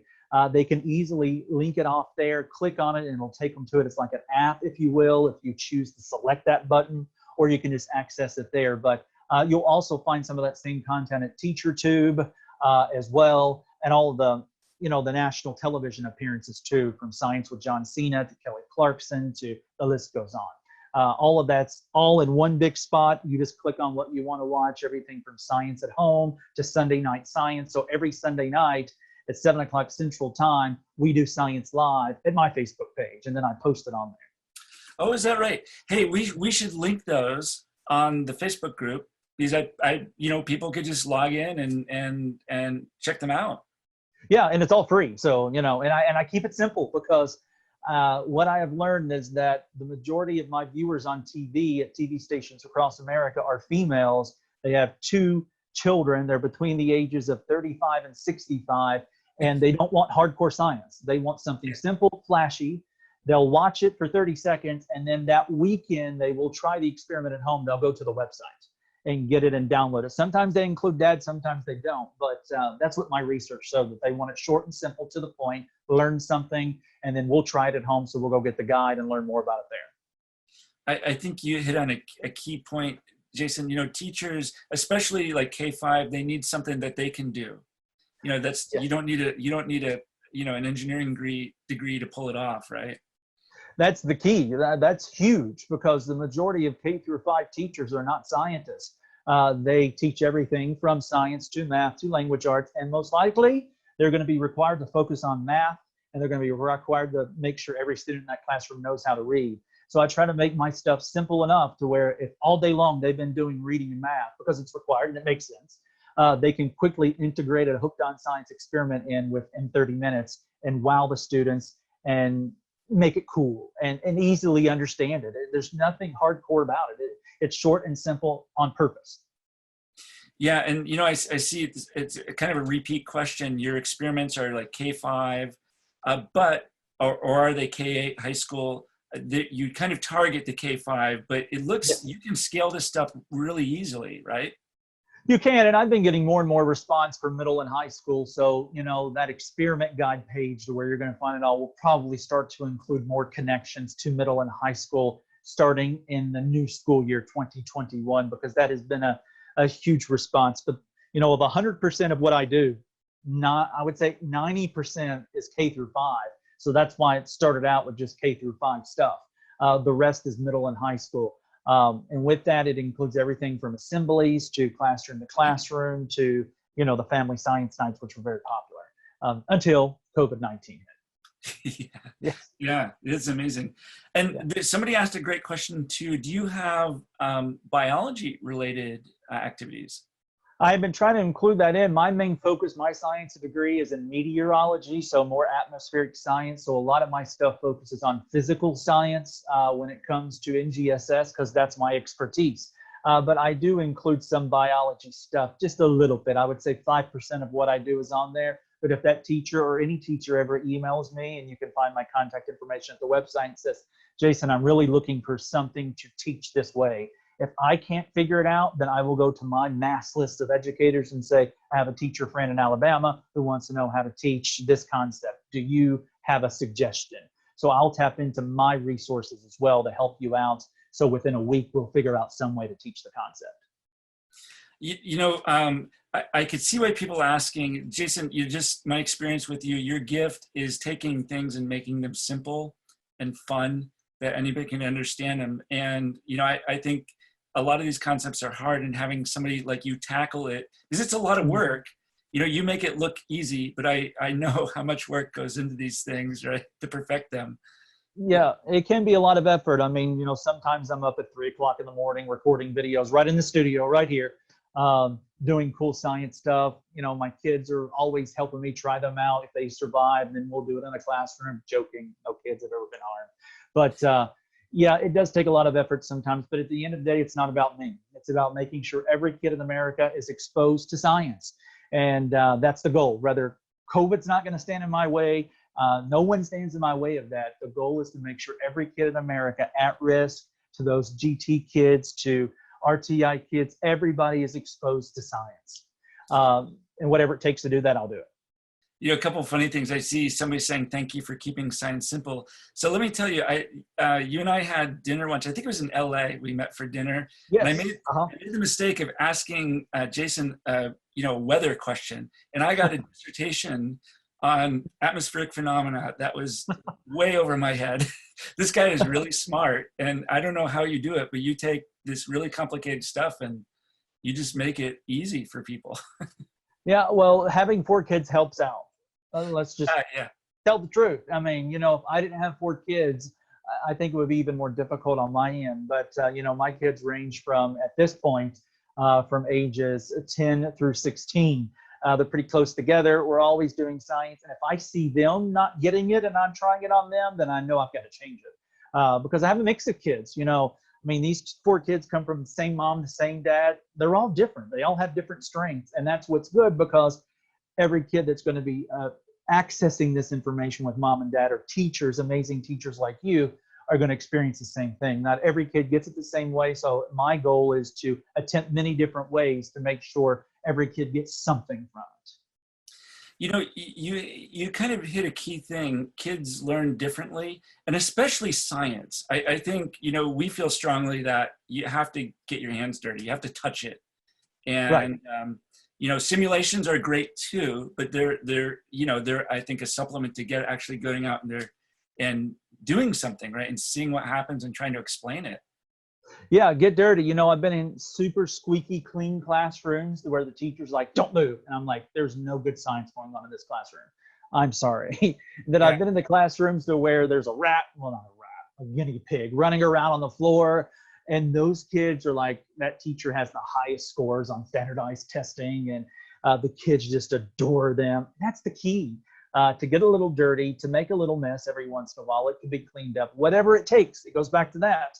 To get every kid in that classroom excited about science, I'm willing to do, and I know many amazing teachers out there are going to do the same thing. And, you know, when it comes to science, I'm a little concerned with COVID and the direction they're heading into, because next generation science standards is all about teaching kids science hands-on. And it's going to get really expensive if 2 kids can't share a science experiment and every single kid has to have their own ingredients. I mean, there's nothing we can do about it. But it's really concerning that, you know, how many kids are we going to leave behind as we try to keep safe, try to stay well in this environment. So I'm hoping that parents and teachers can see that you can use everyday ingredients from around the house to do that, because I know their budgets aren't that big, and I know they're searching for, I don't want to say easy ways, but strategically thinking it out. You know, it's great that you're saying that. So what we've been seeing is that this kind of first phase of you know, stay at home with the coronavirus, teachers are just trying to learn the tech, you know, and learn how to do, you know, you might have seen the end of TeacherGeek, they had like a real teacher, a live teacher experiment. They had a lot of technical issues, and that's how it is, right? That's just how it is. So, well, a lot of teachers who have multiple classes today will tell you that first class is their guinea pig class. Yeah. I hope that all the students in that class are high learners, because that first class will be your experiment class, and then you will go from there and master it by 7th period, or, you know, probably before lunch. But no, you're exactly right. That's what teaching is all about. That's why I try to encourage many teachers to try it at home before they actually do it. Just so that they can master it before the class starts. And since my stuff, I don't want to say is easy, but basic, that gives them that opportunity, because you just never know what's going to happen in the classroom. You know, I do a lot of stuff on live TV, and I sometimes mess the whole thing up, because most of the time in a live TV setting, we only have 2 minutes and 30 seconds to do 5 experiments. Yeah. I'm about to do something in LA with a Fox station on Friday, and they told me I had 3 minutes to do 4 experiments via Zoom. So we'll do some cool science experiments and get it through and hope that all of them work. One time I had a pumpkin blow up on live TV because the anchor just kept talking. I'm like, hey, this thing's going to blow. We've got a lot of gas here. And then what happened? The whole pumpkin exploded. You know, that was going to be one of my questions. I've seen your TV demonstrations. I was going to ask you, did you ever set a set on fire? I have, yes. That's why I always have a fire extinguisher, and we always focus on legally making sure everybody has the appropriate safety gear. You know, I can tell a kid, you're not going to participate in this activity unless you wear safety gear, but I can't tell an adult that. I mean, it's their choice. Right. But as long as I have documentation that I told you to wear the safety gear, make sure that, you know, you don't eat or drink your science experiment and so on, and it goes bad, then everything's good. But we really try to push and focus on science safety at home overall. Well, that would be a great blooper roll. I would love to see that. You'll find it if you ever Google Jason Lindsey on YouTube. You'll find a lot of my interesting stuff. Jason. Yeah, just Google it. You'll find the exploding pumpkin out there. It happened about 5 years. It made it to every network, and every evening class used it as their kicker around Halloween. Kicker, you may not know what that means in TV words. A kicker is the last story we use in a newscast that's usually upbeat, funny at the very end of the newscast. We call that a kicker. You know, I'm going to Google that, and I think we're going to include it in the notes. Yeah, you'll see it. And the whole thing explodes. And that specific talent did not want to wear goggles. And I said time and time again, please wear goggles. Yeah, she did after that. The next time I was on. Jason, but, you know, sometimes it's like pulling teeth. Yeah, exactly. Jason, this is fantastic. Hey, one thought, you know, I'm going to connect you with Paul Andersen. You guys are really complementary. You have really, you know, I think you guys are doing a lot of similar things in different directions. And I think teachers love what both of you are doing in a similar way. It's making it approachable and easy. And so I'll connect to you guys. You know, you might find some synergy. Yeah, well, I can tell you this, as I visit hundreds of classrooms across America, his name comes up a lot in those classrooms as teachers and I exchange resources. And I'm like, hey, I've tried this, another school tried this. Why don't you try this? hey, Jason, I am having a difficult thing with my students understanding energy. We'll share resources, and a lot of times his content is brought up to me. So yeah, we're doing a lot of similar stuff. Yeah, maybe next time we'll put you together and have a contest. We'll have like an Iron Chef. You get 3 materials. Am I allowed to catch him on fire by accident? I don't know. I don't know what the rules are. Safe science. Yeah. Hey, Jason, we really got to cut the break. But thank you so much. It's great to just chat with you virtually. I can't wait till we could see in person again. But thank you so much. You made a lot of teachers' days with this.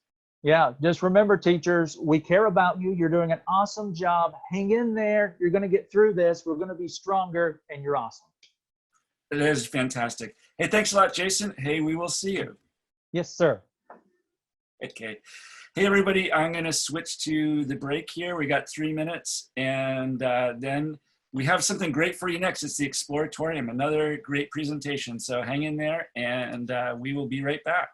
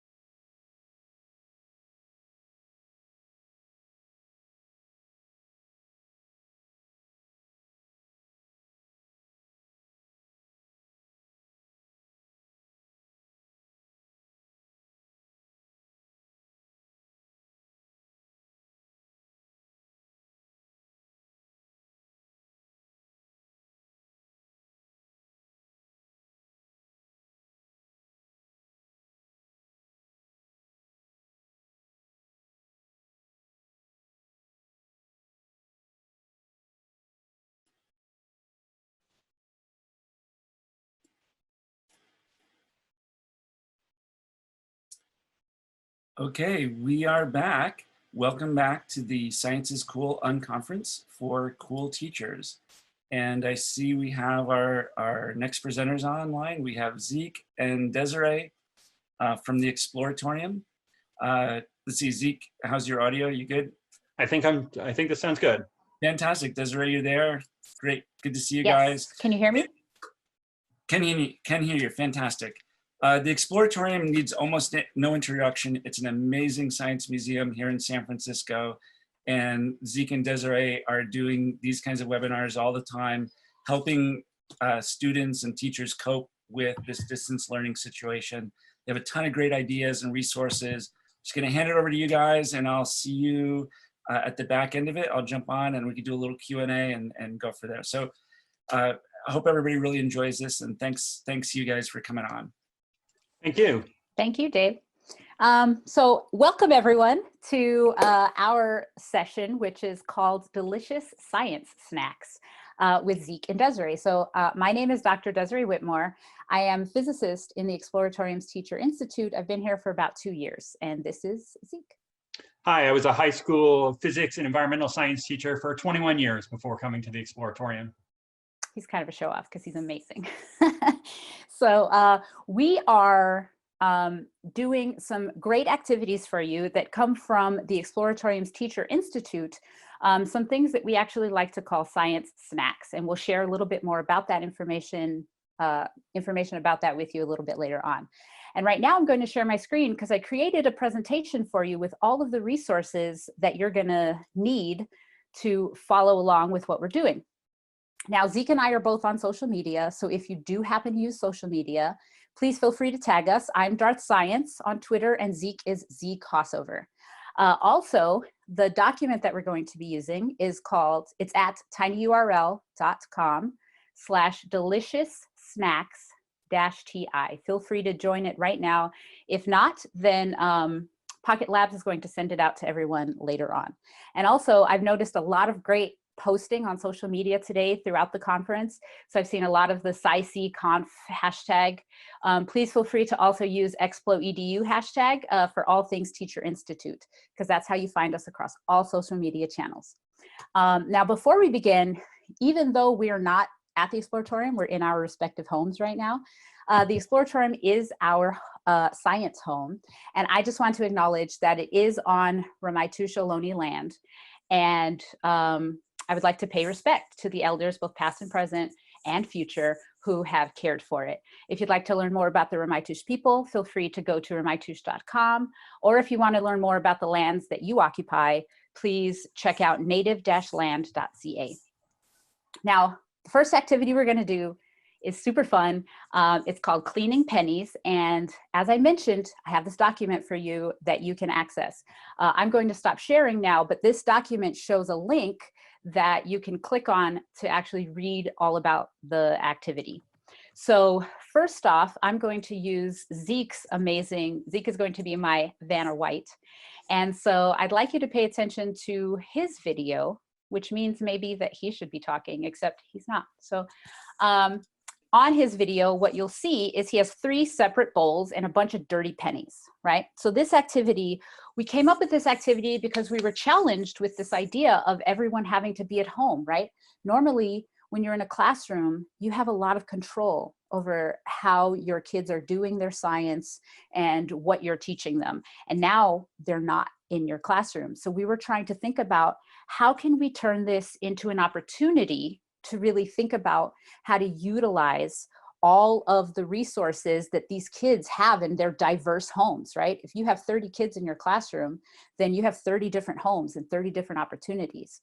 So Jason Lindsey was just talking in his presentation about the importance of variables in science experiments and having kids try different variables. And so we thought every kid has different things in their house that they can try. So this is a chance for kids to really contribute to the scientific community that is your virtual classroom, right? They can help guide the explorations in the classroom from their home, so they can have things that are different. So for instance, what we have, I have a bunch of different condiments. So I like this experiment because you can use up these condiments that are in your condiment drawer. I have a ton of these that I don't use. I don't like ketchup. Here's some hot sauce. Here's some more hot sauce. And so what Zeke has here is 3 separate bowls. One has vinegar. One has vinegar with salt in it. And one has ketchup. And he's going to drop a penny into each one. And you see he's got 2 pennies in front. And that's just because he's got 2 pennies that are similarly dirty, basically, okay? So while those are sitting there, I want you to pay attention and watch what's going on. And I'm going to talk us through what's actually happening via chemistry. So, you know, as many people know, pennies are copper, but post-1983, pennies are actually just coated with copper. And so that copper coating over time reacts with oxygen from the air, and those pennies actually start to turn brown. They start to form copper oxide. So for instance, I have this really dirty penny here. This is all copper oxide. And so what happens in this vinegar has acetic acid in it, and acetic acid attacks that copper oxide.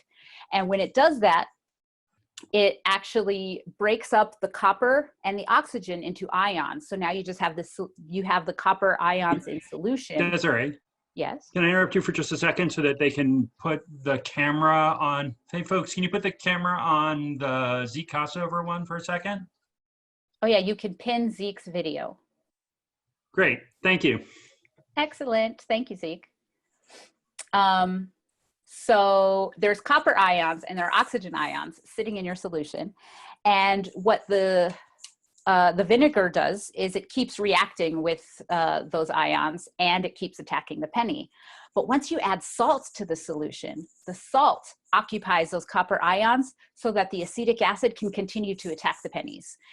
So it happens at a much faster rate. So if you look in Zeke's, on Zeke's screen, you get to see these 3 different pennies, and some of them are changing faster than others. And it's really nice because, yeah, you can see they're actually starting to become much cleaner and more like the penny at the top, which is a brand new penny, right? So after they've been in there for a couple minutes, all you do is take them out and you put them in some water to rinse them off. You still cannot see it? I'm sorry. So you click on the 3 dots. When you see Zeke's video, you click on the 3 dots there and you say pin video. Does that not work for folks? They say they can see it now. Okay, we don't have those dots. Better, okay. See when, okay. So yeah, go to gallery view. It's probably easier because then you can see us side by side. Okay, so Zeke pulled out his pennies. He's going to pull out the pennies and rinse them in water and show us what they look like afterward. So basically all we've done here is create these super clean pennies, which is fantastic. And you can see the pennies next to them were the same, those 2 pennies were the same color before he popped them into the solution. And now they are different colors. Now the ketchup penny is awesome because Zeke stuck it in only part way. And so you can see how clean it got on the bottom, and the top is less clean. And that's ketchup. So why does ketchup work? Well, it turns out that if you go in your ketchup drawer and you find all of your different condiments and you look at the ingredients, they all have some common ingredients. And those common ingredients are salts and vinegar. So all of this chemistry that I just explained to you, you can do with just ketchup packets or hot sauce packets or mustard. And you can try a bunch of different things. So this is where having kids be able to pick their variables becomes really, really powerful. And so here, you have something to say, Zeke? Okay, here I'm going to share my screen one more time to share with you the results that I've done with several different solutions. So I did it with water, I did it with vinegar, I did it with salt and vinegar, I did it with bleach, lemon juice, hot sauce, ketchup, and OxyClean with water. And as you can see, on top I've got my before pennies, and on the bottom I've got my after pennies.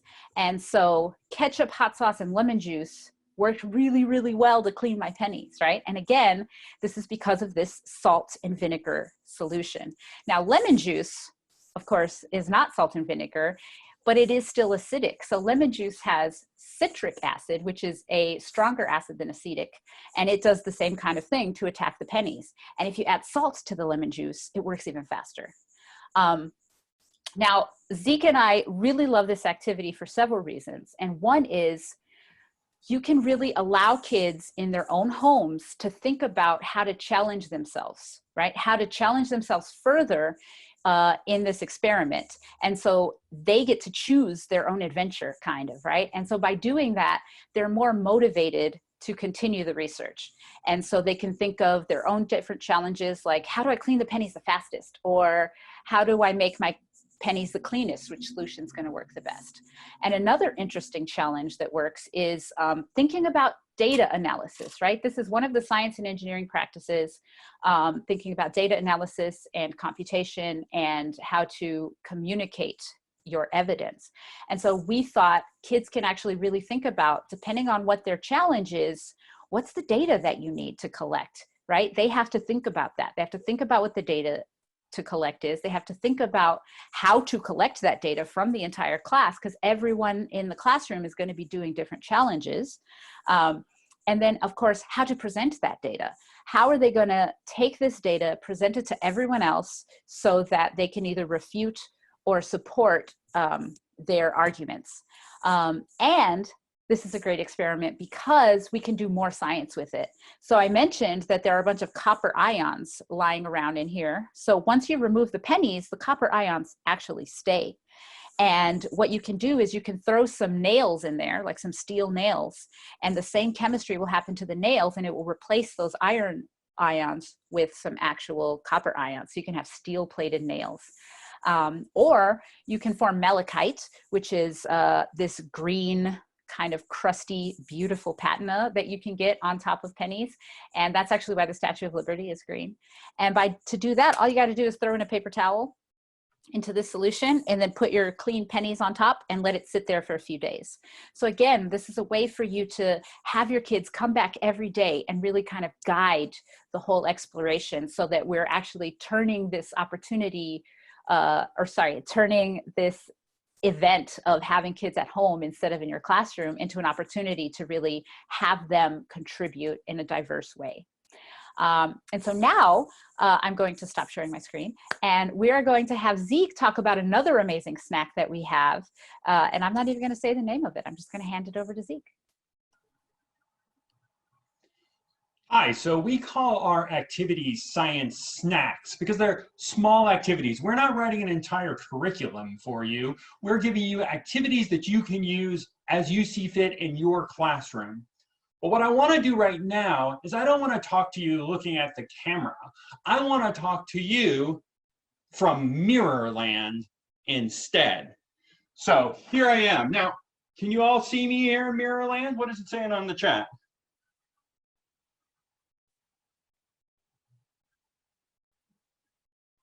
Yes, fantastic. So you all can see me in Mirrorland.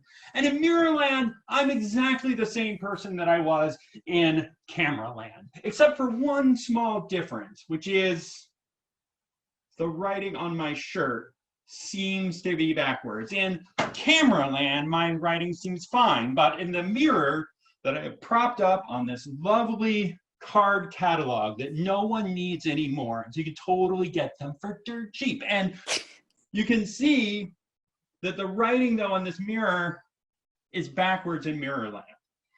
And that's the question all students have about mirrors. They don't care about anything else. They just want to know, why is writing backwards in a mirror? And if you go on the internet, there are so many explanations about this.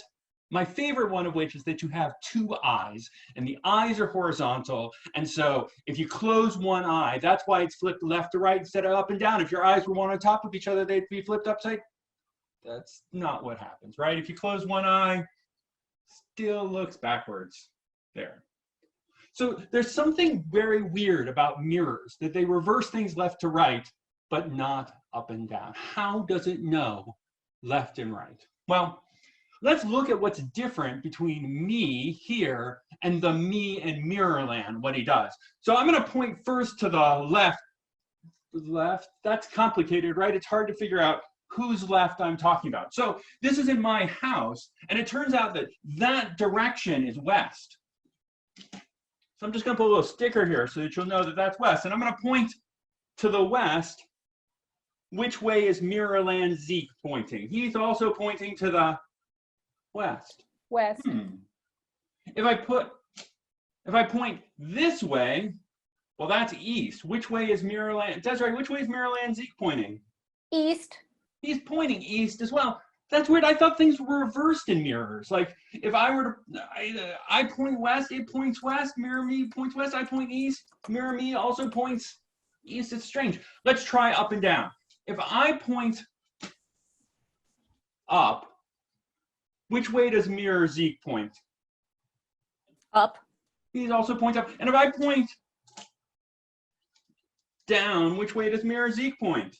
Down. Down as well. It's very strange. Everything in the mirror, mirror Zeke does everything the same as real Zeke does.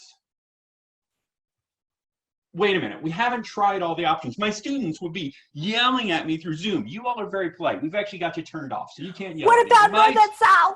That's what they always want to know. If that's west and that's east, they want to know what happens if you point north or south. So let's add north and south to this.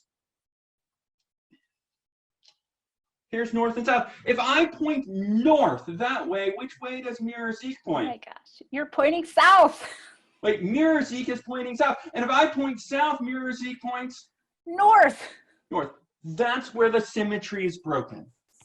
Mirror Zeke does something different when I point into and out of the mirror. It's not left and right that are getting reversed. It's back and front that's getting reversed. We're swapping this way for that way with the mirror. The problem is that we don't understand what it's like when you swap front to back. That's just so confusing for us. We don't, have an intuition about it. So let's do something with and try to come up with something that we can get a little bit more intuition. So if you write on normal paper, you can't see what it looks like if you're writing on from behind. So the activity that we have linked online tells you to use a transparency and write on the back of it on a transparency to look at it from behind. But who's got transparencies at home? And in fact, who has transparencies at all anymore? I mean, I don't have an overhead projector. I don't have any. No. We live in a modern era now. But it turns out that I own a Ziploc bag. And you can write on a Ziploc bag with whatever fun saying you would like to put on it. And then we can turn the Ziploc bag over to see what it looks like if you see writing from the back side. And what does it look like when you see writing from the back side? It looks like what it looks like in the mirror. Because when you write from the back, when you look at letters from the back, that's when they look upside down and backwards. In fact, I didn't even have to write on this bag because it turns out Ziploc already did for us. They're so great. They are. It's super handy. In fact, last time I went to the barber shop, nice. They had writing on the window that was on the inside, looked flipped left to right because I was seeing it from the back side of the writing. And so that leads us to one final activity that's along those lines. I just took more of my Ziploc bag and I made something very large on it so that we could see it in the mirror as well. So here's sort of a tape F. It's a giant F for fun, for physics. Giant F for fun, giant F for physics, frankly. Every other language, physics is not a PH, it's an F. Anyway, so in a moment, I'm gonna take this piece of the clipboard away so that you can see what this F looks like in the mirror.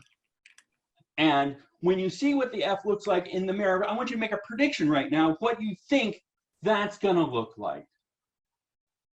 Will it look this way? Will it look the other way around? What's this F gonna look like when you see it in the mirror?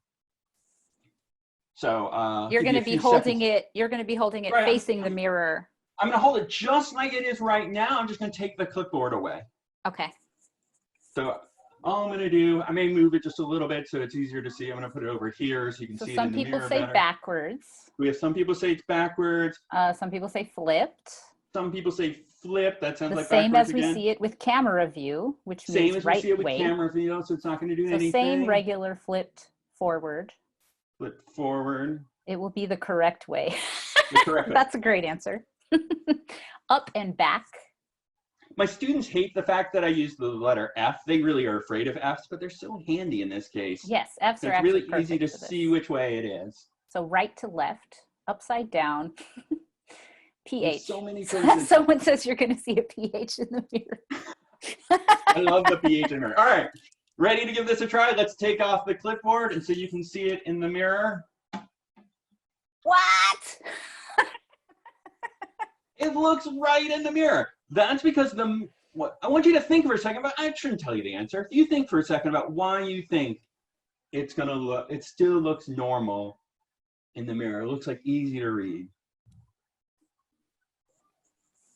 Right, if the does it look like the backside of F, or does it look like the forward side of F?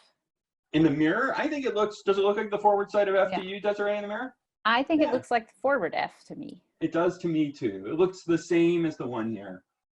And I think it does that because the mirror is seeing the backwards F, the backside of the F, and then the mirror swaps back to front again. And so we see the F back the regular way. And that's what mirrors do. Mirrors don't swap things left to right or up or down. They swap in and out. And that is what makes writing look so weird, because you see it from the back side. Yay! Hey, thank you, Zeke. This is one of more than 300 online activities the Exploratorium has. They're all free, and they were written by physicists and other PhD scientists like Desiree, and high school and middle school science teachers like me. And we try them out in classrooms, and we try them out with bunches of teachers before we put them online, so that you will know that they work fantastic and they will be perfect for your classroom. And we have them in all different disciplines, and we'd be super excited if you were to come to the Exploratorium and come to our website at exploratorium.edu and see the materials that we have, that we would just be thrilled if you were to use them. Yay, thank you. I'm putting the link into the chat so that people can find the snack link.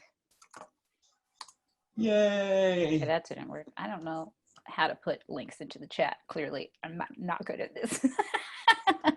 Luckily, if you just put Exploratorium into your Google search, it's going to find us. There aren't very many other Exploratorium. Yes. And it's pretty great because not only do we have our snack page, but we also have a page with snacks that are dedicated to COVID-19 education. And so that is called our Learning Toolbox, which is at exploratorium.edu/learn. Absolutely. So yes, we have a wide variety of materials available there. Ones to help your students understand, or your children for that matter, understand the specific nature of COVID-19, how soap does its thing, to like why is washing your hands so important, how something that has so few, literally just so few atoms can be so much trouble, like how it convinces your cell to do things, how it reproduces, how it self-assembles, even though it has so few instructions to it. We have a lot of that, and we have all the sort of things that you might need for science for next year. And we have all the explanations from them, and we also have the materials that you need to get. Desiree and I came up with, I think, 75 activities that almost everyone is going to have all the materials already in their home, and then the rest of the stuff online has a variety of different things that are, some of which require a whole lot of construction, and maybe if you're into that, that will work for you, and then other things that are super simple to put together, just like this. Yep. Thank you, Zeke. And so, yeah, we would be glad to answer any questions that you might have for us or the Exploratorium.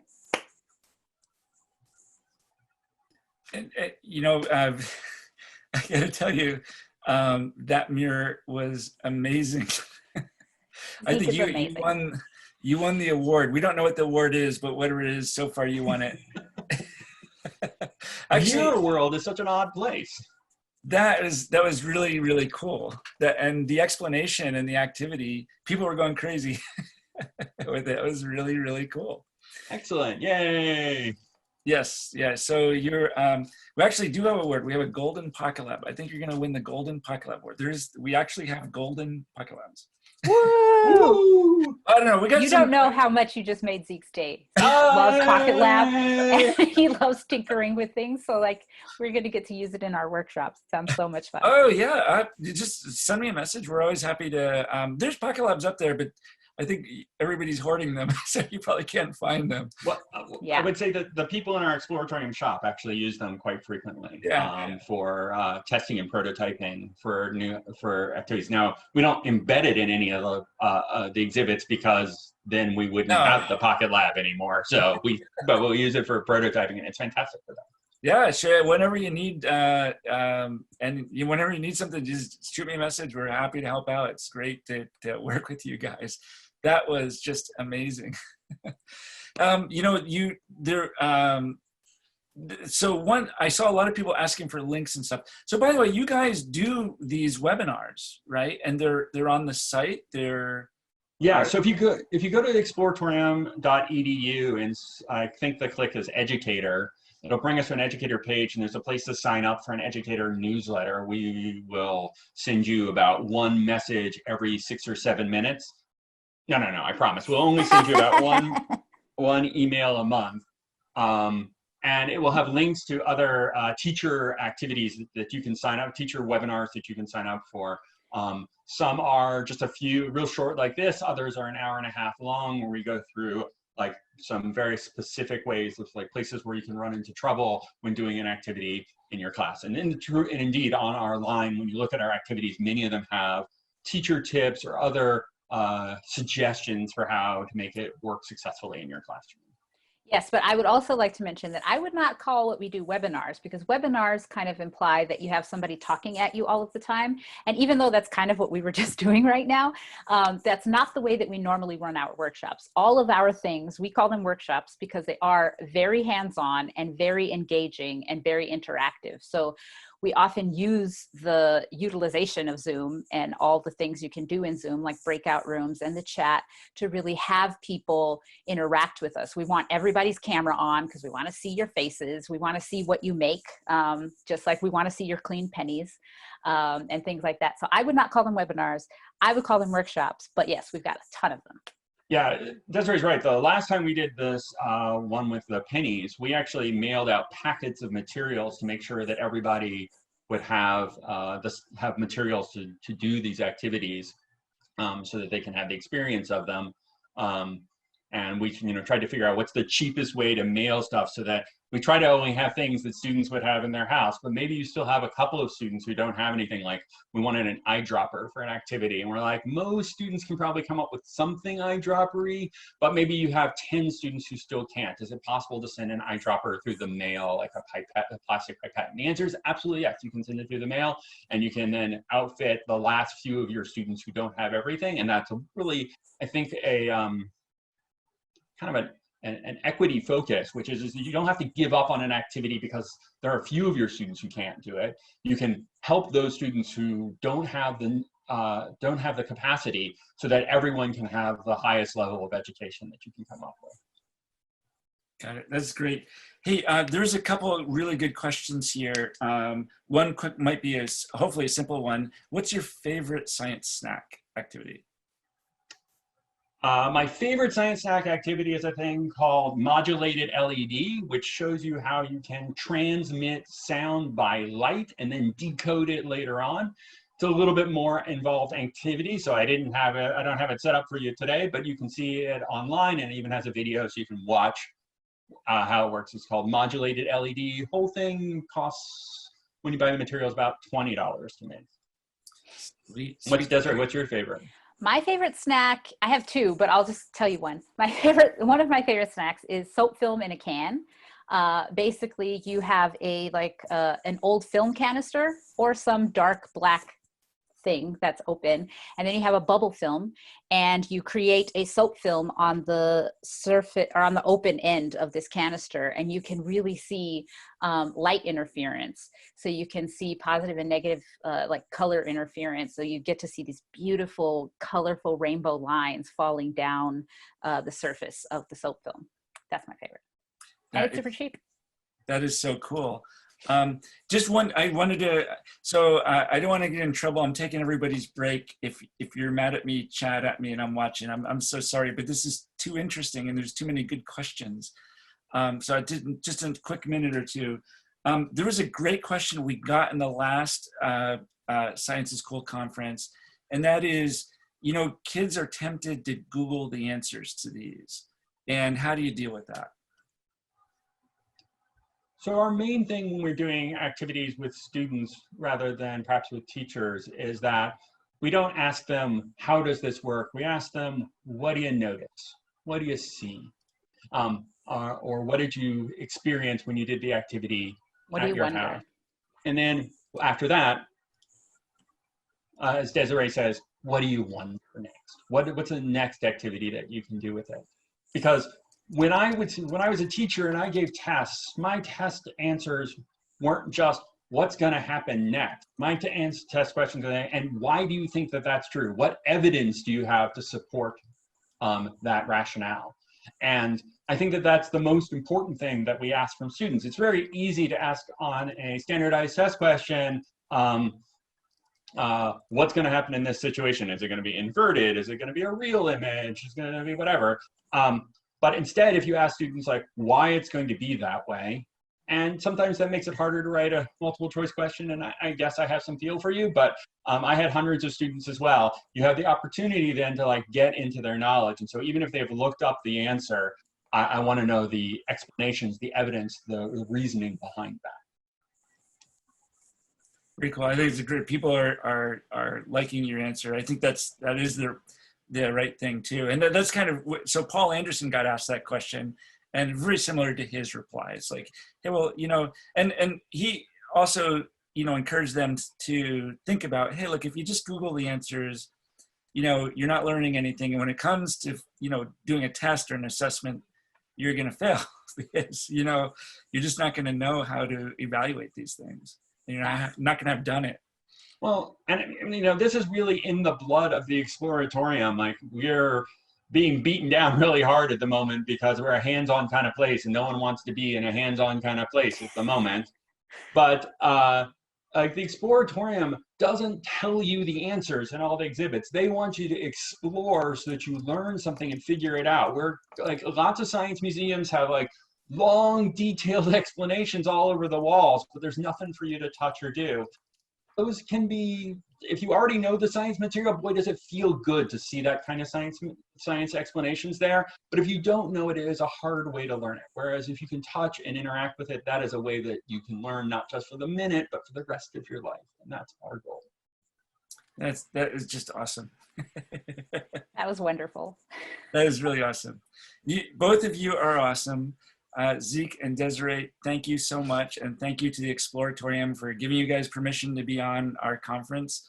And we just had a fantastic time. Thank you for having us. I've been watching the conference all day, and it's been pretty fantastic. I have really enjoyed it so far.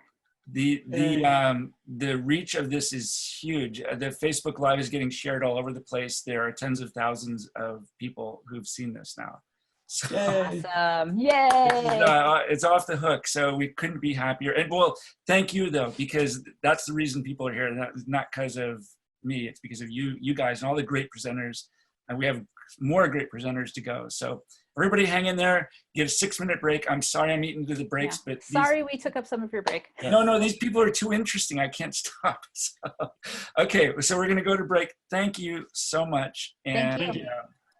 Have a great day. Enjoy the rest of the conference. We will. Yeah. Take care, guys. We'll see you.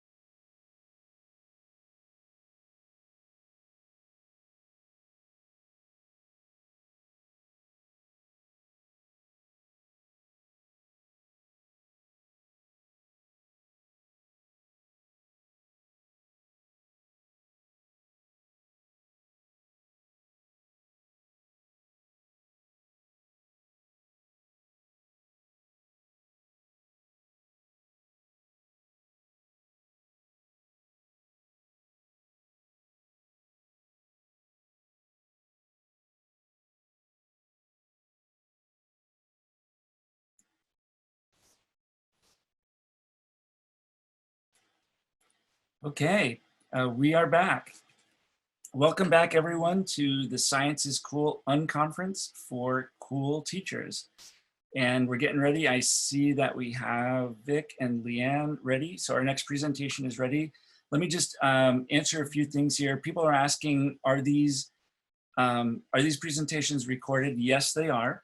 So if you're registered, you will be sent a link to these recordings, and give us a day or two. It takes a little while to chop these up and get these up on YouTube. It'll be on a private link, and if you have attended the conference, you'll be entitled to get that.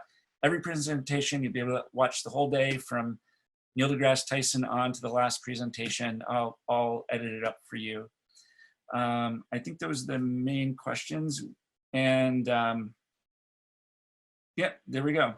So, and then also, by the way, if you go to the conference website, it's ScIC-conference.com. All this information is there. So the sign up information, obviously, we have a Facebook Live page. There's a Facebook Live video going. We have a Facebook group. We have a Facebook Live video going. We have social media links. We have all the presenters, links to their sites. And that's a place to kind of get all the information and to contact us if you need to. So check on that website, check back often. And if you're on Zoom, especially, you'll be getting an email, because we know if you're on Zoom, you're registered with all the information that you need. We're gonna wrap up all the presentations and everything and get that information to you. And we have started a Facebook group, Science is Cool Facebook group. I think there's already a few thousand of you registered, which is fantastic, because we just opened it up this morning. That link is on the conference webpage, and I'll post it here once Leanne and Vic get going. But we encourage you to sign up, because we're going to have some of the participants come back, and there's some giveaways and there's some special materials. And it's just going to be a community for cool science teachers to hang out and have some fun and communicate and share, issues with how do you do this remote learning, and, tips and tools and techniques. So take a look at that. And without further ado, I am going to introduce Leanne and Vic. They are talking about argument-driven inquiry, and they have a very interesting presentation for you on their methodology and how to interact with students and how to handle this whole distance learning situation. So I hope you enjoy them. Vic and Leanne, thank you. Vic, it looks like, is your audio all working? You all good? I'm all set. Great. So I will see you at the back end in about 20 minutes. I'm going to be watching the chat. I'll collect questions, and I'll see you in about 20 minutes. Cool. Thank you so much. You bet. Thank you. I'll start sharing screen here and get us started here. All right, so go ahead and get started. Thanks so much for hanging out with us and spending your day. We love having opportunities to talk about education. And what we really want to do is just take a minute to talk about the interactions that take place, not really the modes of instruction, right? So when we're thinking about promoting STEM learning at a distance. So we'll talk a little bit about that. If you're on Twitter, that's our Twitter handle. If you're interested in following us, that's there. One more quick introduction, so you can put faces to names. That's me, Vic Sampson. Leeanne is going to be kind of watching the chat box as well during this, so she can kind of respond to things and kind of collect questions, because there is a lot of things going on at once. Our emails are there too, so you can shoot us an email, and both of our personal Twitter handles. So you can use that as well to get a hold of us. So, all right, let's get started. It's interesting times, right? So we've had this pandemic hit us, and if you start watching how people talk about education and what's going on in schools and movement, when you have a big change like this, you really start seeing kind of different folks talk about kind of the new normal, their new way of doing things, right? So some will be putting out and talking about how this pandemic is going to completely transform teaching, right? And it's a time to like really seize on this opportunity. New York, they're talking about completely reimagining education and questioning even the need for school buildings, right? So why do we even need to have face-to-face? Other folks are thinking, well, even if we do have schools and we go back to face-to-face, and if we do that sooner than later, don't ditch online learning, right? So keep that as a piece of that. And then you still have other folks that are even questioning this, right? So what is going on in this kind of big experiment of online teaching? What does that mean? What does that look like? And people are asking questions, is this even as effective as learning in the classroom, right? All valid things to think about. So for me, when I start really thinking about teaching, I really want to focus on learning, right? And if we're thinking about effective instruction, which people talk about quite a bit, we're talking about, does it help people learn? And I think one of the things we all have to remember, it's not the onlineness of instruction that makes something instruction effective or not. What really makes instruction effective is the nature of the interactions that take place between people, right? Learners, teachers and learners, ideas, and materials or tools that are used during a learning experience. And we've actually known this for quite some time in education, right? So let me explain what I mean by that. So Mickey Chi is a researcher at Arizona State University, does some amazing work of thinking about how interactions that take place between people, ideas, and these materials or tools shape learning, right? And by really synthesizing years and years and years of research, she came up with a framework that talks about how you can classify activities that take place during a learning experience into 4 levels, right? And she calls this passive, active, constructive, interactive framework. Let me explain how this works for you. Okay, so on one level, there's passive activities. And I put some pictures up here just kind of help you think about that. But you can think of passive activities or passive interactions are when a learner is receiving information. And there's lots of ways that happens, right? We may be watching a video, listening to a lecture, listening to someone tell us a story, watching someone do a demonstration, watching something online, right? What this all has in common is that people are kind of passively interacting with ideas and not really interacting with others, right? They're just receiving information. At the next level, it's active. And that's kind of, in the most general terms, that's just doing something, right? So this is often the hands-on part of activities that we talk about in science, right? So here's some examples of that. The Oreo cookie moon phases, where you take a picture of the moon phases and you duplicate them with Oreo cookies, or you see a picture of a cell in a textbook and you're asked to create a representation of that. Practice problems on worksheets are an example of doing something, or creating a model out of paper or something like that. What these have in common is that you're actively doing something hands-on, but you're not creating any new ideas, right? You're replicating somebody else's, right? So you can now move that to the next level, and it's called constructive. The idea behind this is that when you are learning about something, you're producing new ideas. You can really think of this as figuring something out, right? So here's a few pictures of what that might look like, right, in a learning environment. So building a model. So if I see ice cubes melting on a hot plate, what is actually going on there? Right? So can I explain what is happening in terms of the things I can't see, right? If I'm doing some kind of engineering design, am I building something or creating a solution to a problem that wasn't there before, right? Or it could even be something about writing an explanation of and explaining to somebody else what you have figured out, right? So you're building on new ideas, you're creating something. Now, what's important on this is you're really doing this on your own. So there's lots of interactions with ideas and materials, but there's less interactions with other people. Then when you get to the final level, we call that interactive. And that's really discussing and critiquing ideas with others. So these interactions that we have with people, when we share idea, we push on it, we ask how you know, you co-construct explanations or arguments or models, right? So these would become the 4 levels. Now, what I think is fascinating about this is if you start looking at research literature, and there's lots of studies out there that compare that kind of learning experience to another, right? But you can classify all of those. And if you go on these levels of interactions, right, it's very, very consistent across studies that you see more learning as you go up these levels, right? So the most learning you get out of any learning experience is when it's interactive. The least is when it's passive. And then when you make comparison between any of these 2 levels, the higher you up, the more learning gains you get, right? So if you compare active to passive, you get more learning for the folks that are doing active activities. If you're doing interactive to constructive, you get more learning from the interactive activities than you do from the constructive. Or if you compare constructive to active, you get more learning in the constructive, right? So it's an interesting way to kind of think about how what is going on during instruction. Now, one of the big problems we see in schools is a lot of things in science classrooms tend to be kind of at these lower 2 levels on this framework, right? So there's lots of things that are kind of passive that are going on, right? So lots of lectures where teachers are kind of introducing content or explaining things, right? We use demonstrations, once again, to kind of illustrate ideas, illustrate the content we're teaching. When you get to active things, we have like kind of laboratory activities that are hands-on, but they don't tend to be generating something new, right? So it's here I'm verifying a piece of content that I've already taught you about following this procedure, right? Or we have kids doing a lot of kind of independent practice, right? That where they're doing practice problems and that kind of things.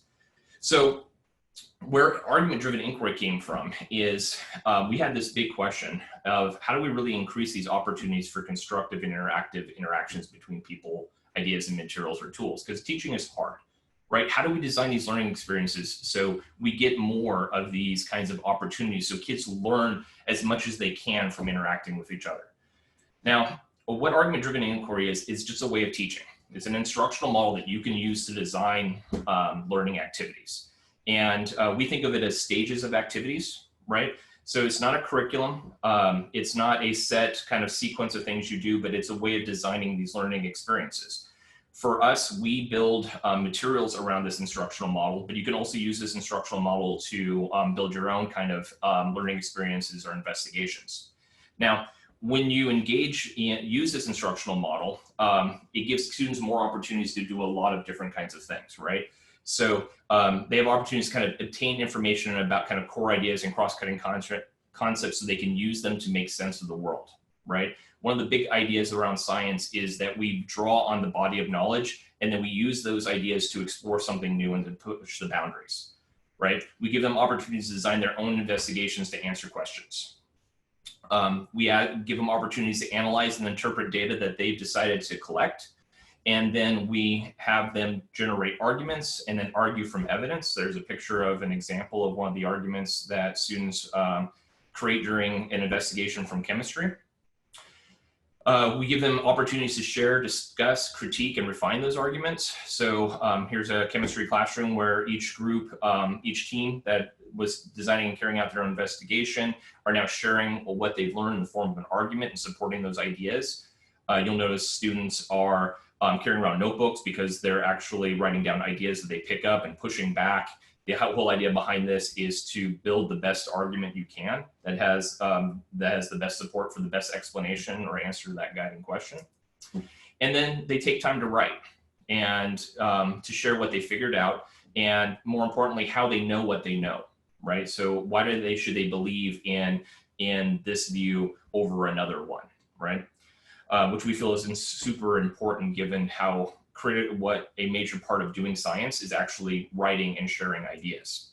And then we also give them an opportunity to evaluate these texts and do a double-blind peer review process that just what happens in professional science. So what we're trying to do here is really give students opportunities to learn science by doing science, right? So engaging in these practices, using the core ideas, using the cross-cutting concepts of science to make sense of the world, to figure something out, okay? Now, by doing that, just by doing science, it's very constructive, right? Kids generate their own ideas, their own arguments, their own explanations, their own reports, but it's also interactive. All of those times when they're talking to each other and critiquing each ideas and sharing, whether that's early on when they're sharing initial arguments or looking at kind of the reports that they have put together. Now, that's all well and good when we're thinking about classrooms, but as we all know, things changed, right? So it started off as a few weeks schools are going to be closed down. Then it opened to, well, the rest of the academic year. Now we're starting to wonder, well, what about next year? Are we opening up in the fall? Are we not opening up? What do we do? How do we still ensure that students have meaningful learning experiences in science? And I would say more importantly, learn something from those experiences. So when we start trying to figure this out and move to remote teaching, and we start looking out there for tools and materials, there's lots of ways to make kind of passive and active interactions happen between people when we're at a distance, right? So let me give you some examples of that. There's videos out there. There's tons of them. You can find them on almost any topic that you can send to students, and you can say, watch this video. This will teach you content, right? Or it will talk about content that we need to cover in our curriculum, right? There's also lots of active things, right? So there are lots of tools out there that kids can engage, and they can answer questions, and they're kind of a gamification of that. So they'll get points for getting so many correct, and they have to challenge and level up. They can make themselves flashcards. They can interact with these kind of simulations where they can click through this and they can see how like an idea about the atom changes over time. Or there's just basic games, right? That kind of take a way of teaching through kind of these games. Try this challenge and then this challenge, right? Very active, not very constructive or interactive. So the question becomes, and I think that's the real point of what we're doing here today, is thinking about how do we make sure these types of interactive and constructive interactions happen when people are at a distance. So I'm going to give you a few tips on this and kind of help you think through this. Now, these are just some suggestions, right? And we're all kind of, as we move through this, we're all kind of figuring out how these different things go. But these are things that we have tried and find that work pretty well.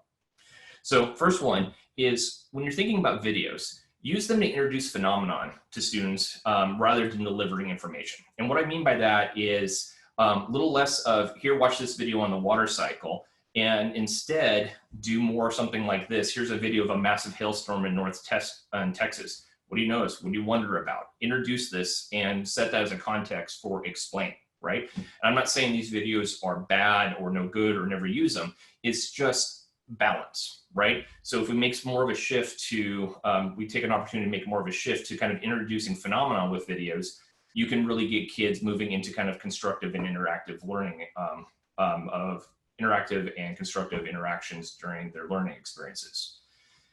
Many of our investigations, like I said before, we build investigations around this model, but you can make your own.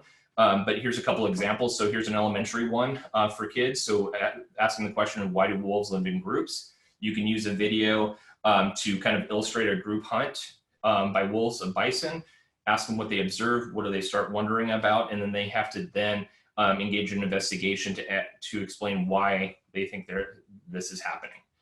For middle school, for this idea of potential energy, you can introduce a teeter board and have them watch this video. Once again, what do you notice? What do you wonder? And then kind of really launch into that of like, how do we make sense of this? Even in high school physics, there are some amazing videos out there to help give kids the opportunity to explain a phenomenon, right? So this one we call a battery car. You can find these two magnets on attached to a battery, put an aluminum foil, it starts spinning, right? Why does that happen? How do we explain that, okay? The other one, we already talked about this a little bit in an earlier presentation, is using simulations to give students opportunities to design and carry out investigations rather than just using them to illustrate concepts. So we'll give you a picture of this. So on the left here is a example of a PhET simulation. So using this simulation where you can control variables and you can test your different possible explanations, right, by using this simulation versus having a picture of one that just kind of moves around to kind of illustrate that molecules move, right? So there's a place for all of these things, but if we make a shift to more of these things, you can have kids starting to really be more interactive and constructive in their learning, right? PhET, we've already talked about a little bit. They have amazing simulations for doing this, for allowing students to really design investigations in these environments, but there's other sources as well. Concord Consortium has some amazing ones that you can use. So you can, and these are free as well. Go in there and find those. There's another group called NetLogo.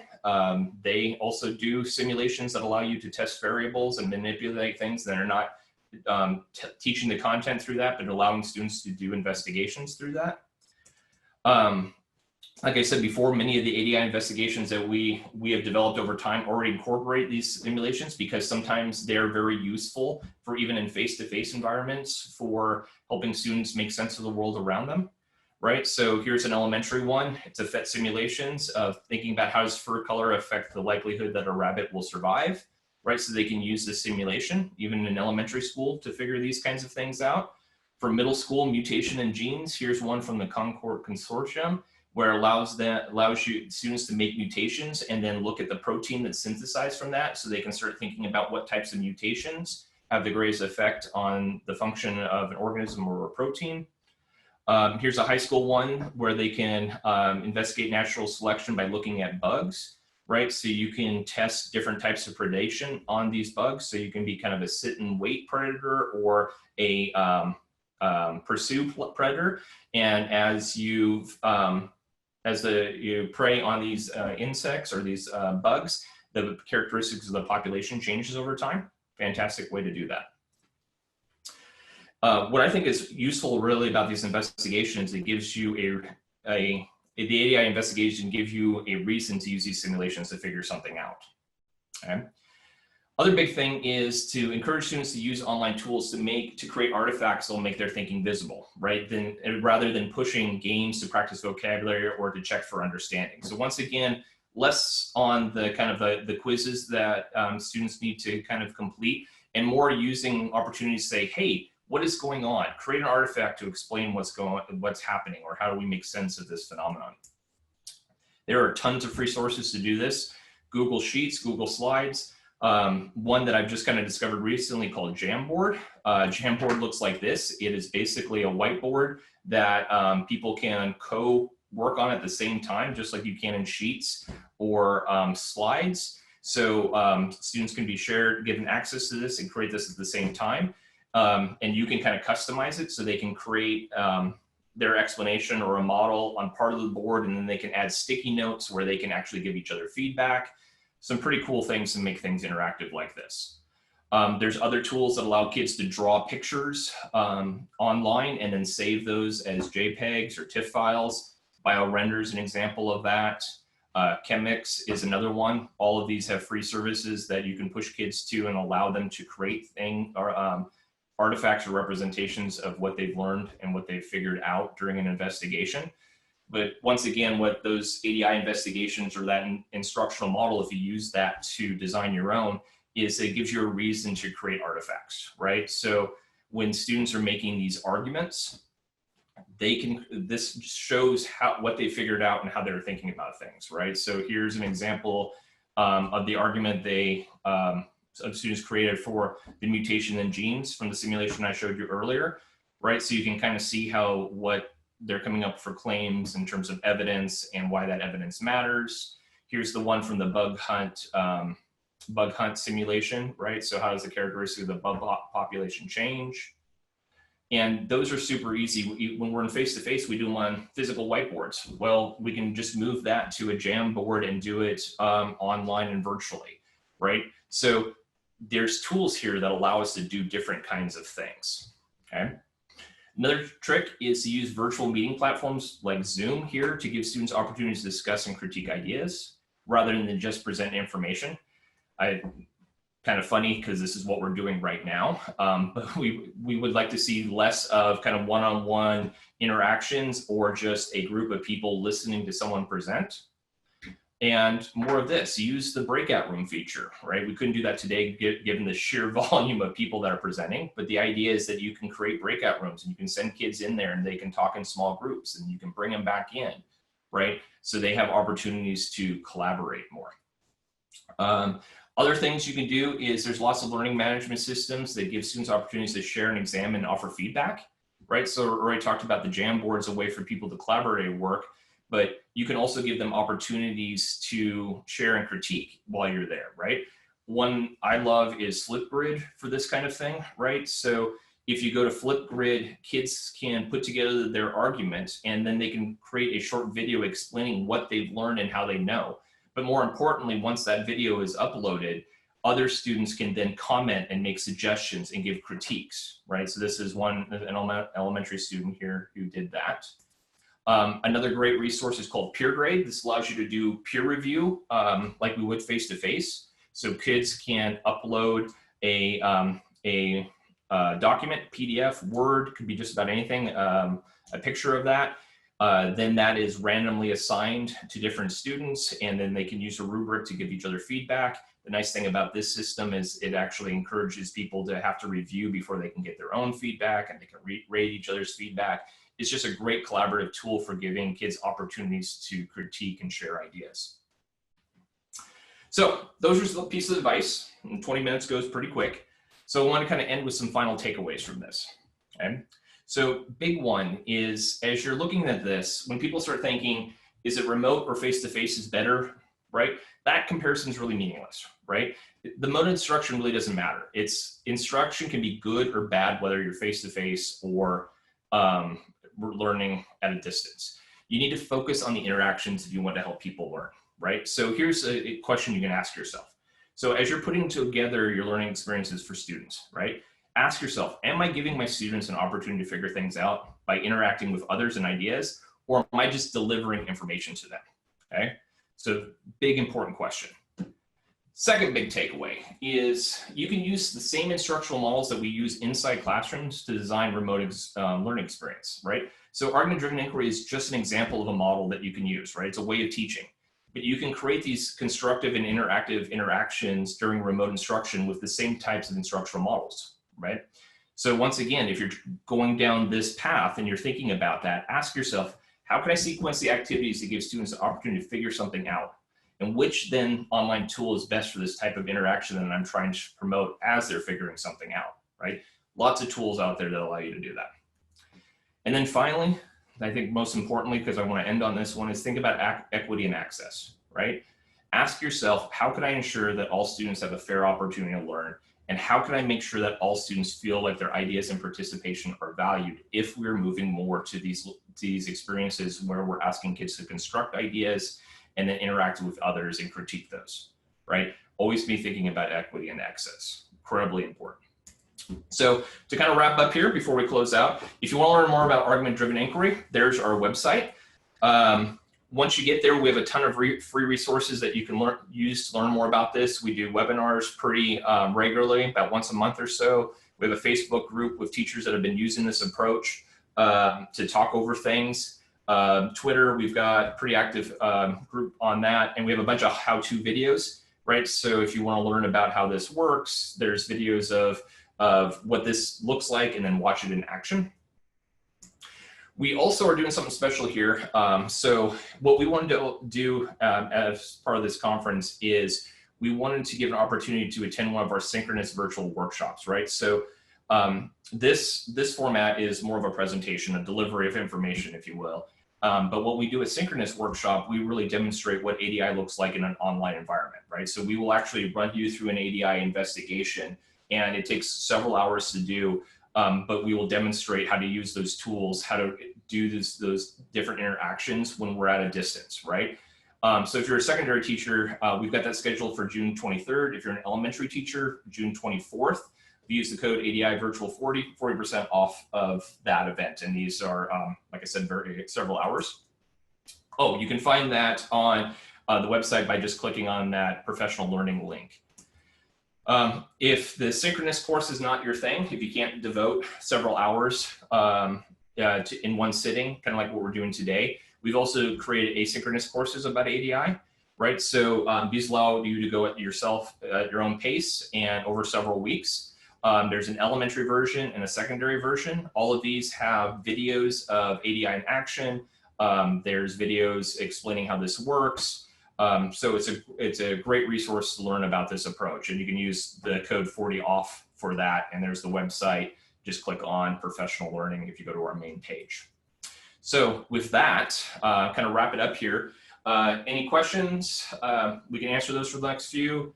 There is our website, our Twitter handle, and Leanne and I's email and Twitter handles if you want to use any of that. Hey, Vic and Leanne, thank you so much. There's a ton of questions. We don't have a lot of time left. I don't want to cut down the brakes because I don't want to get in trouble. No problem. It's been a long day for people. We have a few minutes, but I'll tell you what, the biggest comments are around resources that you presented. People loved it. And I think people are asking, well, can I get these, these links in this presentation? Is that going to be, are you happy to make that available? Yes, we can. So if you go to our website there, it tells you all about how ADI works, right? So there's written descriptions of the instructional approach, and there's also those how-to videos, right? So that's all free, easy to get from our website. The actual investigations, what we did is when we started off with this, we published with NSTA. So we put them into books so they could get out there. So if you're interested in getting books of these kinds of investigations, those are there. You can get them through our website or through NSTA. Oh, and Vic, could you yeah, there we go. Unshare the screen. Fantastic. Yeah, so, and also, whatever you're happy with going out, we will collect that from you guys. And you remember we did this last time. We had ADI on last time for ScIC1. We'll collect all your materials and links, anything you want to send, and we're going to put this in a big email that goes out to attendees. Give us a couple days. There's a lot of people involved here. There's a lot more moving parts. So we're happy to do that for you. So I think that'll answer the majority of questions. The other one, there's a lot of questions that are really hard, like authentic learning in this kind of environment. Getting kids to interact while they're online. These are hard questions. We just, I don't think there's time to really address these. And that's the hard part, is when in 20 minutes you really can't, right? So I think these kinds of venues are fantastic for like, hey, there's these ideas, right? So that's why we've been building those online courses or those virtual workshops, so you can spend some time to really dig in and think about this, right? Because learning how to teach in new ways, whether it's face-to-face or remote, takes time. So what we try to do is be as supportive as we possibly can and make that transition as easy as possible for everybody. Yeah, I think that's what's critical. And, we're doing this Facebook group. There's a ton of teachers signed up already, and we are happy to put the materials there. So it'll be a little easier to interact and ask questions and get answers. And I see, teachers answering each other's questions, which is fantastic, about resources they use. So we're going to move this conversation to the Facebook group. Clearly there's a need for it. And so I hope you can all join that. I see people are asking, we'll post it many times. It's also on our conference website. And of course, we'll invite ADI to participate and put materials up and stuff like that. Fantastic. Cool. Well, thank you so much, everybody. We really appreciate having the time to talk with you. There's some great comments. There are people that are saying their minds are blown in the quality of the PD they're getting. So thank you. It makes us feel great that teachers are getting some value from this. It's wonderful. Thank you so much for doing it. Okay, so Vic and Leeanne from Argument Driven Inquiry, thank you very much. We're going to take a break, and we will be back in about 7 minutes. So hang in there. And the next presentation is Future Engineers. So you're going to learn how the 2020 Mars rover was named. And I see Deanne's on there. So we're going to take a break, Deanne, and I'll catch you in about 6 minutes.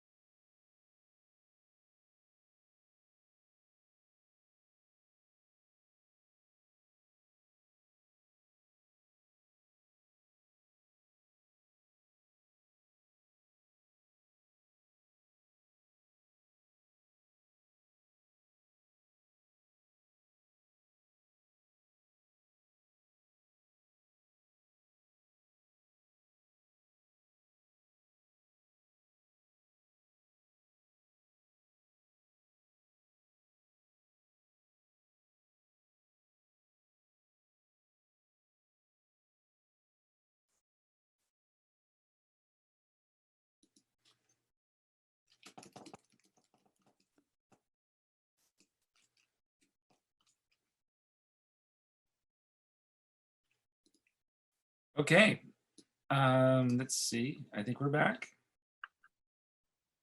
Okay, we are back.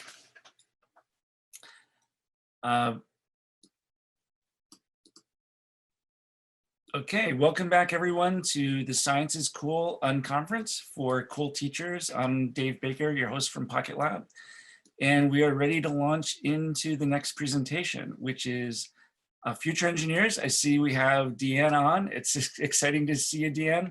Hi, everyone. Great, your audio is on. Fantastic. Great. Great, so thank you. And Deanne, I'm gonna hand it off to you and I will, so Deanne is the CEO of Future Engineers. In the intro, we talked about how they had a hand in naming the Mars 2020 rover. I thought that was so cool. Hopefully you're gonna talk about that. And we'll catch questions and we'll see you at the end. In about 20 minutes, I'll pop on and we can do the Q&A. I'll watch chat for you and keep up on things. Okay. That sounds great. Yeah, it's all yours. Awesome. Okay, thanks so much. I see we have a very active chat today, which makes me very excited. It's like, it's fun just kind of to hear people give some noise. So if you hear me, go ahead and say hi on chat. My colleague Tanya is also going to be moderating chat. And if you have any questions where you need links or resources, she can put those in there. All right, very active. Love it, love it, love it. Okay, so I'm Deanne. I'm the founder of Future Engineers. I'm going to go ahead and share my screen and we're going to get going. And I'm going to talk to you all about using challenges for science education and integrating creativity in your science lessons. And I'm really excited to kick this off. So here we go. All right, does everyone see that? I'm going to move to a smaller view. Let me get situated for 1 second because I just lost my chat. I don't see you guys chatting anymore. Okay, so I'm gonna go. So I'm with Future Engineers. We are a company that specializes in contests and challenges. So we are big believers in creativity and science and engineering. I personally think that every scientist and engineer and science educator out there is one of the most creative people that I know, or some of the most creative people I know. You guys have the ability to hatch an idea on a napkin, ask the right questions, find the right answers, and turn that idea into a reality. And we're trying to do the same with students. And we do that all online through our online challenge platform. So here's an example of, here's our homepage. And you'll see that we offer all kinds of different challenges and they're conducted nationally. So students, you can assign these challenges to your students. They can do them as projects and then they upload their designs to a gallery and they share with all students all over the nation to see all the different creative ideas that students are coming up with. So I'll give a little backstory about how Future Engineers was started, but I also want to point out that Future Engineers challenges are free. So 100% free. This was before COVID-19, it's during COVID-19, it's after COVID-19. Our challenges are free. And we leverage sponsors to issue them free to you guys. As well, students can participate at home if they're kicking around in the summer and they just want to do this as a personal activity. They can register on their own. But 80% of our users do it as a class assignment. So teachers can register and create an account, generate class codes, give it to your students, and you can oversee their participation in all of these challenges. So I'll give a little backstory about myself and about how Future Engineers started. I am an engineer myself. I moved out to LA, drove out by myself to work in the aerospace industry, and I kind of got plucked to host a television show. And I have hosted television shows about science and engineering for over 10 years now. And about 5 years ago, in between TV shows, I was doing some volunteer activity with engineering workshops. And I thought, how can we develop technology to do this on a national scale? And I actually called NASA. I cold called NASA. And I talked to someone about the 3D printer that was going to the International Space Station and ended up looping in the American Society of Mechanical Engineers. And we issued our very first challenge, which was to get students designing a 3D print to be printed on the International Space Station. And what you see here was the results of that very first challenge. It's historic. It's the first student designed 3D print in space. And from that, we decided, you know what? Like, science and engineering is not just about 3D design and 3D printing. It's about all kinds of innovation. So we developed, through the support of the US Department of Education, a multi-challenge platform to issue challenges of all kinds. For example, most recently and famously, we hosted a national naming and essay contest where students all across the country submitted their names for the next Mars rover that's launching this summer. And you can see here the winning name was Perseverance. We have right here Alex from Virginia is the winner, and he's now a part of history and named the next Mars rover. And I have a little quiz for you guys. All right, let's see. So in addition to the Mars rover, on that Mars rover, there's another piece of technology, and I'm not sure if you guys are aware of this, but there is a Mars helicopter, and it is going to be the first aircraft to attempt to fly on another planet, which is quite exciting. So I have a question. Who knows the name of this helicopter?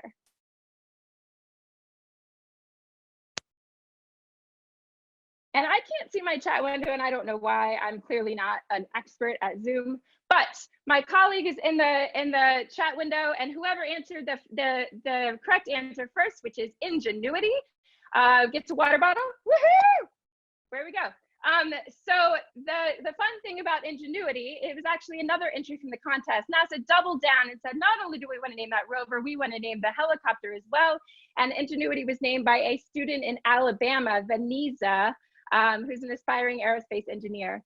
So you might be thinking, all right, guys, all you do is space, but maybe I don't want to teach space. But no, we got all kinds of other challenges. So I am going to give you a walkthrough of a little potpourri, if you will, a little poo-poo platter of all these different challenges that are live on our site now that you can use now if you're currently teaching with your students.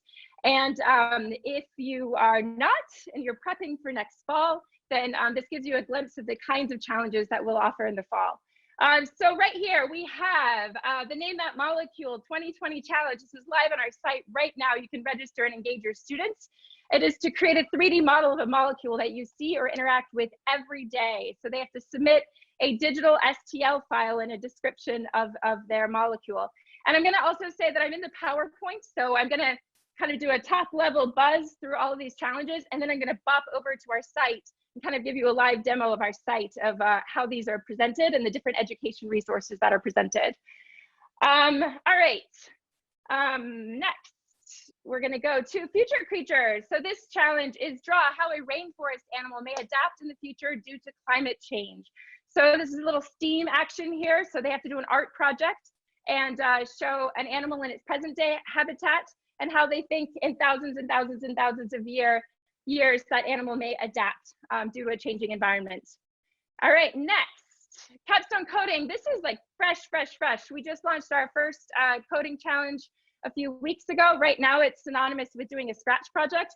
This one's very open-ended. So some of them are very standards aligned and some are really just a maker engineering design process type of activity.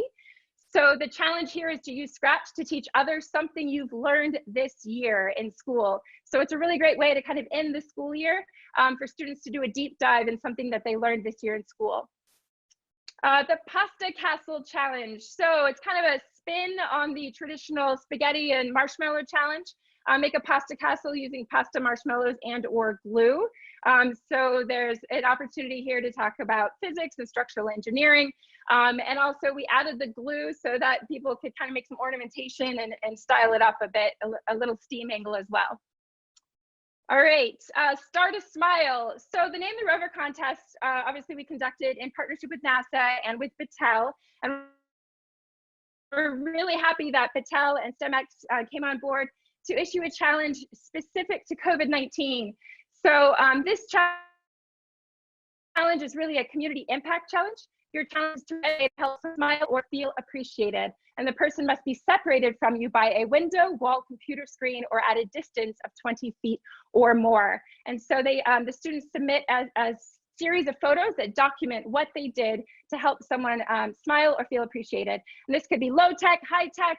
It could be a technology project, an art project. It's really a very maker focused project, and you can curate it how you would like with your students.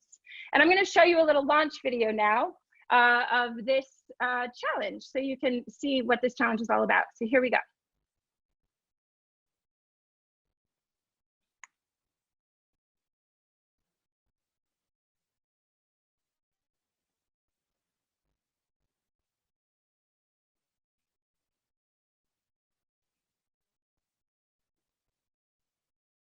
Nope. Okay, let's try that again. One more time.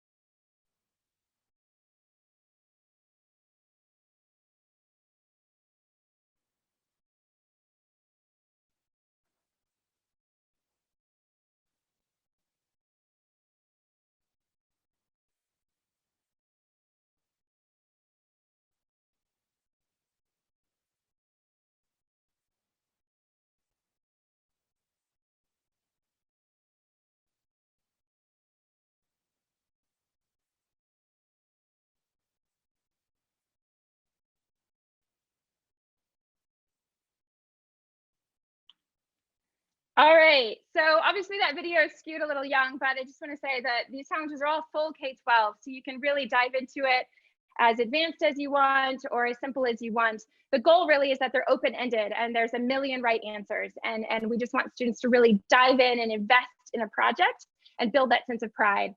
So the last one, this is hot off the presses. We launched this at noon Pacific time today. So the Bright Art 2020 Challenge.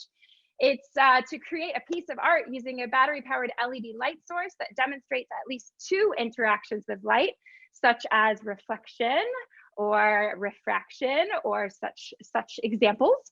To make your artwork, you can use materials that may include recyclables, trash, borrowed objects, and items found in nature. So once again, our challenges are free, and even when we do issue them, if there's a materials requirement, we try to use as much recycled materials as we can so we can keep them accessible.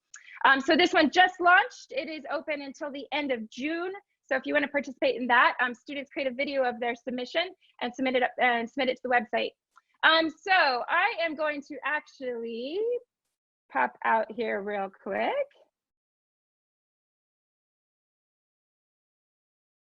And I'm going to resume share to my Google Chrome. So here we go.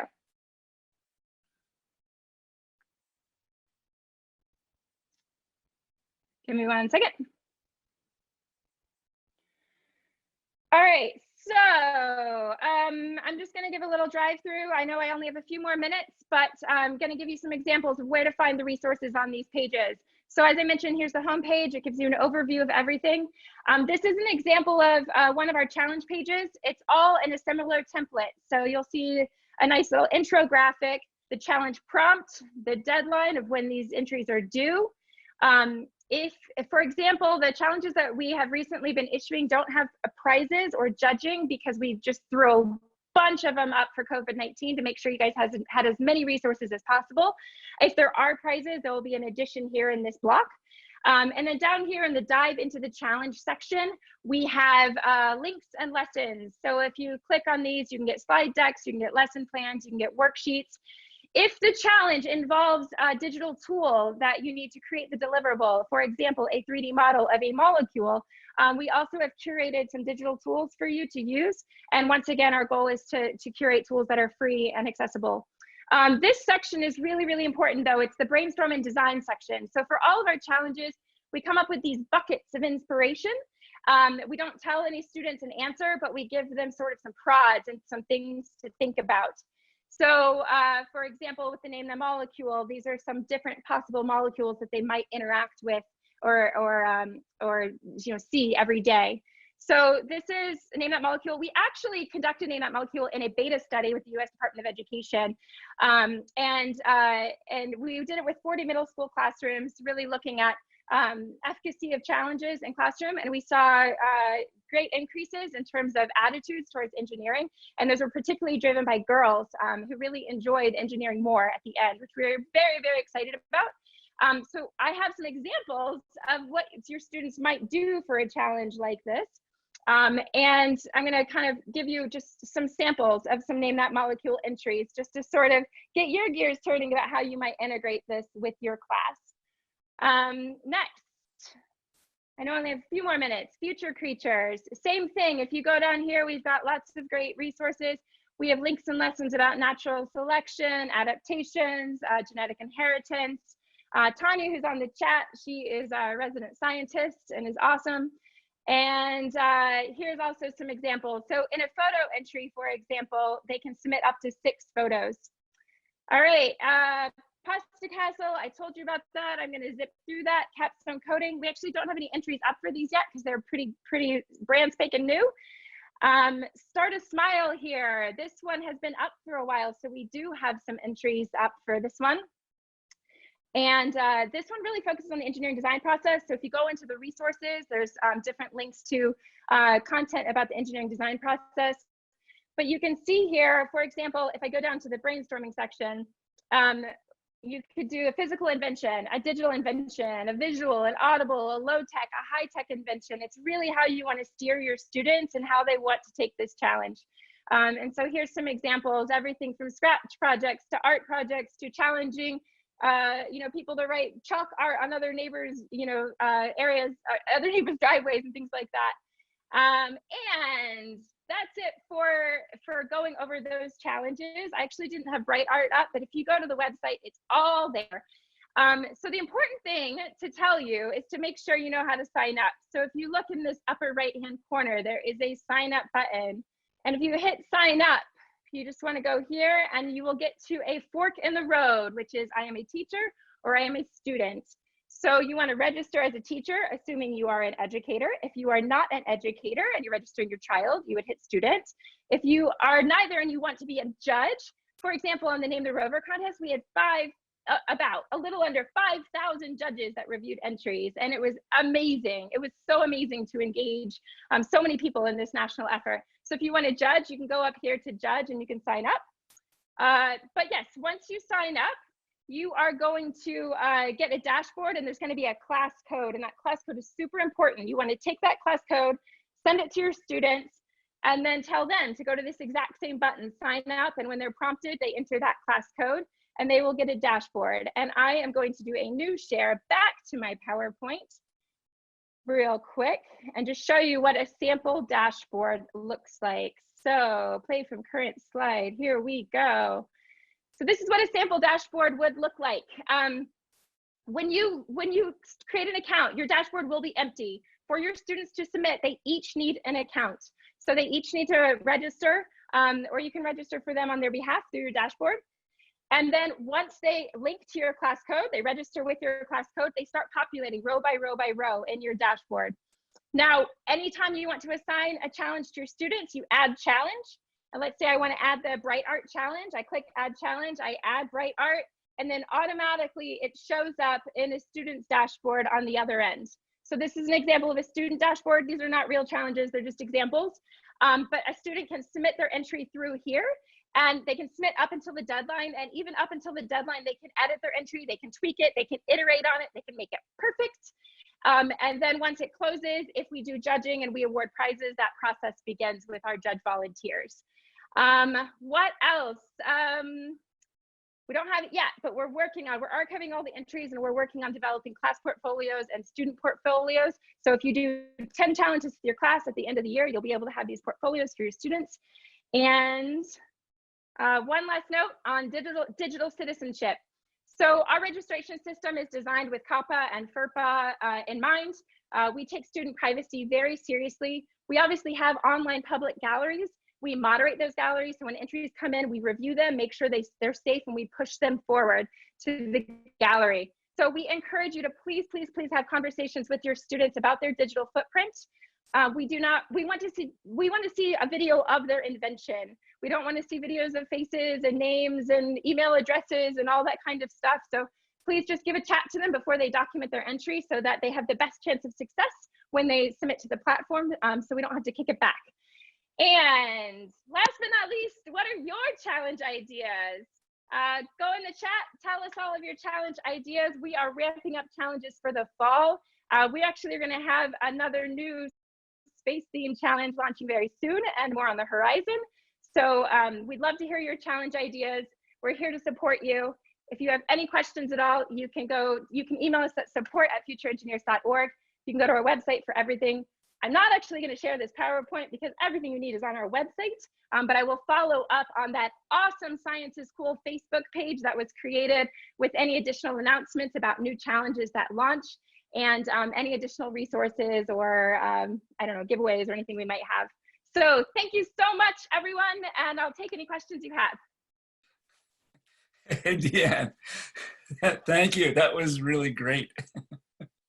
It was, your enthusiasm is infectious. I think everybody's like jumping up and down and they're excited about it. Really. It's in there, and it's funny. If you tell me to present, I'm like, all right, let's go. I see that. I see that. You're on top of it. It is great. Yeah, I love her energy. This is really good. I guess you can't see the chat. It's really. Now I can see it. Now I can see it because I clicked out. Yeah. Okay. I'm still like a newbie. You know, I'm an engineer, and I'm still like a newbie with these Zoom webinars, but I'm getting there. I'm getting there. You know, I just shared my whole computer screen for the last break, so I apologize. I know. I actually messaged you. I was like, I know. I stepped away to get a cup of coffee. I thought, okay, I thought we were on the countdown thing. I went and made a coffee. Everybody's calling me. My phone's on mute, on silent, because it's been ringing all day. So I was just with my wife drinking a cup of coffee. I came back, and then somebody's got another screen up. So I had my. So I can't. It's all right. We forgive you. There was nothing wrong. No, just humiliation. That's the I'm seeing that all these ideas coming in. This is awesome. Sports product design challenge. Oh my gosh, we wanted to challenges with making music and challenges with making sports equipment or prosthetics to play sports. I don't know, there's science and engineering in everything. And that's kind of the beauty, right? It's like we can think of any theme and come up with a really exciting challenge around it. So I love these ideas. Keep them coming. So, you know, this is an amazing community. This happened in the last Science is Cool conference. The chat was so full of ideas and so full of enthusiasm and positive energy. So this time, you know, we're gonna move this to the Facebook group. So we'll definitely invite you guys to post stuff, contact information, ideas, challenges. So that's going to be a great place for everybody here to meet up. I see Scott is posting it in the link. It's on the conference page. It'll be in the email. So hopefully we'll get you on there. There's a few thousand teachers signed up already. We just opened it this morning. So this is great. Yeah, it's going to be a great forum, and it's really for you teachers to share. Because what I see is a lot of teachers are sharing ideas between each other, which is great. Hey, there's a couple of good, probably some quick, easy ones. Yeah. Some people asking about the grade levels. Seems like you have all kinds of grade levels. Yeah, it's a great question. So sometimes when we do a contest that has very broad reach, we do full K-12, and that's really our aim. And sometimes there might be slight differences in criteria, right? So the youngsters might have, they might not have to go quite as detailed in what they submit. There are times where we just really align with the standard. So this is very aligned with middle school standards, and this is, where we're at. But we tend towards national full K-12 right now, but in the future, who knows? I'm going to answer another question I see, just so that I get it out of the way, about international. And that's a really great question. And I know there's so many international participants on today, and I feel bad, but we are set up currently for US students participating in these contests because of US privacy laws, but we do have interest in going global, and we hope that's on the horizon. Obviously, you can do these activities with your students, and we encourage that 100%. But in terms of winning a contest, we're currently set up for US. So Deanne, there was I'm going to lump three questions into one that kind of touch on that. So, so people asked, do these contests repeat? They look like it's so naming the Mars rover, that's once and done. But these others looks like they can be kind of evergreen. You can do them anytime. But let me. Such a good question. Yeah. Yeah. Go ahead, keep going. Let me answer that though. So people are asking, can I just do these with a parent? Do I have to be part of a classroom? And then also I would add, kind of the international falls into that too. So it seems like there's a desire to have these as just like hey, here's a contest. It's kind of a content that you can use for your school, and just use this method and this content. Yeah, so it's a really, really great question. So when we started, everything we did was kind of a one-time thing because there was a one-time sort of prize, you know, like for example, naming a rover. Like we're not going to do that annually unless there's an annual rover, right? But these other ones that we've developed that are really focused on science standards, those can totally be evergreen. And I think that sort of dawned on us during COVID-19 because we were like, man, this is the time when we should have tons of challenges out. And we did all these challenges for our beta study, you know, back when we were developing the platform, and we were like, these rock, let's just put them back out. And so I think what we're looking forward to in the fall is coming up with some of these evergreen challenges so you guys can use them year after year and kind of have them as go-to resources. But we still anticipate having these one-time exciting opportunities that, you know, might have a little more sizzle sometimes. But yes, so I think we're, you know, we have a hybrid situation and we're evolving. And in terms of parents at home, yes, 100%. Just sign up your student. You can do this at home. Like right now, we definitely have students that do this on their own ambition, just because this is something they find is something they're curious in. They want to, you know, hone their 3D skills over the summer. And then we have some students that do it because their teacher really, you know, incorporates it into the curriculum in their classroom. So either or, whichever angle you come from, you can do our challenges. Was there another question in there? I think there was. Well, you're onto something because there's I think people want to do these all over the place. I think that's fantastic. Yeah, it's awesome. Let's see. I saw Tanya. You have Tanya in answering questions. So it's hard for me to know which ones she's answered. That's why I'm trying not to compete. That's okay. No, you're not breaking any rules. That's actually good. No, it's good. I just knew that I cannot present and double task and answer. So I told Tanya, I was like, go team, let's do this. So you know, I tell you, and this happens all day. People are asking for links and materials. We're going to send all this out. Some people are posting it in the chat here.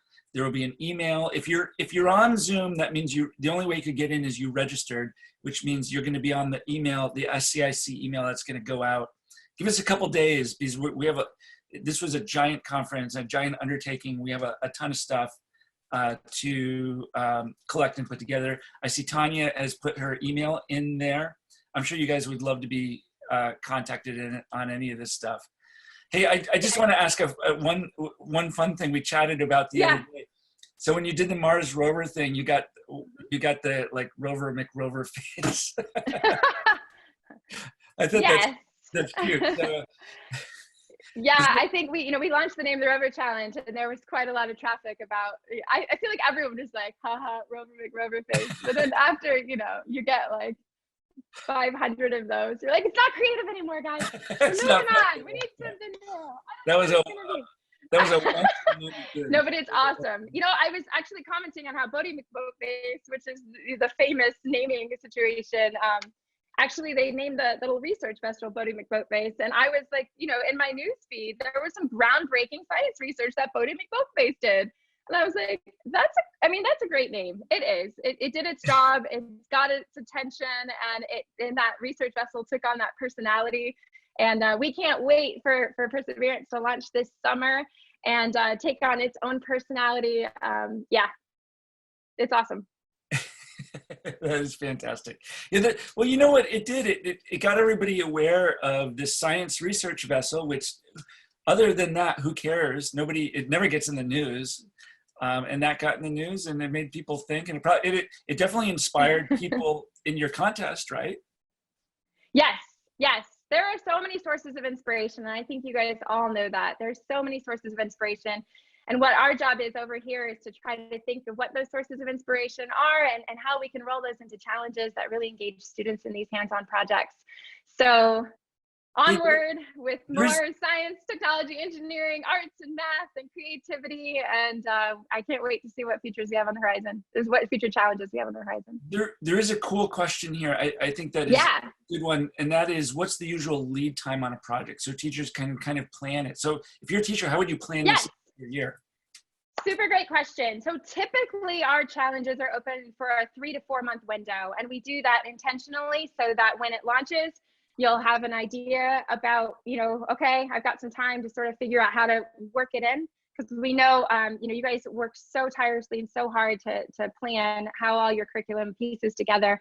So yes, that's the typical plan. These flash challenges, these mini challenges that we launched at the end of the year, they have a shorter window until the end of June, just because we know that school is ending. And it gives us a little bit of a breather. July is going to be a little breather, and then we're going to start looking at August for really ramping up for launching new challenges in the fall.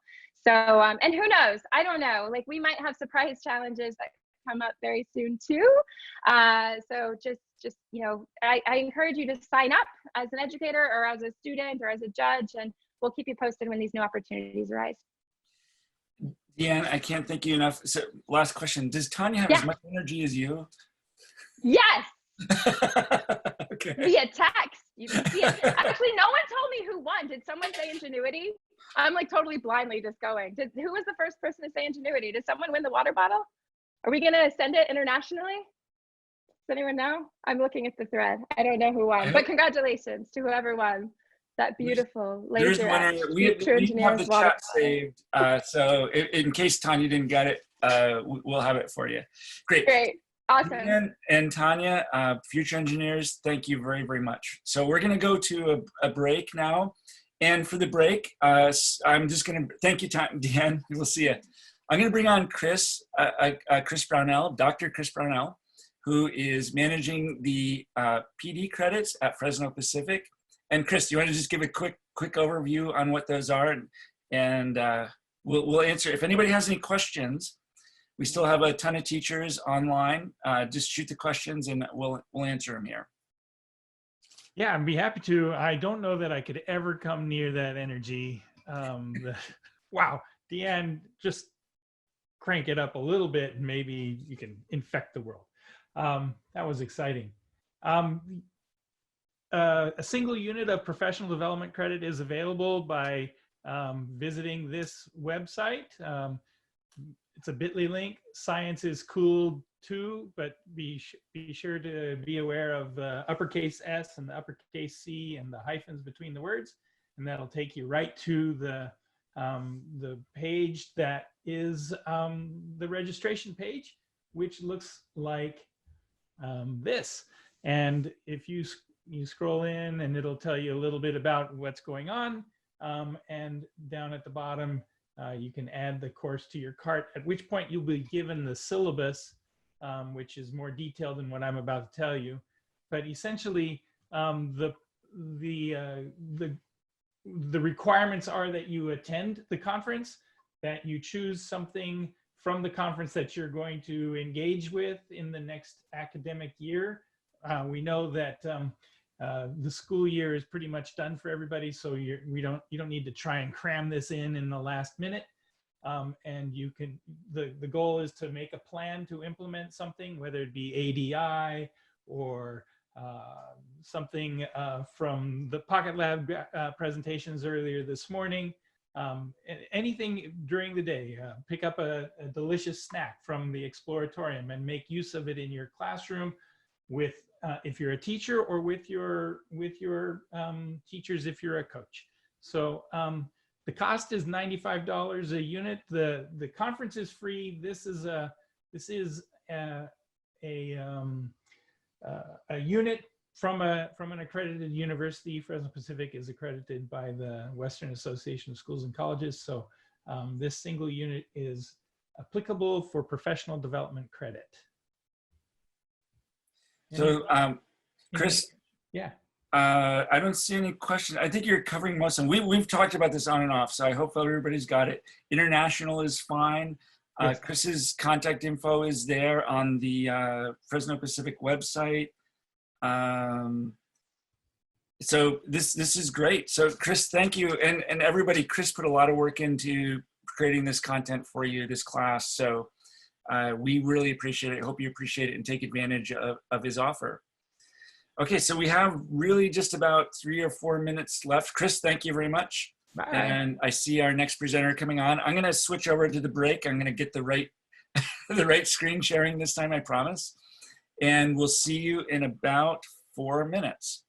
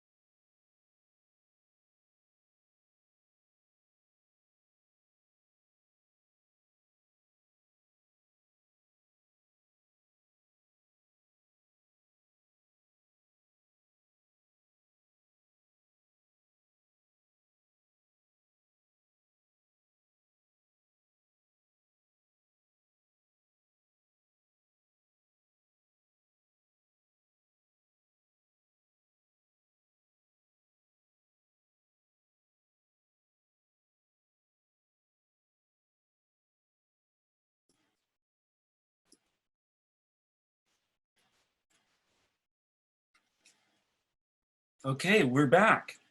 Welcome back to the second Science is Cool Unconference for cool science teachers. And I'm Dave from PocketLab. I'm your host for the day, and we are on schedule here. And up next, we have Nasco, who's going to be doing the next presentation. And I see Tyler and Trudy, you're on. So we're ready for you guys if you want to start up your video and audio, and we can make sure you're all connected. And there's Tyler. How's Hey, that? Dave. Great. Oh, you're in San Francisco. Great. Looks like we have Trudy. Are you good to go too? I actually, it looks like it says you cannot start your video because the host has stopped it. Somebody might have turned you on because it was on. So let me, there you go. There we go. Okay. I think Robbie got it. Thanks, Robbie. All right, great. Tyler and Trudy are from Nasco, and you know, I think most teachers know Nasco and Nasco Education, and they have great equipment, materials, pretty much everything that you want. They've been around for decades, and they're just a fantastic company to work with. And they have some really cool online resources they're going to share with you. So Tyler and Trudy, I'm going to hand it off to you, and I'll come back on in about 20 minutes. I'm going to be watching chat for you, but I know a lot of the presenters have been watching themselves, but I'll catch anything that you miss. And we'll talk to you at the back end in about 20 minutes. All right, thanks so much, Dave. You bet, thank you. Hi, everybody. We are super excited to be a part of the conference. I'm Trudy McGowan. I'm with Nasco Education, as Dave said. Hope you're enjoying your conference so far. I'm sure you've had a really long day, though, of virtual screen time. So thank you for sticking with us. I don't know, what do we have to do just to make sure it's late in your day? Do we got to get up and do some jumping jacks? You guys do whatever you got to do, but hang with us because we got some fun stuff. So first, I just want to start with a little bit of background on Nasco. I hope you've all known us for many years for our educational supplies. We have actually been around, Dave said decades, but we've been around for 79 years. We started in 1941 as an agricultural supply company. Soon though after that, we added our educational supplies. And for all of you, I know you're here for science. So science was actually our second line that we rolled out. Okay, so I'm probably dating myself a little bit, but I've been with Nasco for 24 of those years.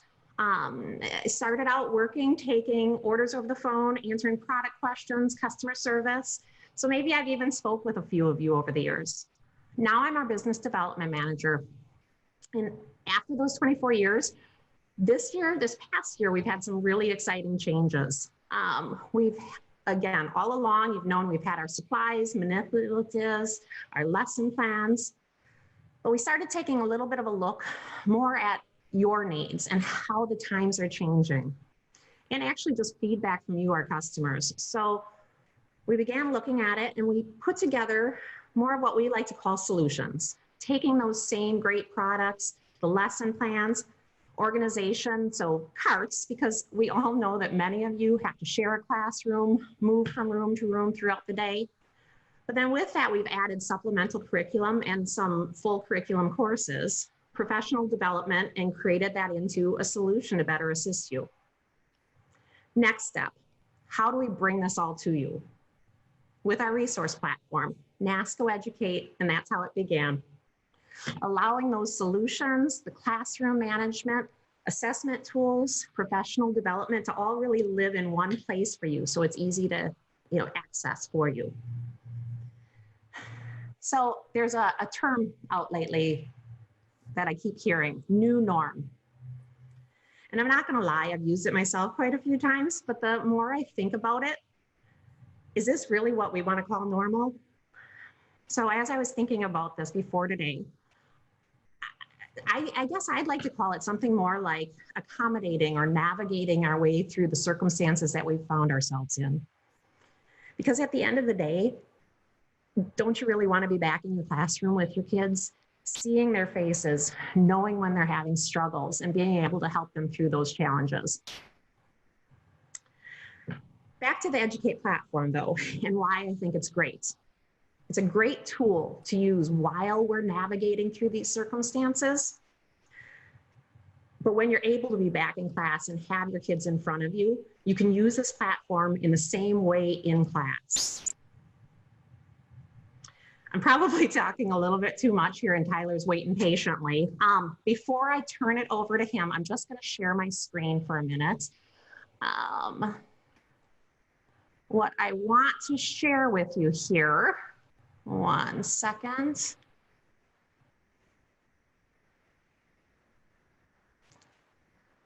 There we go. Okay, so there we go. Thank you again for joining us today. And here I was wanting to show you our website. So where you've always been able to go to for your supplies, nascoeducation.com. But I'm sharing here with you my email. So again, Trudy McGowan, but my email is solutions@nascoeducation.com. So at any point when you have questions or things you're trying to navigate through, feel free to reach out to me at any time. Okay, I now would love to introduce to you my colleague, Tyler. He is honestly the real expert who's going to walk you through NASCO Educate and show you some really fun lessons. Take it away, Tyler.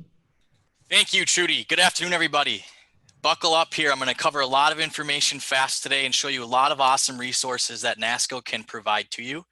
So I'm going to jump right into that platform. And as Trudy talked about today, NASCO Educate, the goal of what we're trying to accomplish with this is to be that full solution for you. So I'm going to walk you through what we've created, some lesson plans you can take away and sign up for right now today and use with your students during this time of distance learning.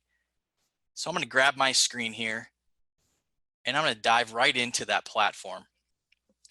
So this is the home screen now of NASCO Educate. So if you went to nascoeducate.com, this is what you're going to see. For those of you new and have not yet gotten an account with us, what you're able to do is just simply click this request an account, fill in your basic information here for account setup. We will get you set up within 24 hours. You'll have your own account, which I'm going to walk you through next.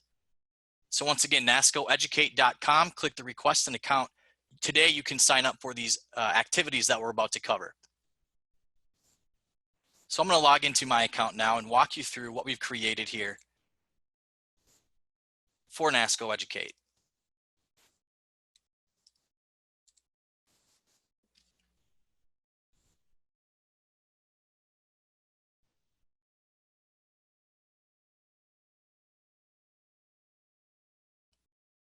So as this loads up, I'm going to be covering here in just a second. Here it goes. What we've designed here and walk you through the basic navigation of it. But really my goal today, and I'm going to get this done quickly, is to show you some examples of how to bring STEM into our digital learning or distance learning environment right now, and how this portal or this NASCO Educate Resource Center can do that for you. So this is what you would see when you log in. And the goal of this now is just to show you, my goal today now is just to walk you through quickly and show you some of the features that we've put into this. So there's so much content, so much connection to professional development and training for you. And when you log in, the first thing you're going to see in the middle of your screen are these three different boxes. The first is additional resources, and I want to start here today just to show you all of these amazing resources that the NASCO education team has put together for you. So as we go in to this resource page, we have a variety of different areas that this can now take you to. The first is professional development and webinars. From anything grades K through 12, from hands-on learning to using NASCO kits and materials to digital and distance learning, anything you possibly could want for any subject is going to be found here in the PD and webinar section. You can join our live and upcoming webinars, as well as anything that we've recorded since the launch of this Educate platform. The next step here is we want to make sure you get comfortable using this. There's a lot of content management in here that we won't have time to cover today, but you're able to share resources with students, really build a collaborative learning environment within NASCO Educate. And these tutorials are going to walk you through that process. We've also talked a lot about the funding available. I'm sure you guys are all available or understanding now with the CARES Act funding, what that might look like for your district. So we put together some comprehensive ideas on how to address your funding needs around distance and remote learning. So getting you connected to those funding resources.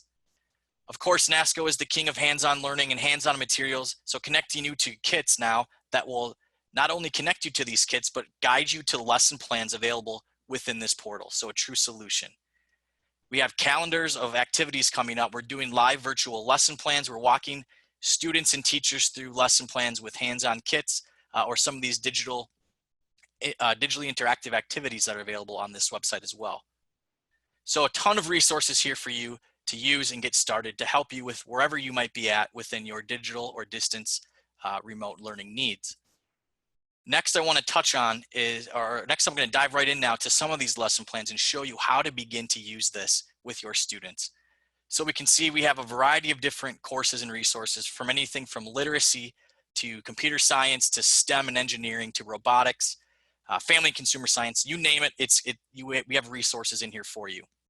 What I want to focus on today is going to be what we call our STEMIT program.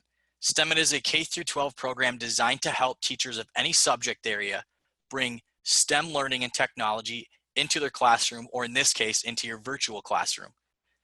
So I'm going to walk you through STEMIT elementary, middle school, and high school really quickly here and get you comfortable, get you to understand how we can bring some real STEM learning into this environment that we're currently in. So STEMIT elementary is grades K through 5, STEMIT middle school being grades 6 through 8, and high school obviously then 9 through 12. They're all outlined very similarly. Within each STEMIT program, we have access to a start unit, providing you as the teachers with everything you would need to plan and get started with this program. So the first document I want to show you today is just this topic guide. What this topic guide does is now breaks down what we have available for each subject, helping teachers of any K-5 subject now bring STEM learning, engineering, coding projects, 3D design and printing projects, even robotics and circuitry into that classroom. So as we saw just a second ago, and I'm going to go back here to that home screen and navigate back in. So now we see grades K through 2, grades 3 through 5. Just like we're seeing on this home screen here. As we navigate into those units, those grade level units, we're then able to go into the 4 core subjects that we're teaching at grades K through 5. So for example here, as I go into grades K through 2, we see English, math, science, social studies, as well as agriculture, technology, agriculture, science. So those 4 core subjects with agriculture. As we begin then to navigate through the rest of this, we're able then to see, so let's go into English, and pull that topic guide back up and see now we have 3 different topics to use, just like we're seeing here, English, prepositions, autobiographies, and poetry. Inside those topics, that's where we have the student-facing lesson plans. Each topic will contain a STEMIT challenge, as we see here. Each one has a STEMIT challenge. Then we have a variety of coding, 3D design, printing, and robotics and circuitry projects spread out to reinforce what we're teaching our students or the topic that we're reinforcing. So I'm going to dive into a middle school lesson, but really quick, just to show you that, I'm going to go into prepositions here. And now we see the STEMIT challenge, variety of coding and 3D design and printing projects, all designed to help us teach our students more about prepositions. So I'm going to take a step back and show you a middle school lesson that I'm able to get through quickly today, and one that is incredibly relevant to our current situation. So now we're looking at the middle school version, grades 6 through 8. We're going to see the subjects that accommodate or correspond with those grade levels. So the addition of those elective subject areas like business, arts, health, agriculture as well. But then the 4 core subjects are still here: English, math, science, and social studies.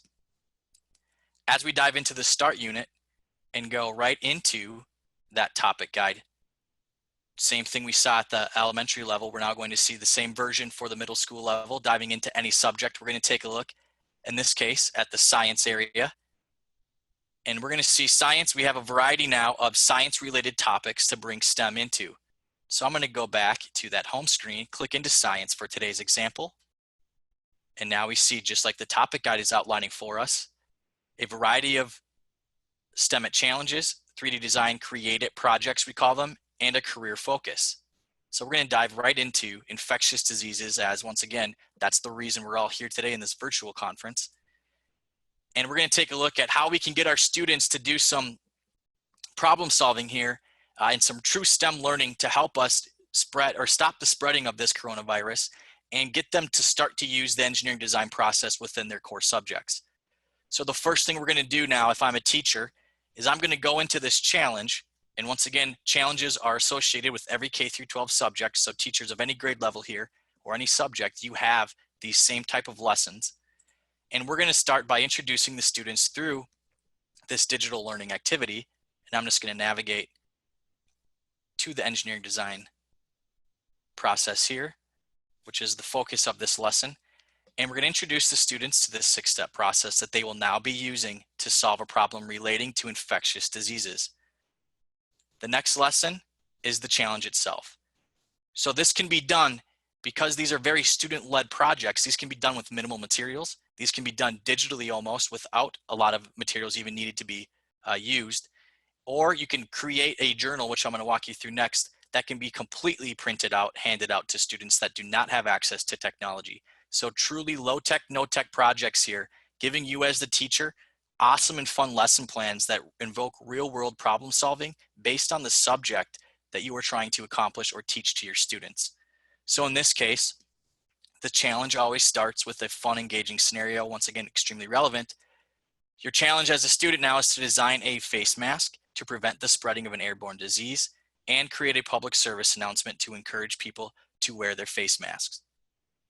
Then using that same engineering design process we just introduced our students to, they're going to follow along with each step, giving them guiding questions, things to think about, and then as I mentioned to you, following along with a collaborative learning journal or a journal that can be printed and handed out. So here's a look now at those journals where you as teachers can simply file and make a copy using, I'm sure a lot of you are familiar with Google tools. On the instructions here, all you have to do to get this out to your students is file, make a copy.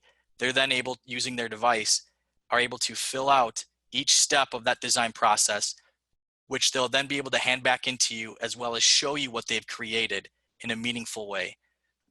So not only tying in their understanding of the engineering design process, which is exactly what we're walking them through with this journal, but in order to solve this problem, they need to have an understanding of the core subject or the topic area, in this case, infectious diseases and how they spread. So take that same idea, take these same tools, digitally interactive lesson plans for them, collaborative documents, and then apply that to any subject. And now you have a variety of fun projects that you can begin to do with your students K through 12 in any subject.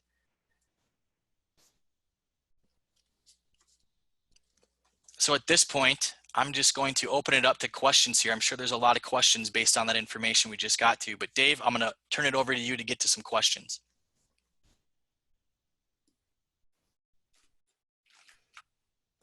Hey, Tyler and Trudy, thank you. That was great. That was really good. Just let me, I'm checking, make sure we get the right amount of time here. I'm not great at watching the time. There's a lot of moving parts going on here. Yeah, there's a bunch of questions. I'm trying to capture them. You've answered some of them. So there's some free resources and then there's some like premium resources. Is that right? Exactly right. Everything right now is free until July 1st. And then there's going to be premium content available based on what the school or teacher needs.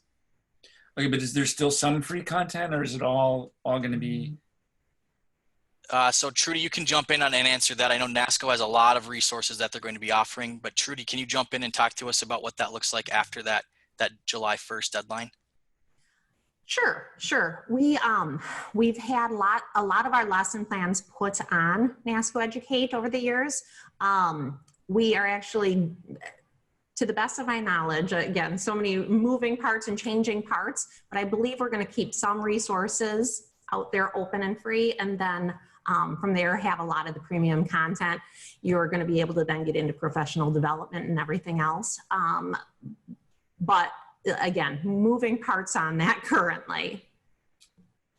But yes, there still will be lesson plans and such that we'll be able to access.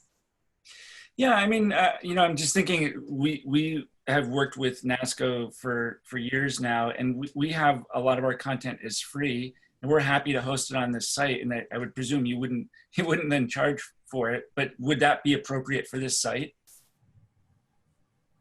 Correct. Yes. Yeah, I bet there would be a lot of companies like us or people who develop stuff who do offer their content for free. And that's actually part of it, Dave, is because we're adding things all the time. So that's going to be dependent on what we're pulling in and who's offering. But yes, we're absolutely going to keep pieces of that free. Yes. Yeah. I saw some questions about international access. There's should be no issue, right? Yeah, correct. We can set up anybody at any time. And I did see a question come in about standards and state approved programs, and I will touch on that quickly here too. We are aligned to standards across all 50 states, taught in all 50 states.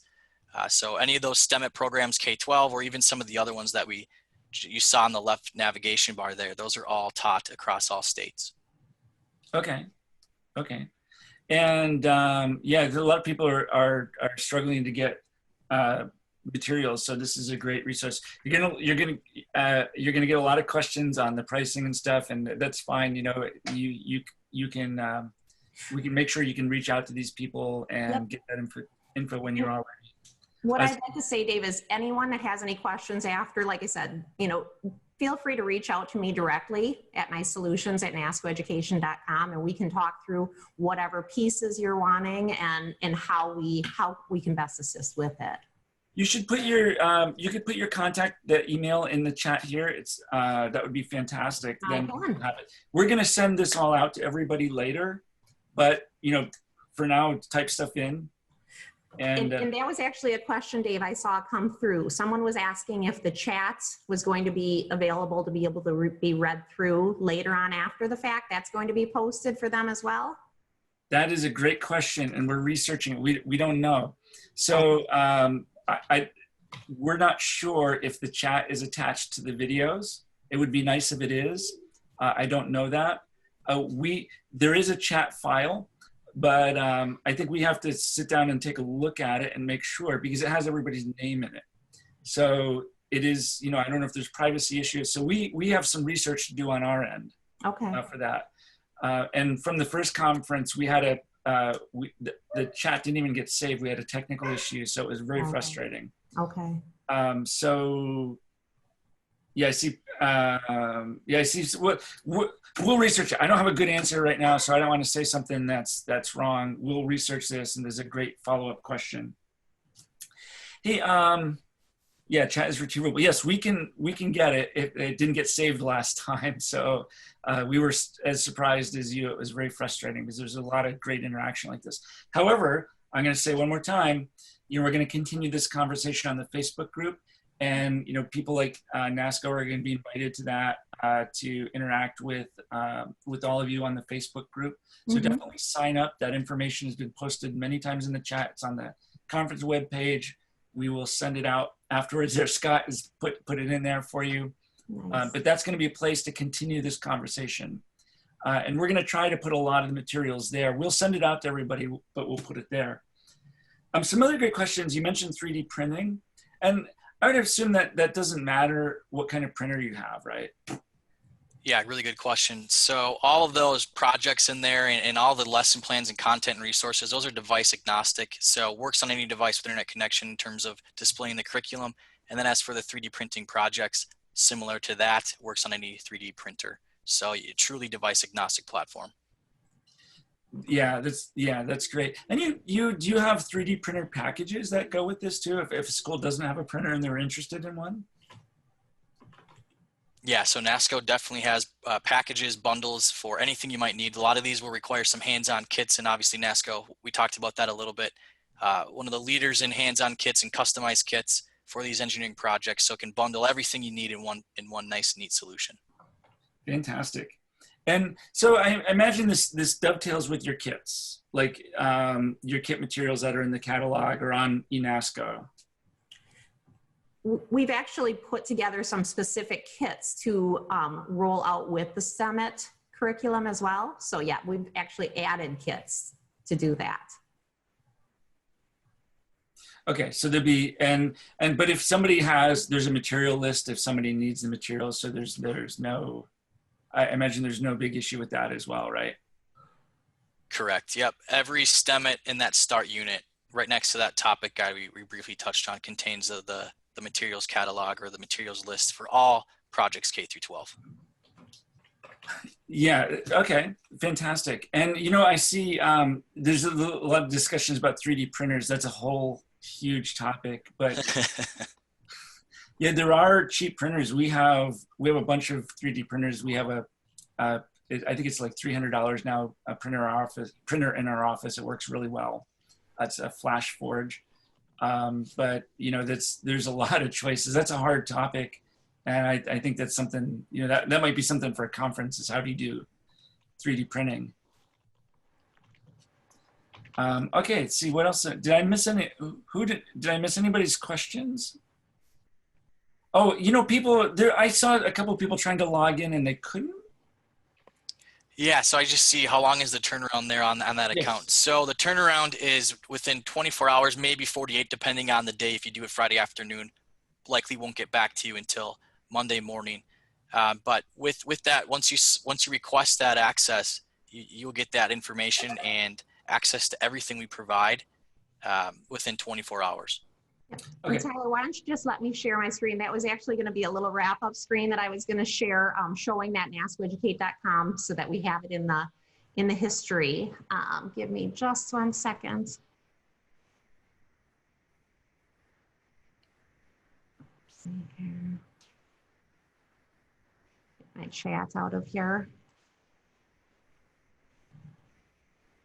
Okay, so there is the website for the platform. NascoEducate.com.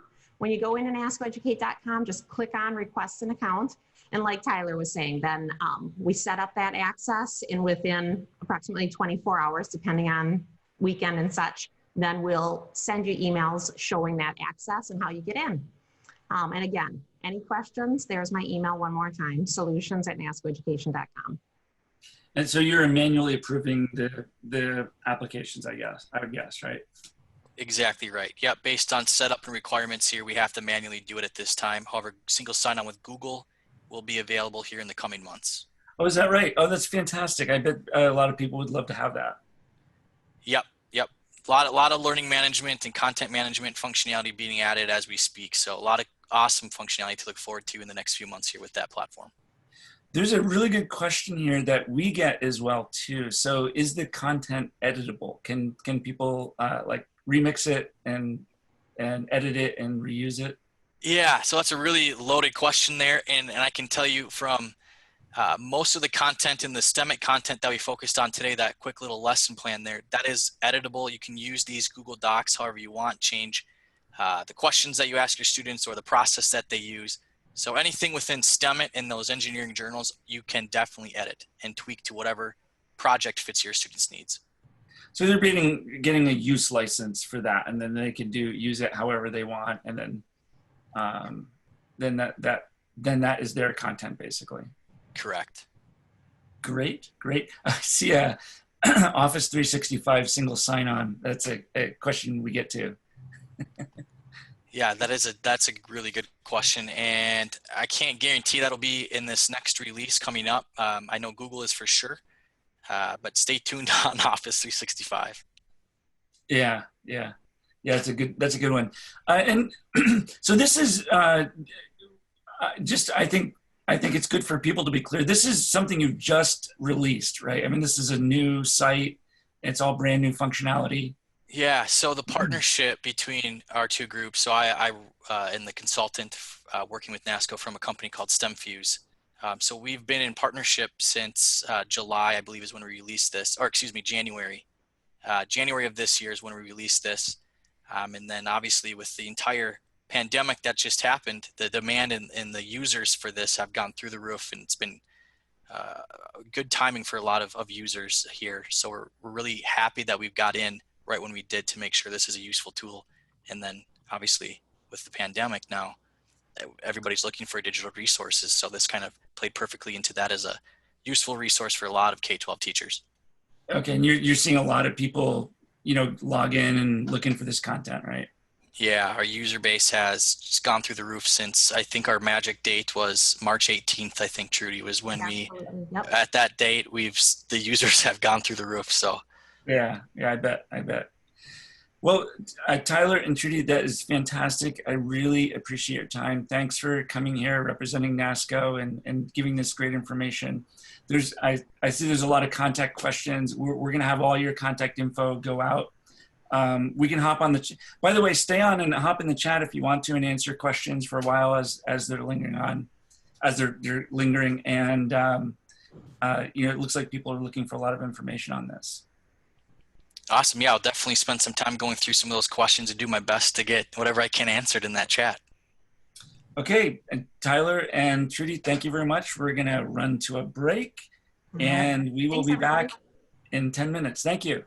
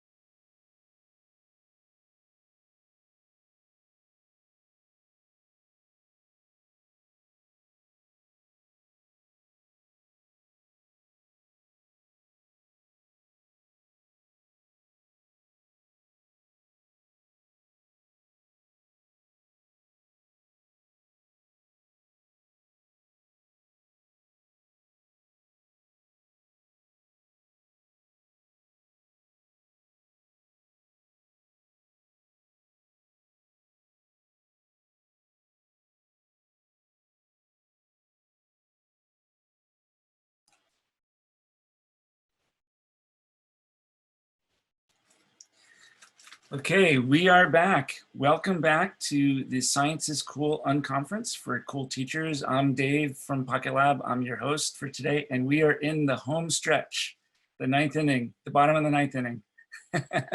And I see Chris is on.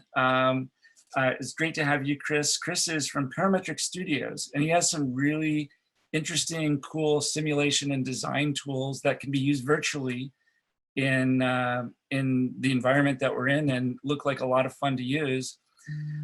So I'm gonna, in just a second, Chris, I'll hand it over to you. So we're gonna hang on a little while after Chris and leave the chat open so you can reach us and ask questions. I wanna remind you to sign up for the Facebook group. We'll put that in the chat, and we're gonna continue the conversation and this amazing camaraderie from the teachers in that Facebook group, where you'll be able to share ideas and information. We're gonna have vendors and sponsors and all kinds of fun things going on in that group. So definitely be there. There's already, I think, almost 2,000 teachers signed up. So that's pretty cool. And we appreciate your support on that. So I would say sign up for that. So with that, I am going to hand it off to Chris. So Chris, I'll pop back on in about 20 or so minutes. I'll watch the chat for you so you don't have to worry about it. And sounds great. It's just me today. Yeah, we'll do a little QA at the end, and maybe we'll have a beer together at the end. Yeah, maybe. It's been a long day. Hey, by the way, just a quick question for the chat. Who's still on from Europe? Last conference, we had people up until almost 1 in the morning in the EU. So it'd be great to know if there's anybody still hanging on there. There's still a lot of teachers on. Oh, maybe they're sleeping. Okay, I'll look for you in the chat. Oh, there you go, Portugal. Yeah, fantastic. Awesome. Look at that. Wow. Yeah, midnight. See, this is amazing, right? You know, this happened the last time. You guys are hanging on. Even in the East Coast, this is late. So, you know, I'm not going to hold you up any longer. South Africa. Okay, there's a winner. I love it. 5 a.m. Holy cow. Philippines. Wow. Philippines is the middle of the night there, right? Yeah. Holy cow. You are awesome. All of you are amazing. Look at that, Lima, Hawaii. Oh, this is great. This is like the coolest thing ever. So science teachers are cool. Thank you. Well, they don't sleep. One or two. This is really amazing. Well, Chris is great. You know, I've just met him. We had a great chat the other day, and what they're doing is really cool, and it's probably something you can use. So hang in there. Up, Sao Paulo, Brazil. Boa noite. And boy, this is really cool. Yeah. Okay, so we will, Chris, I'll see you in about 20, 25 minutes. I'll hang on to the chat questions for you. That's great. And we'll do Q&A there and do a wrap up. Sounds great. It's all yours, Chris. All right. I'm going to take over your screens now. You got it, yeah. Oops. So, my name is Christopher Whitmer. I'm the CTO of Parametric Studio, and thanks, Dave, for that awesome introduction. As he said, we're an EdTech company. We're specializing in sort of engineering, STEM, maker-oriented STEM project-based learning software, where you can design, analyze, simulate, and build. So all of our software is sort of based on real engineering tools, and then at the end of it, we want to be able to make what we've designed and hobby scale mostly so that kids can make it with whatever resources you might have in the classroom or at home in this case. So I'm excited. I'm going to show you a cool home project we just did with our software. I didn't use any of the cheat stuff like a 3D printer or a laser cutter like I have access to here. I used, you know, what we have at home, and we'll get to that in a second. So the first part of what floats your boat, buoyancy, model-based engineering, and the NGSS, who we are, what our tools are, just a quick overview. And then a quick demo of the engineering application using our software to make a boat. 4th and 5th grade sort of target, but we do all of K-12. So we go down to kindergarten and up to high school. So this one's just sort of targeted at that upper elementary. Our core mission is to build STEM software who can help engage and effectively teach engineering learning concepts for K-12. Our approach leverages gamification, and it also utilizes real engineering tools, all kinds of real stuff behind the scenes, the real early stage engineering analysis tools, geometry, and various things. The front end, however, the back end shared that same capability we built out of some real industrial grade tools that we developed a long time ago. The front end changes in complexity based on the user, of course. So younger users get more templates, they get fewer parameters available, their interfaces are more gamified and age appropriate. And then as they get older, more and more the interface and the capability to create your own models, your own equations to predict things and model behaviors in the simulator are opened up. So at the high school level, you're actually writing equations and developing algorithms and stuff. So challenges are composed of standards aligned lessons, usually 1 or 2 concepts at a time, with a quick engineering exercise to sort of reinforce it. And then after you've built up enough of these sort of foundational things, so for example, with the boats missions, we typically do something along the lines of looking at density, or maybe we would look at forces, weight, measuring weight. In the math side, we might do something having to do with scale and units and conversions. And so we do a lesson that then utilizes that immediately. And then once you piece together enough of those to do the full capstone project, you do that. Again, the key idea with all of our software is provide a virtual design space, provide tools for students to collaborate, tools to analyze and develop equations, and tools to simulate, and then finally make it, of course. So we're doing a model-based engineering approach, and that's a little different than a lot of engineering you might see. You guys are well versed in the EdgeSS now. You know all about the engineering standards. So I don't need to tell you all about those. Where a model-based engineering approach differs is you build math and science models to describe all aspects of your design. Now that might be using a computer algorithm, it might be a pre-canned calculator that you're just collecting data from at a younger level, or at an upper level, it might be you're writing the equation for hydrostatic pressure and summing it up over the surface of a vehicle. And so that model-based approach lets you connect the design itself with things that are being taught normally in math and science classrooms. So you get that deep connection between the STEM disciplines, as opposed to maybe something where you're just doing an engineering project unto itself. Now we have that part of it too. You design, you iterate, you follow a design process, and you build eventually and test. But this sort of model-based synthesis is a great way to sort of connect in all over your curriculum. Here's some of the solutions we have. I've just kind of put them up as a wall of GIFs. We have, different kinds of modules. Each of these are available at basically every level. Gliders and planes, boats, submersibles, dirigibles, RC scale cars, circuits, beams, and contraptions. And some of our applications are AR enabled. Some of our applications are web-based, some of our standalone, depending on the needs and the power of the simulators required and so forth. But you can see some really cool stuff. I'll let it run a little bit more and I'll go. So on to our project. So part 2, model-based engineering approach to elementary boat design. So today's example is a COVID project I've been doing with my daughter. We got started on this basically a couple weeks ago, but we just bought some exercise equipment because we can't go to the gym, and a couple of office chairs. So we had these huge boxes left over, and I was breaking them down because they were on the porch taking up space.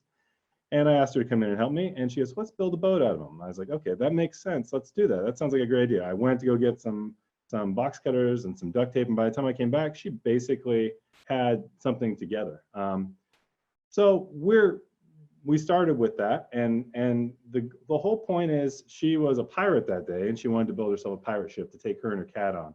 And that maybe wasn't the best idea, but it was definitely a fun idea. So I decided to roll with it, and we kind of went and built a project that you can use in our software that's sort of along those lines. The kinds of models you use in this project are concepts like volume, measurements, units, areas, data collection, forces, weight, and in this particular one, buoyancy. So I got a little old-timey video that shows us setting up this challenge. So here's me. I've got the boxes on the porch, and she's already built this boat. So she was ready to climb in with the cat, and I was not really sure we should do that. So I said, okay, let's test it first. So what do we got to do to test it? We need to weigh you. We need to come up with a model for your weight. And then we need to go find some analog of your weight. So you don't have to get wet, the cat doesn't have to get wet. And we'll find out whether this thing you built actually works. And it worked pretty well. So she's a little heavier than, a little lighter than 24 kilos, which is what we tested with. But this brings up two really great engineering ideas. The first one is the concept of factor of safety. So we built a little extra weight in just to make sure. And the second one is you don't have to have a perfect model. You need a model that's good enough to give you the answer you want. And so it's a concept of close enough or an approximation. And you use them all throughout engineering. It's a uniquely engineering idea. But it sank, and how can we improve it? We want a pirate boat. Maybe we should use our program, we should use our tools, and we should use science. So she started with some great ideas, but building the prototype every time to test something new, it's costly, it's time consuming, and in a classroom or at home, I don't have that many boxes or duct tape, but it takes time. So that's not the way you would like to do your iterations, but iterations are really the powerful part. They let you learn from failure. So let's form a project and then let's take it into the digital environment. So objective one, we want to design a boat she can ride in the kiddie pool in the front yard. She has to be able to ride in it. The cat, maybe not so much. Objective two, for me, this isn't really her objective, for design objective, is get rid of all the boxes on the porch. So I am going to, oops, put that over there. I'm going to make sure that we have constraints that fit in the pool without touching the bottom. And we want to make sure that the boat is created with cardboard. So models we're considering here, Goldbeard the pirate has weight, and so the boat must carry that weight, and weight points downward. Model 2, the boat itself has weight, and that changes based on its design, its shape, its material, its parameters. These are design parameters that are connected to the model. And then model 3, something's keeping that boat up, and that something is called buoyancy. It's a force that's generated. Some experiments in the classroom at home that would have given them intuition about what is linked to buoyancy are looking at displaced water volume, measuring the amount of buoyant force or weight it can carry as a result of how much water it displaces. So you get that connection to the volume of displaced water and hence the density of whatever you're displacing. Students can also use the built-in calculators inside the environment, and then they can manipulate and test with different parameters and see the impacts. And so I'm going to go ahead and show you what that looks like. All right, I'm trying to get these presenter things out of the way here. Oops.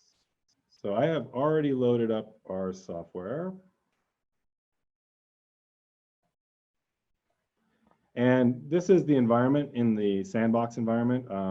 You have a whole LMS and sort of a project structure that the teacher would create to get here. But this is where we're going to build it. And so this one's set up. It looks the same for basically every sort of project. But in this case, we're set up, we're going to be doing a project that is boats. So we're in a water environment.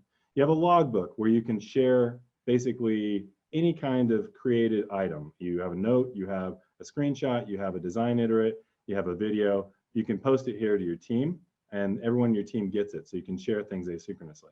There's a tracker for the mission that gives you what you need to do.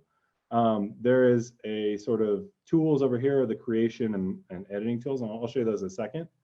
And then there are calculators. So at this level, again, we're at 4th and 5th grade. So the calculators are built in for them. They're using them to collect data and understand phenomena. So I'm going to open up an example about, you know, few iterations in, but not too far in, of Goldbeard's first pirate boat, as we're calling her, the pirate Goldbeard. So here's the boat. It looks pretty boaty. It has some issues, but we'll get to those later. I've placed in it, it's the outer hull shape. So that's the outside of the boat, the shape of it. And inside it, I placed a cargo box, which is representative of her weight. Now I can edit all the parameters. So normally you'd create these things from scratch and add whatever you want onto it, sails and figureheads and all kinds of stuff, boat motors, anything. But right now I'm keeping it simple just for this purpose. And you can see we have a handful of parameters exposed, and then the sections themselves have the ability to edit shapes directly and edit the parameters also. So another thing you can do besides just change shape and change lengths and high level parameters, or you can change what it's made out of. Oh, this one's made out of aluminum, so that's going to come back to haunt us in a second here, but I'll show you. So once you've got a design and you want to see if it floats, then you can use the calculator tools. There are different calculator tools for volume, area, surface area, and so on. And so I've got one here that calculates the buoyancy. It'll tell you whether your boat is going to sink or float. And this boat, since it's made of aluminum, sinks. So let's change that really quick. I'll just show you an example of how it's changed. And I don't know if I have cardboard in here right now, but I'll change to something similar, medium density balsa. And I'm going to update the calculation. And when I do that, now I'm floating. So most of my weight is now the pirate that is being carried and not the boat itself. But the water line's a little close to the top, so when she's splashing around, that could be a little dangerous. So we might want to do something about that. So you would iterate and iterate and iterate and share and recalculate and justify your decisions and so on and so forth. And, you know, this is about 20 iterations in, a few plots made, a few simulator runs made where you've tested this out in a pool-like simulator environment and pushed it around, maybe put a sail on it. And we get the HMS Butterfly. Now it looks pretty similar, except now we've satisfied one of the pirate Goldbeard's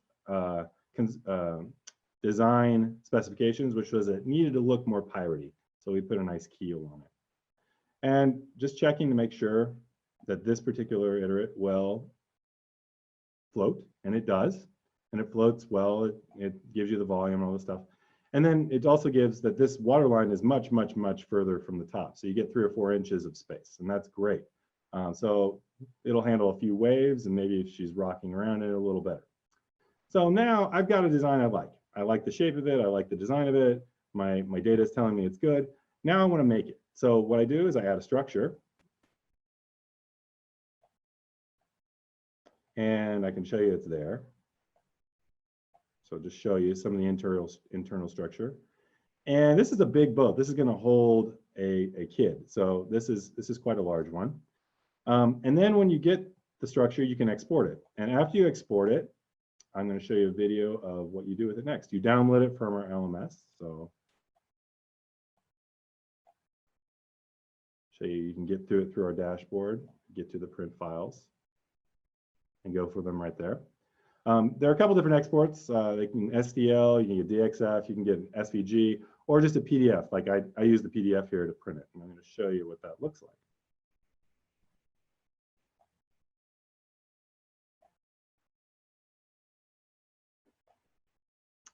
And trying to get these presenter things out of the way. There we go. So before we show this, I'm going to show how it's constructed. So I've exported a bunch of pieces. And in this case, we've exported to paper. So she cuts out the templates, and it's a huge thing. Usually the kinds of things we make are smaller, so you don't have to do all this piecing together. But it gives it to you kind of like a puzzle. First you assemble it, then we trace it, then you use all kinds of measurement skills, all kinds of sort of symmetry skills. You cut it out, you start laying it out upside down, you might notice. And we cut the keel off so it fit a little better inside the pool. And she checked, she fits inside, she loves it.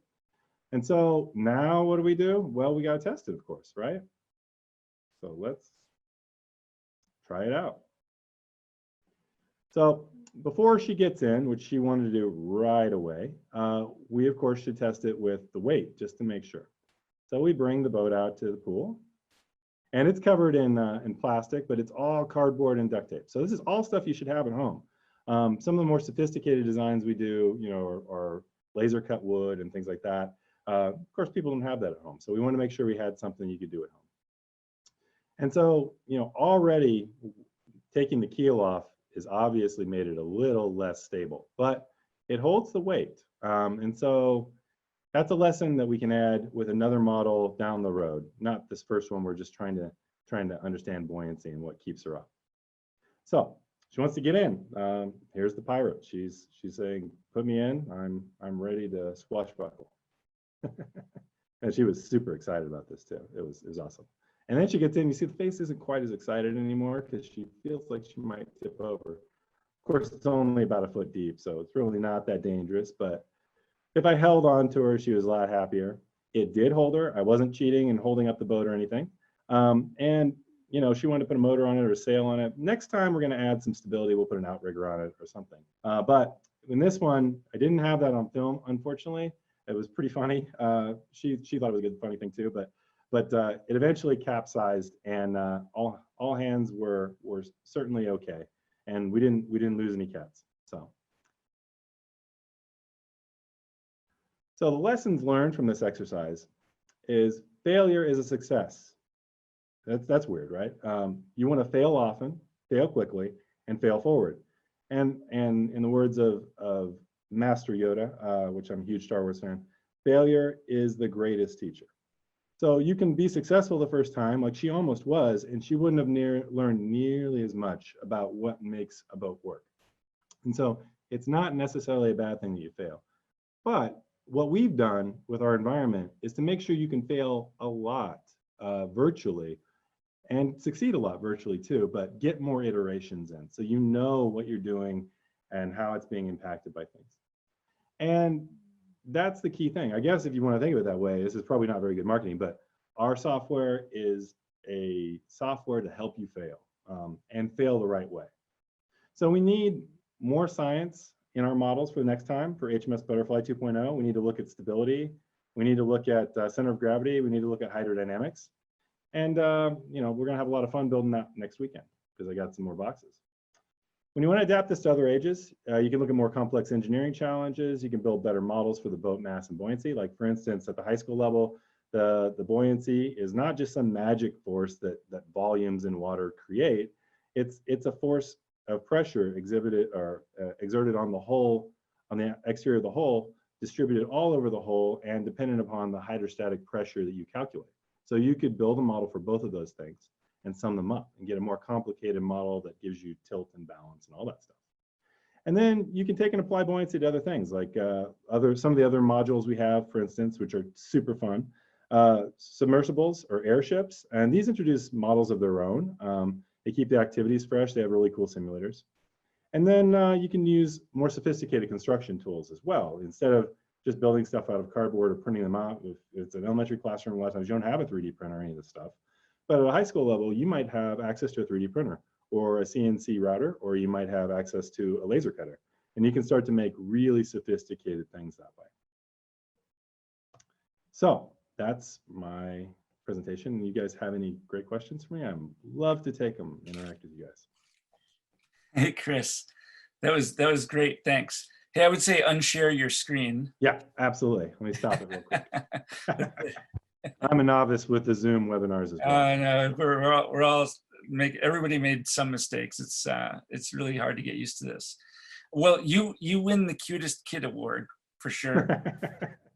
So she's a ready-made beta tester, and so I've her teachers are maybe appreciative of that, maybe not. I don't know, because we do a lot of things that maybe above her grade level sometimes, but I try and make it accessible.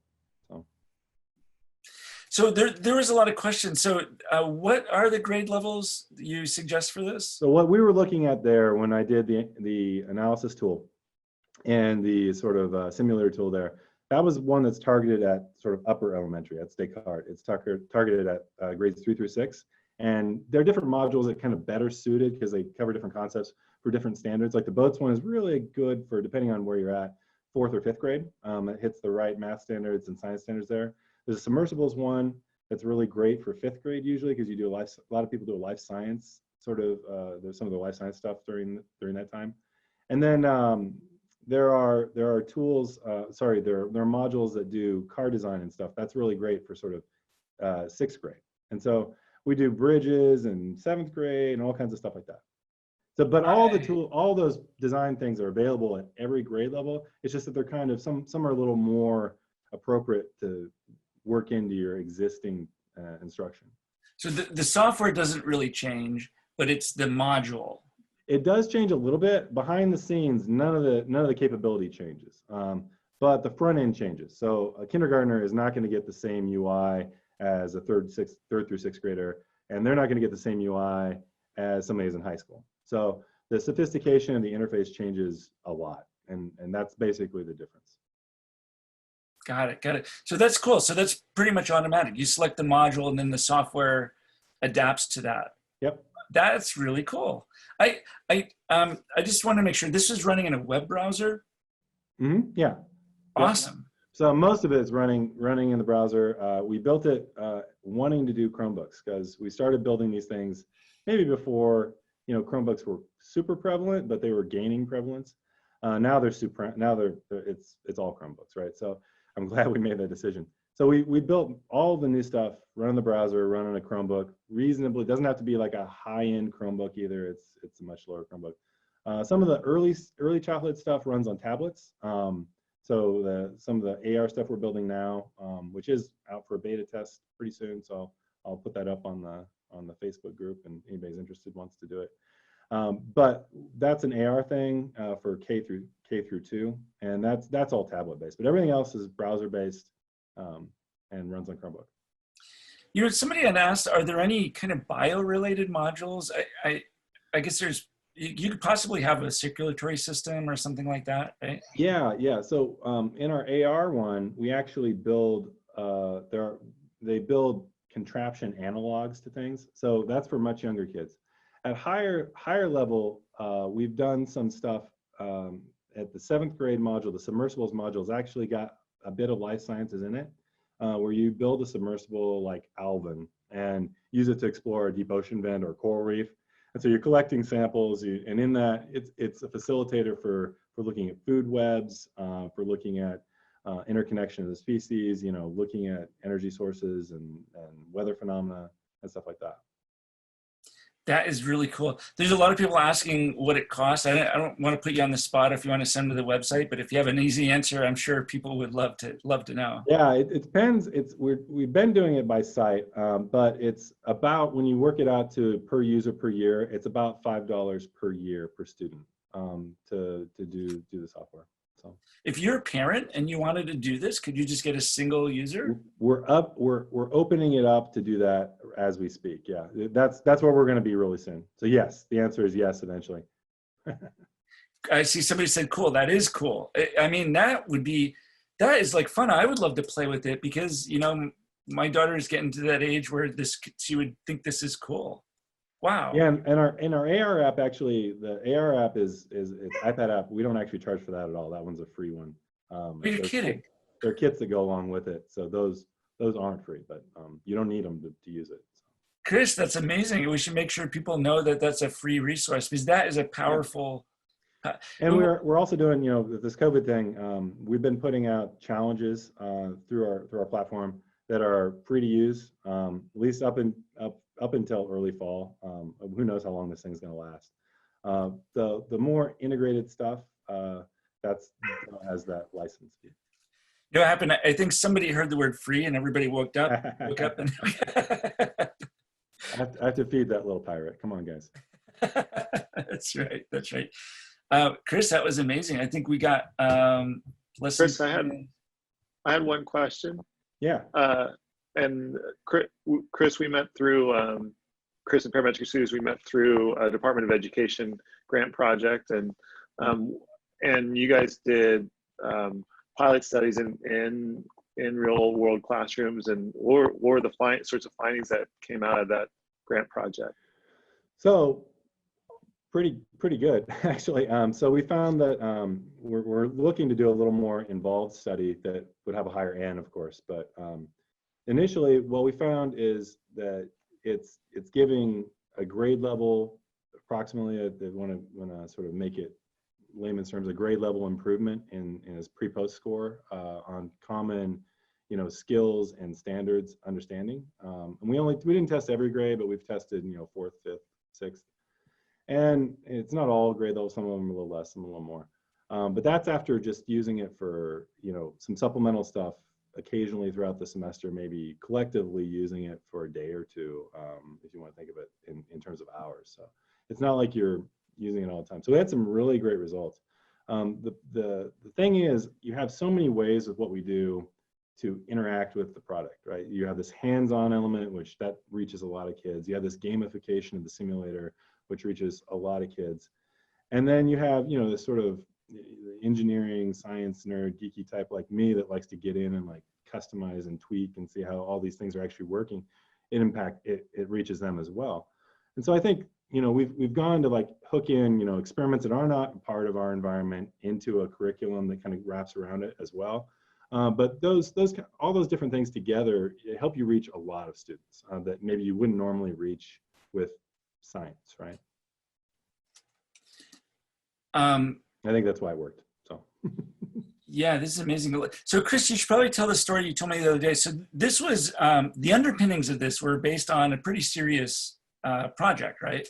Yeah. So I'll make the short version, but yeah, we're all engineers. So you might guess by our super snazzy PowerPoint style that we're engineers.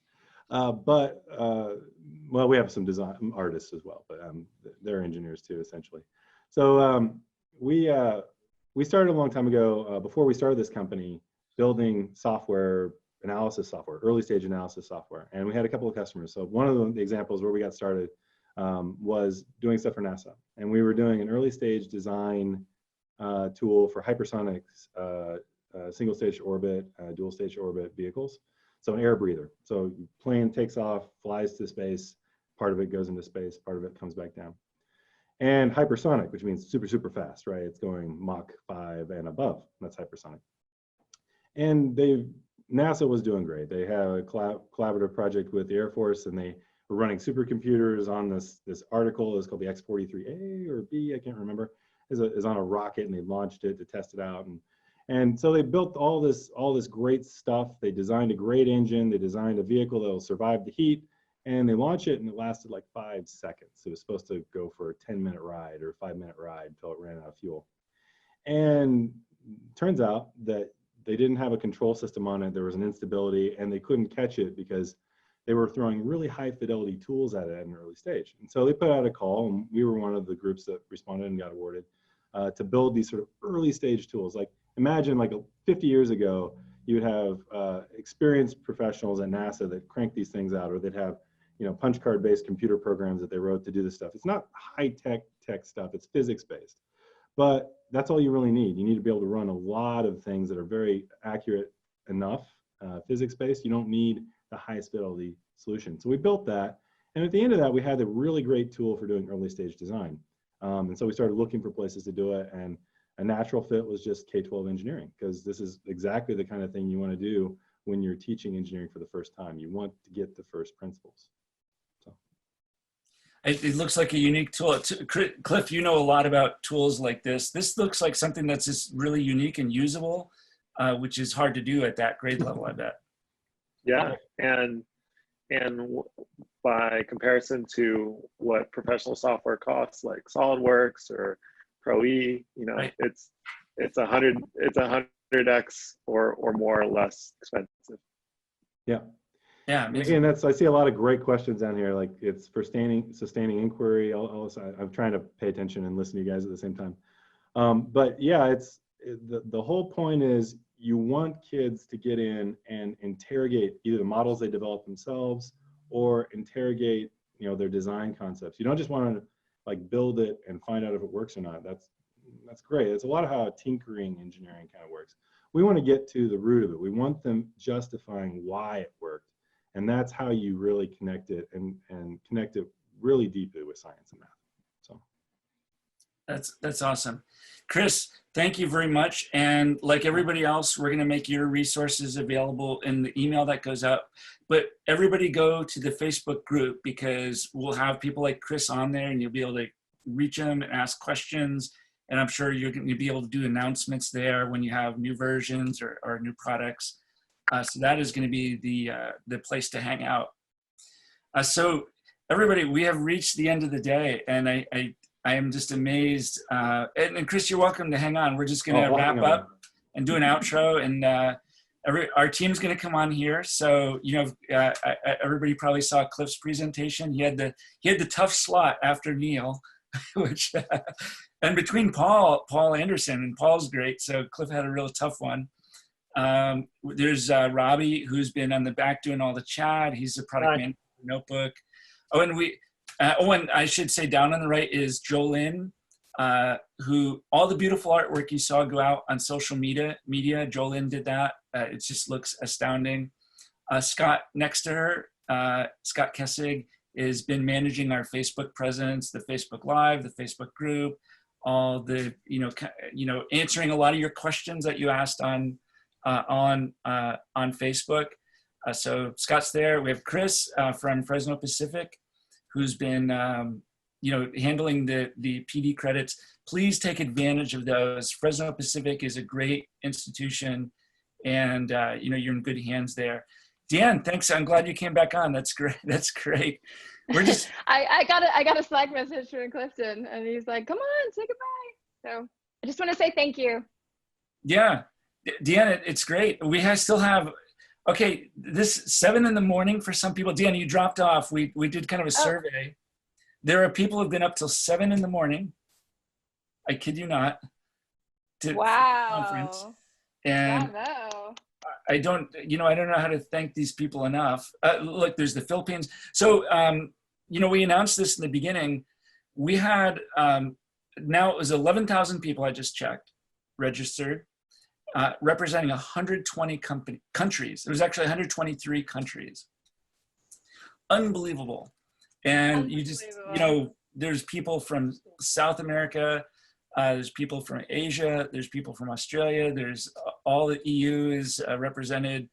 There's some people from the Middle East. It was incredible. So amazing. We're all in the same boat right now, right? We're on the, yeah. I think that's what everybody's looking for. Help me. This is hard. Yeah. So I just want to take a moment because Dave, I don't know how much you pat yourself on the back, but as a third party, I just want to say a huge thank you to PocketLab. And Dave, you've been a phenomenal MC and host and so engaging. Thank you to all the attendees, all the presenters, everyone. It needs to be said because this is phenomenal. One of the best online conferences I've ever attended. So great job.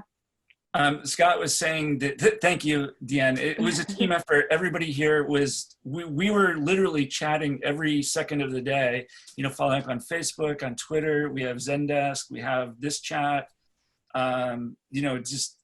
It was a busy day. There's nobody, I don't think anybody took a break. I didn't have any lunch. I had like four cups of coffee. And it was crazy. So big team effort. And seems like you guys have been doing this for like 20 years. You guys are pros. Thanks. Yeah. Take it till you make it. Yeah. Well, I don't know. It worked out. Well, we were really pleased with, so many people are looking for this.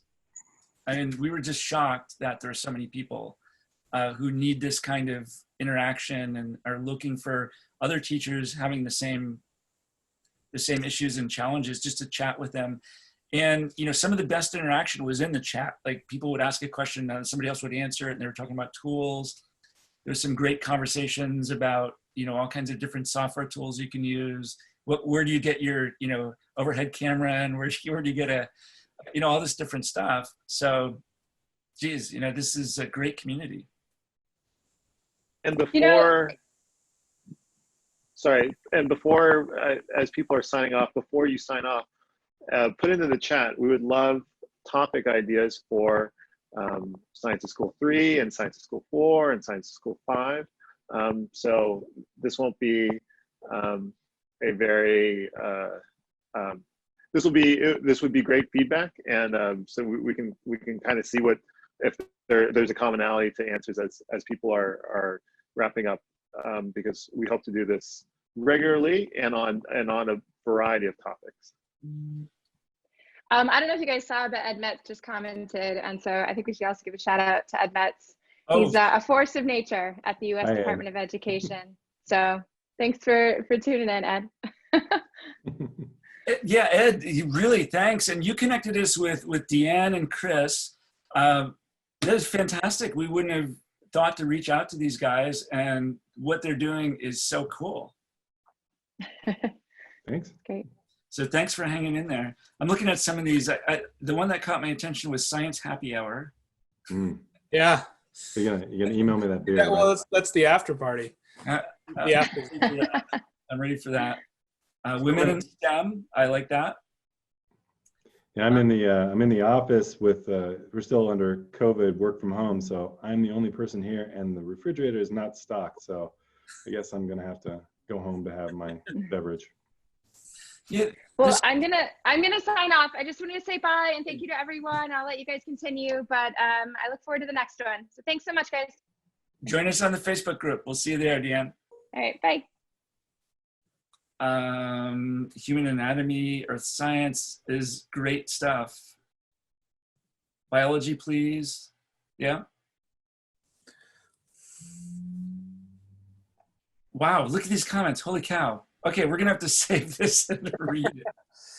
Checking out too. I'll see you guys next time. Thank you very much. Chris, thank you for your help. And everybody, again, just go to Fresno Pacific University, and those guys put together a great program. Thank you. Thanks for letting us join you. You bet. Thanks, Chris. I'm gonna check out as well. So thank you again, guys. It's been awesome, and hopefully we can do it again sometime. You bet. Hey, Chris, thank you. Yeah, thank you. Good morning. Holy cow. Yeah, Robbie, you had... I was just going to say, also just, it was way back at the beginning of the day, but I've just been getting some questions more about PocketLab Notebook. And so you should sign up for, or if you check it out, you can create a free account and you can upgrade to a pro account. And that's going through the end of August. So yeah, if you go to the PocketLab.com/app, you can get that, you can get signed up today. And we might be doing some raffles to people who sign up in the next couple days. So, hey, Robbie, let's put that link. Let's put that link in the chat. If you have it handy, I don't have it exactly handy here. That might be great for people. Yeah, people are asking for the link. There it is. So yeah, just click on that, and then there's a button that says login at the top, and you can click that and get logged in. Yeah, and thanks again for, I mean, this has been just working through all your chats and all your messages and stuff. Really appreciate everybody's enthusiasm and all and your help too, answering each other's questions on the chat. So that was really great. So thank you for everybody that. Wow. I know. I'm sorry. So many people are coming, and I look like a floating head. I'm sorry. Just basic science. Great ideas. Great ideas here.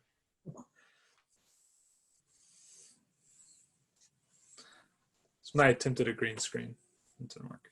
Well, as we sign off, Dave, great job emceeing. Do you have any one thought that'll stick with you from the day?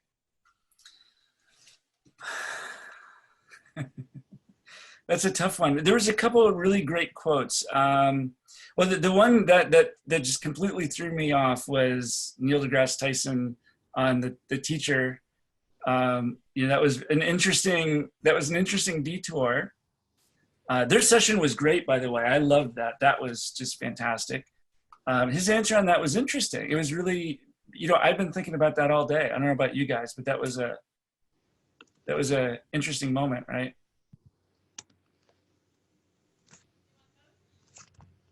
Yeah, I guess, and he wasn't taught by any of our teachers in this at this conference. So. He needs one of these. That's what he was missing. That was fantastic. Yeah, there was a couple other things. I have to go back through the slides. There's a couple other things that stood out. The one thing here's what the big high level thing that stood out to me, Cliff and Robbie, is that right now, teachers, we're kind of in this phase where we're learning how to do remote learning, just not how to teach, but how to deal with the technology. This is like a phase we're in, and we're not through it. And it started out, you remember it was only 6 weeks ago, very rough, where, oh my God, how are we going to reach our kids? Are we going to use Zoom? Are we going to use Google? What platform? Not all of them have connectivity. Those were the kinds of questions like 6 weeks ago. I mean, not that 8 weeks ago, maybe. And we haven't moved on. All those are not solved. like the connectivity is still a big issue. You know, how do you reach every student equitably?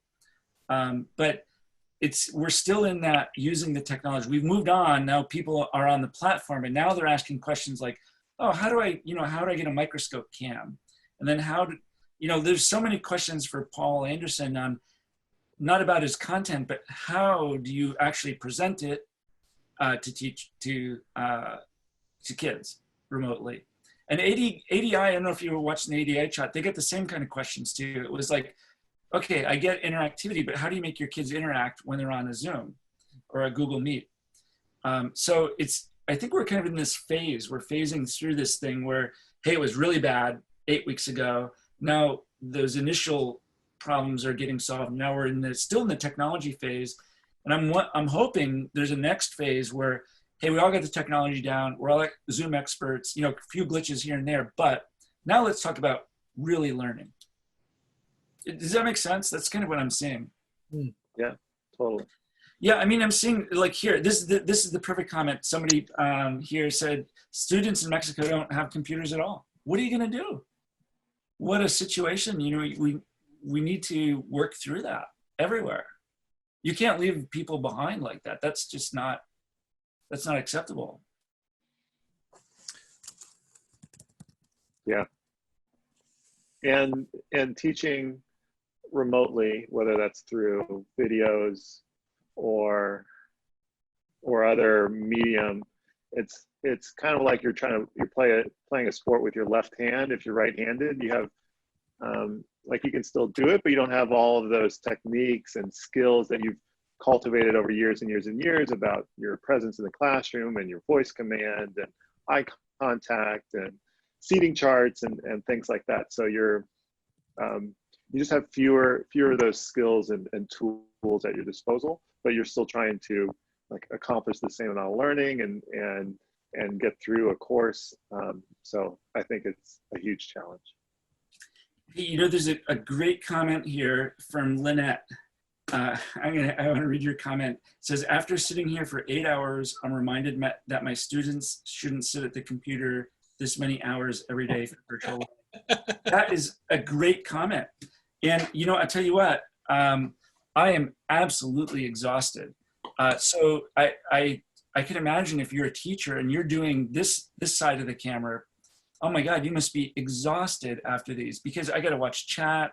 This took a team. So Robbie's on chat, Cliff's on chat, Scott's on Facebook chat, Jolene's on Twitter. This took 5 of us to manage this. How does one teacher do this? I know, we had thousands, but still 30 students could be like 300 people if they want, right? Right. How do you do that? I'm really exhausted. I bet a teacher doing this all day is like super exhausted. Way worse than a classroom. Yeah. I think that's really tough, and I think that's some inspiration for us as we're doing ScIC 3 and 4 and other ones down the road, and as we do more with our Facebook group and the community, and thinking about building out these kinds of resources for teachers.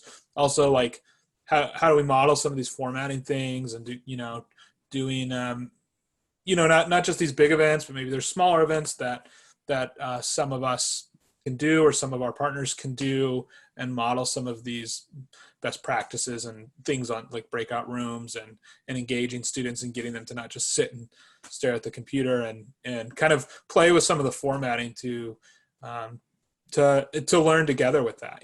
Then we get your feedback, and that gets incorporated into that. And so yeah, I mean, like something like Paul Andersen with Bozeman Science doing those workshops. If you missed his talk, he has some workshops coming up that I think all got filled up within about 45 seconds of him announcing it. But, I think we can, the community, as a community, an ScIC community, we can try to provide more of those opportunities to see those different formats. Yeah. And there was a good reminder in the chat, let alone teach your kids that are at home. And the 3 of us still here, we all have kids running around at home who we're trying to keep engaged and off of, like, not like glued to the screen all day. So yeah, we feel it too. Yeah.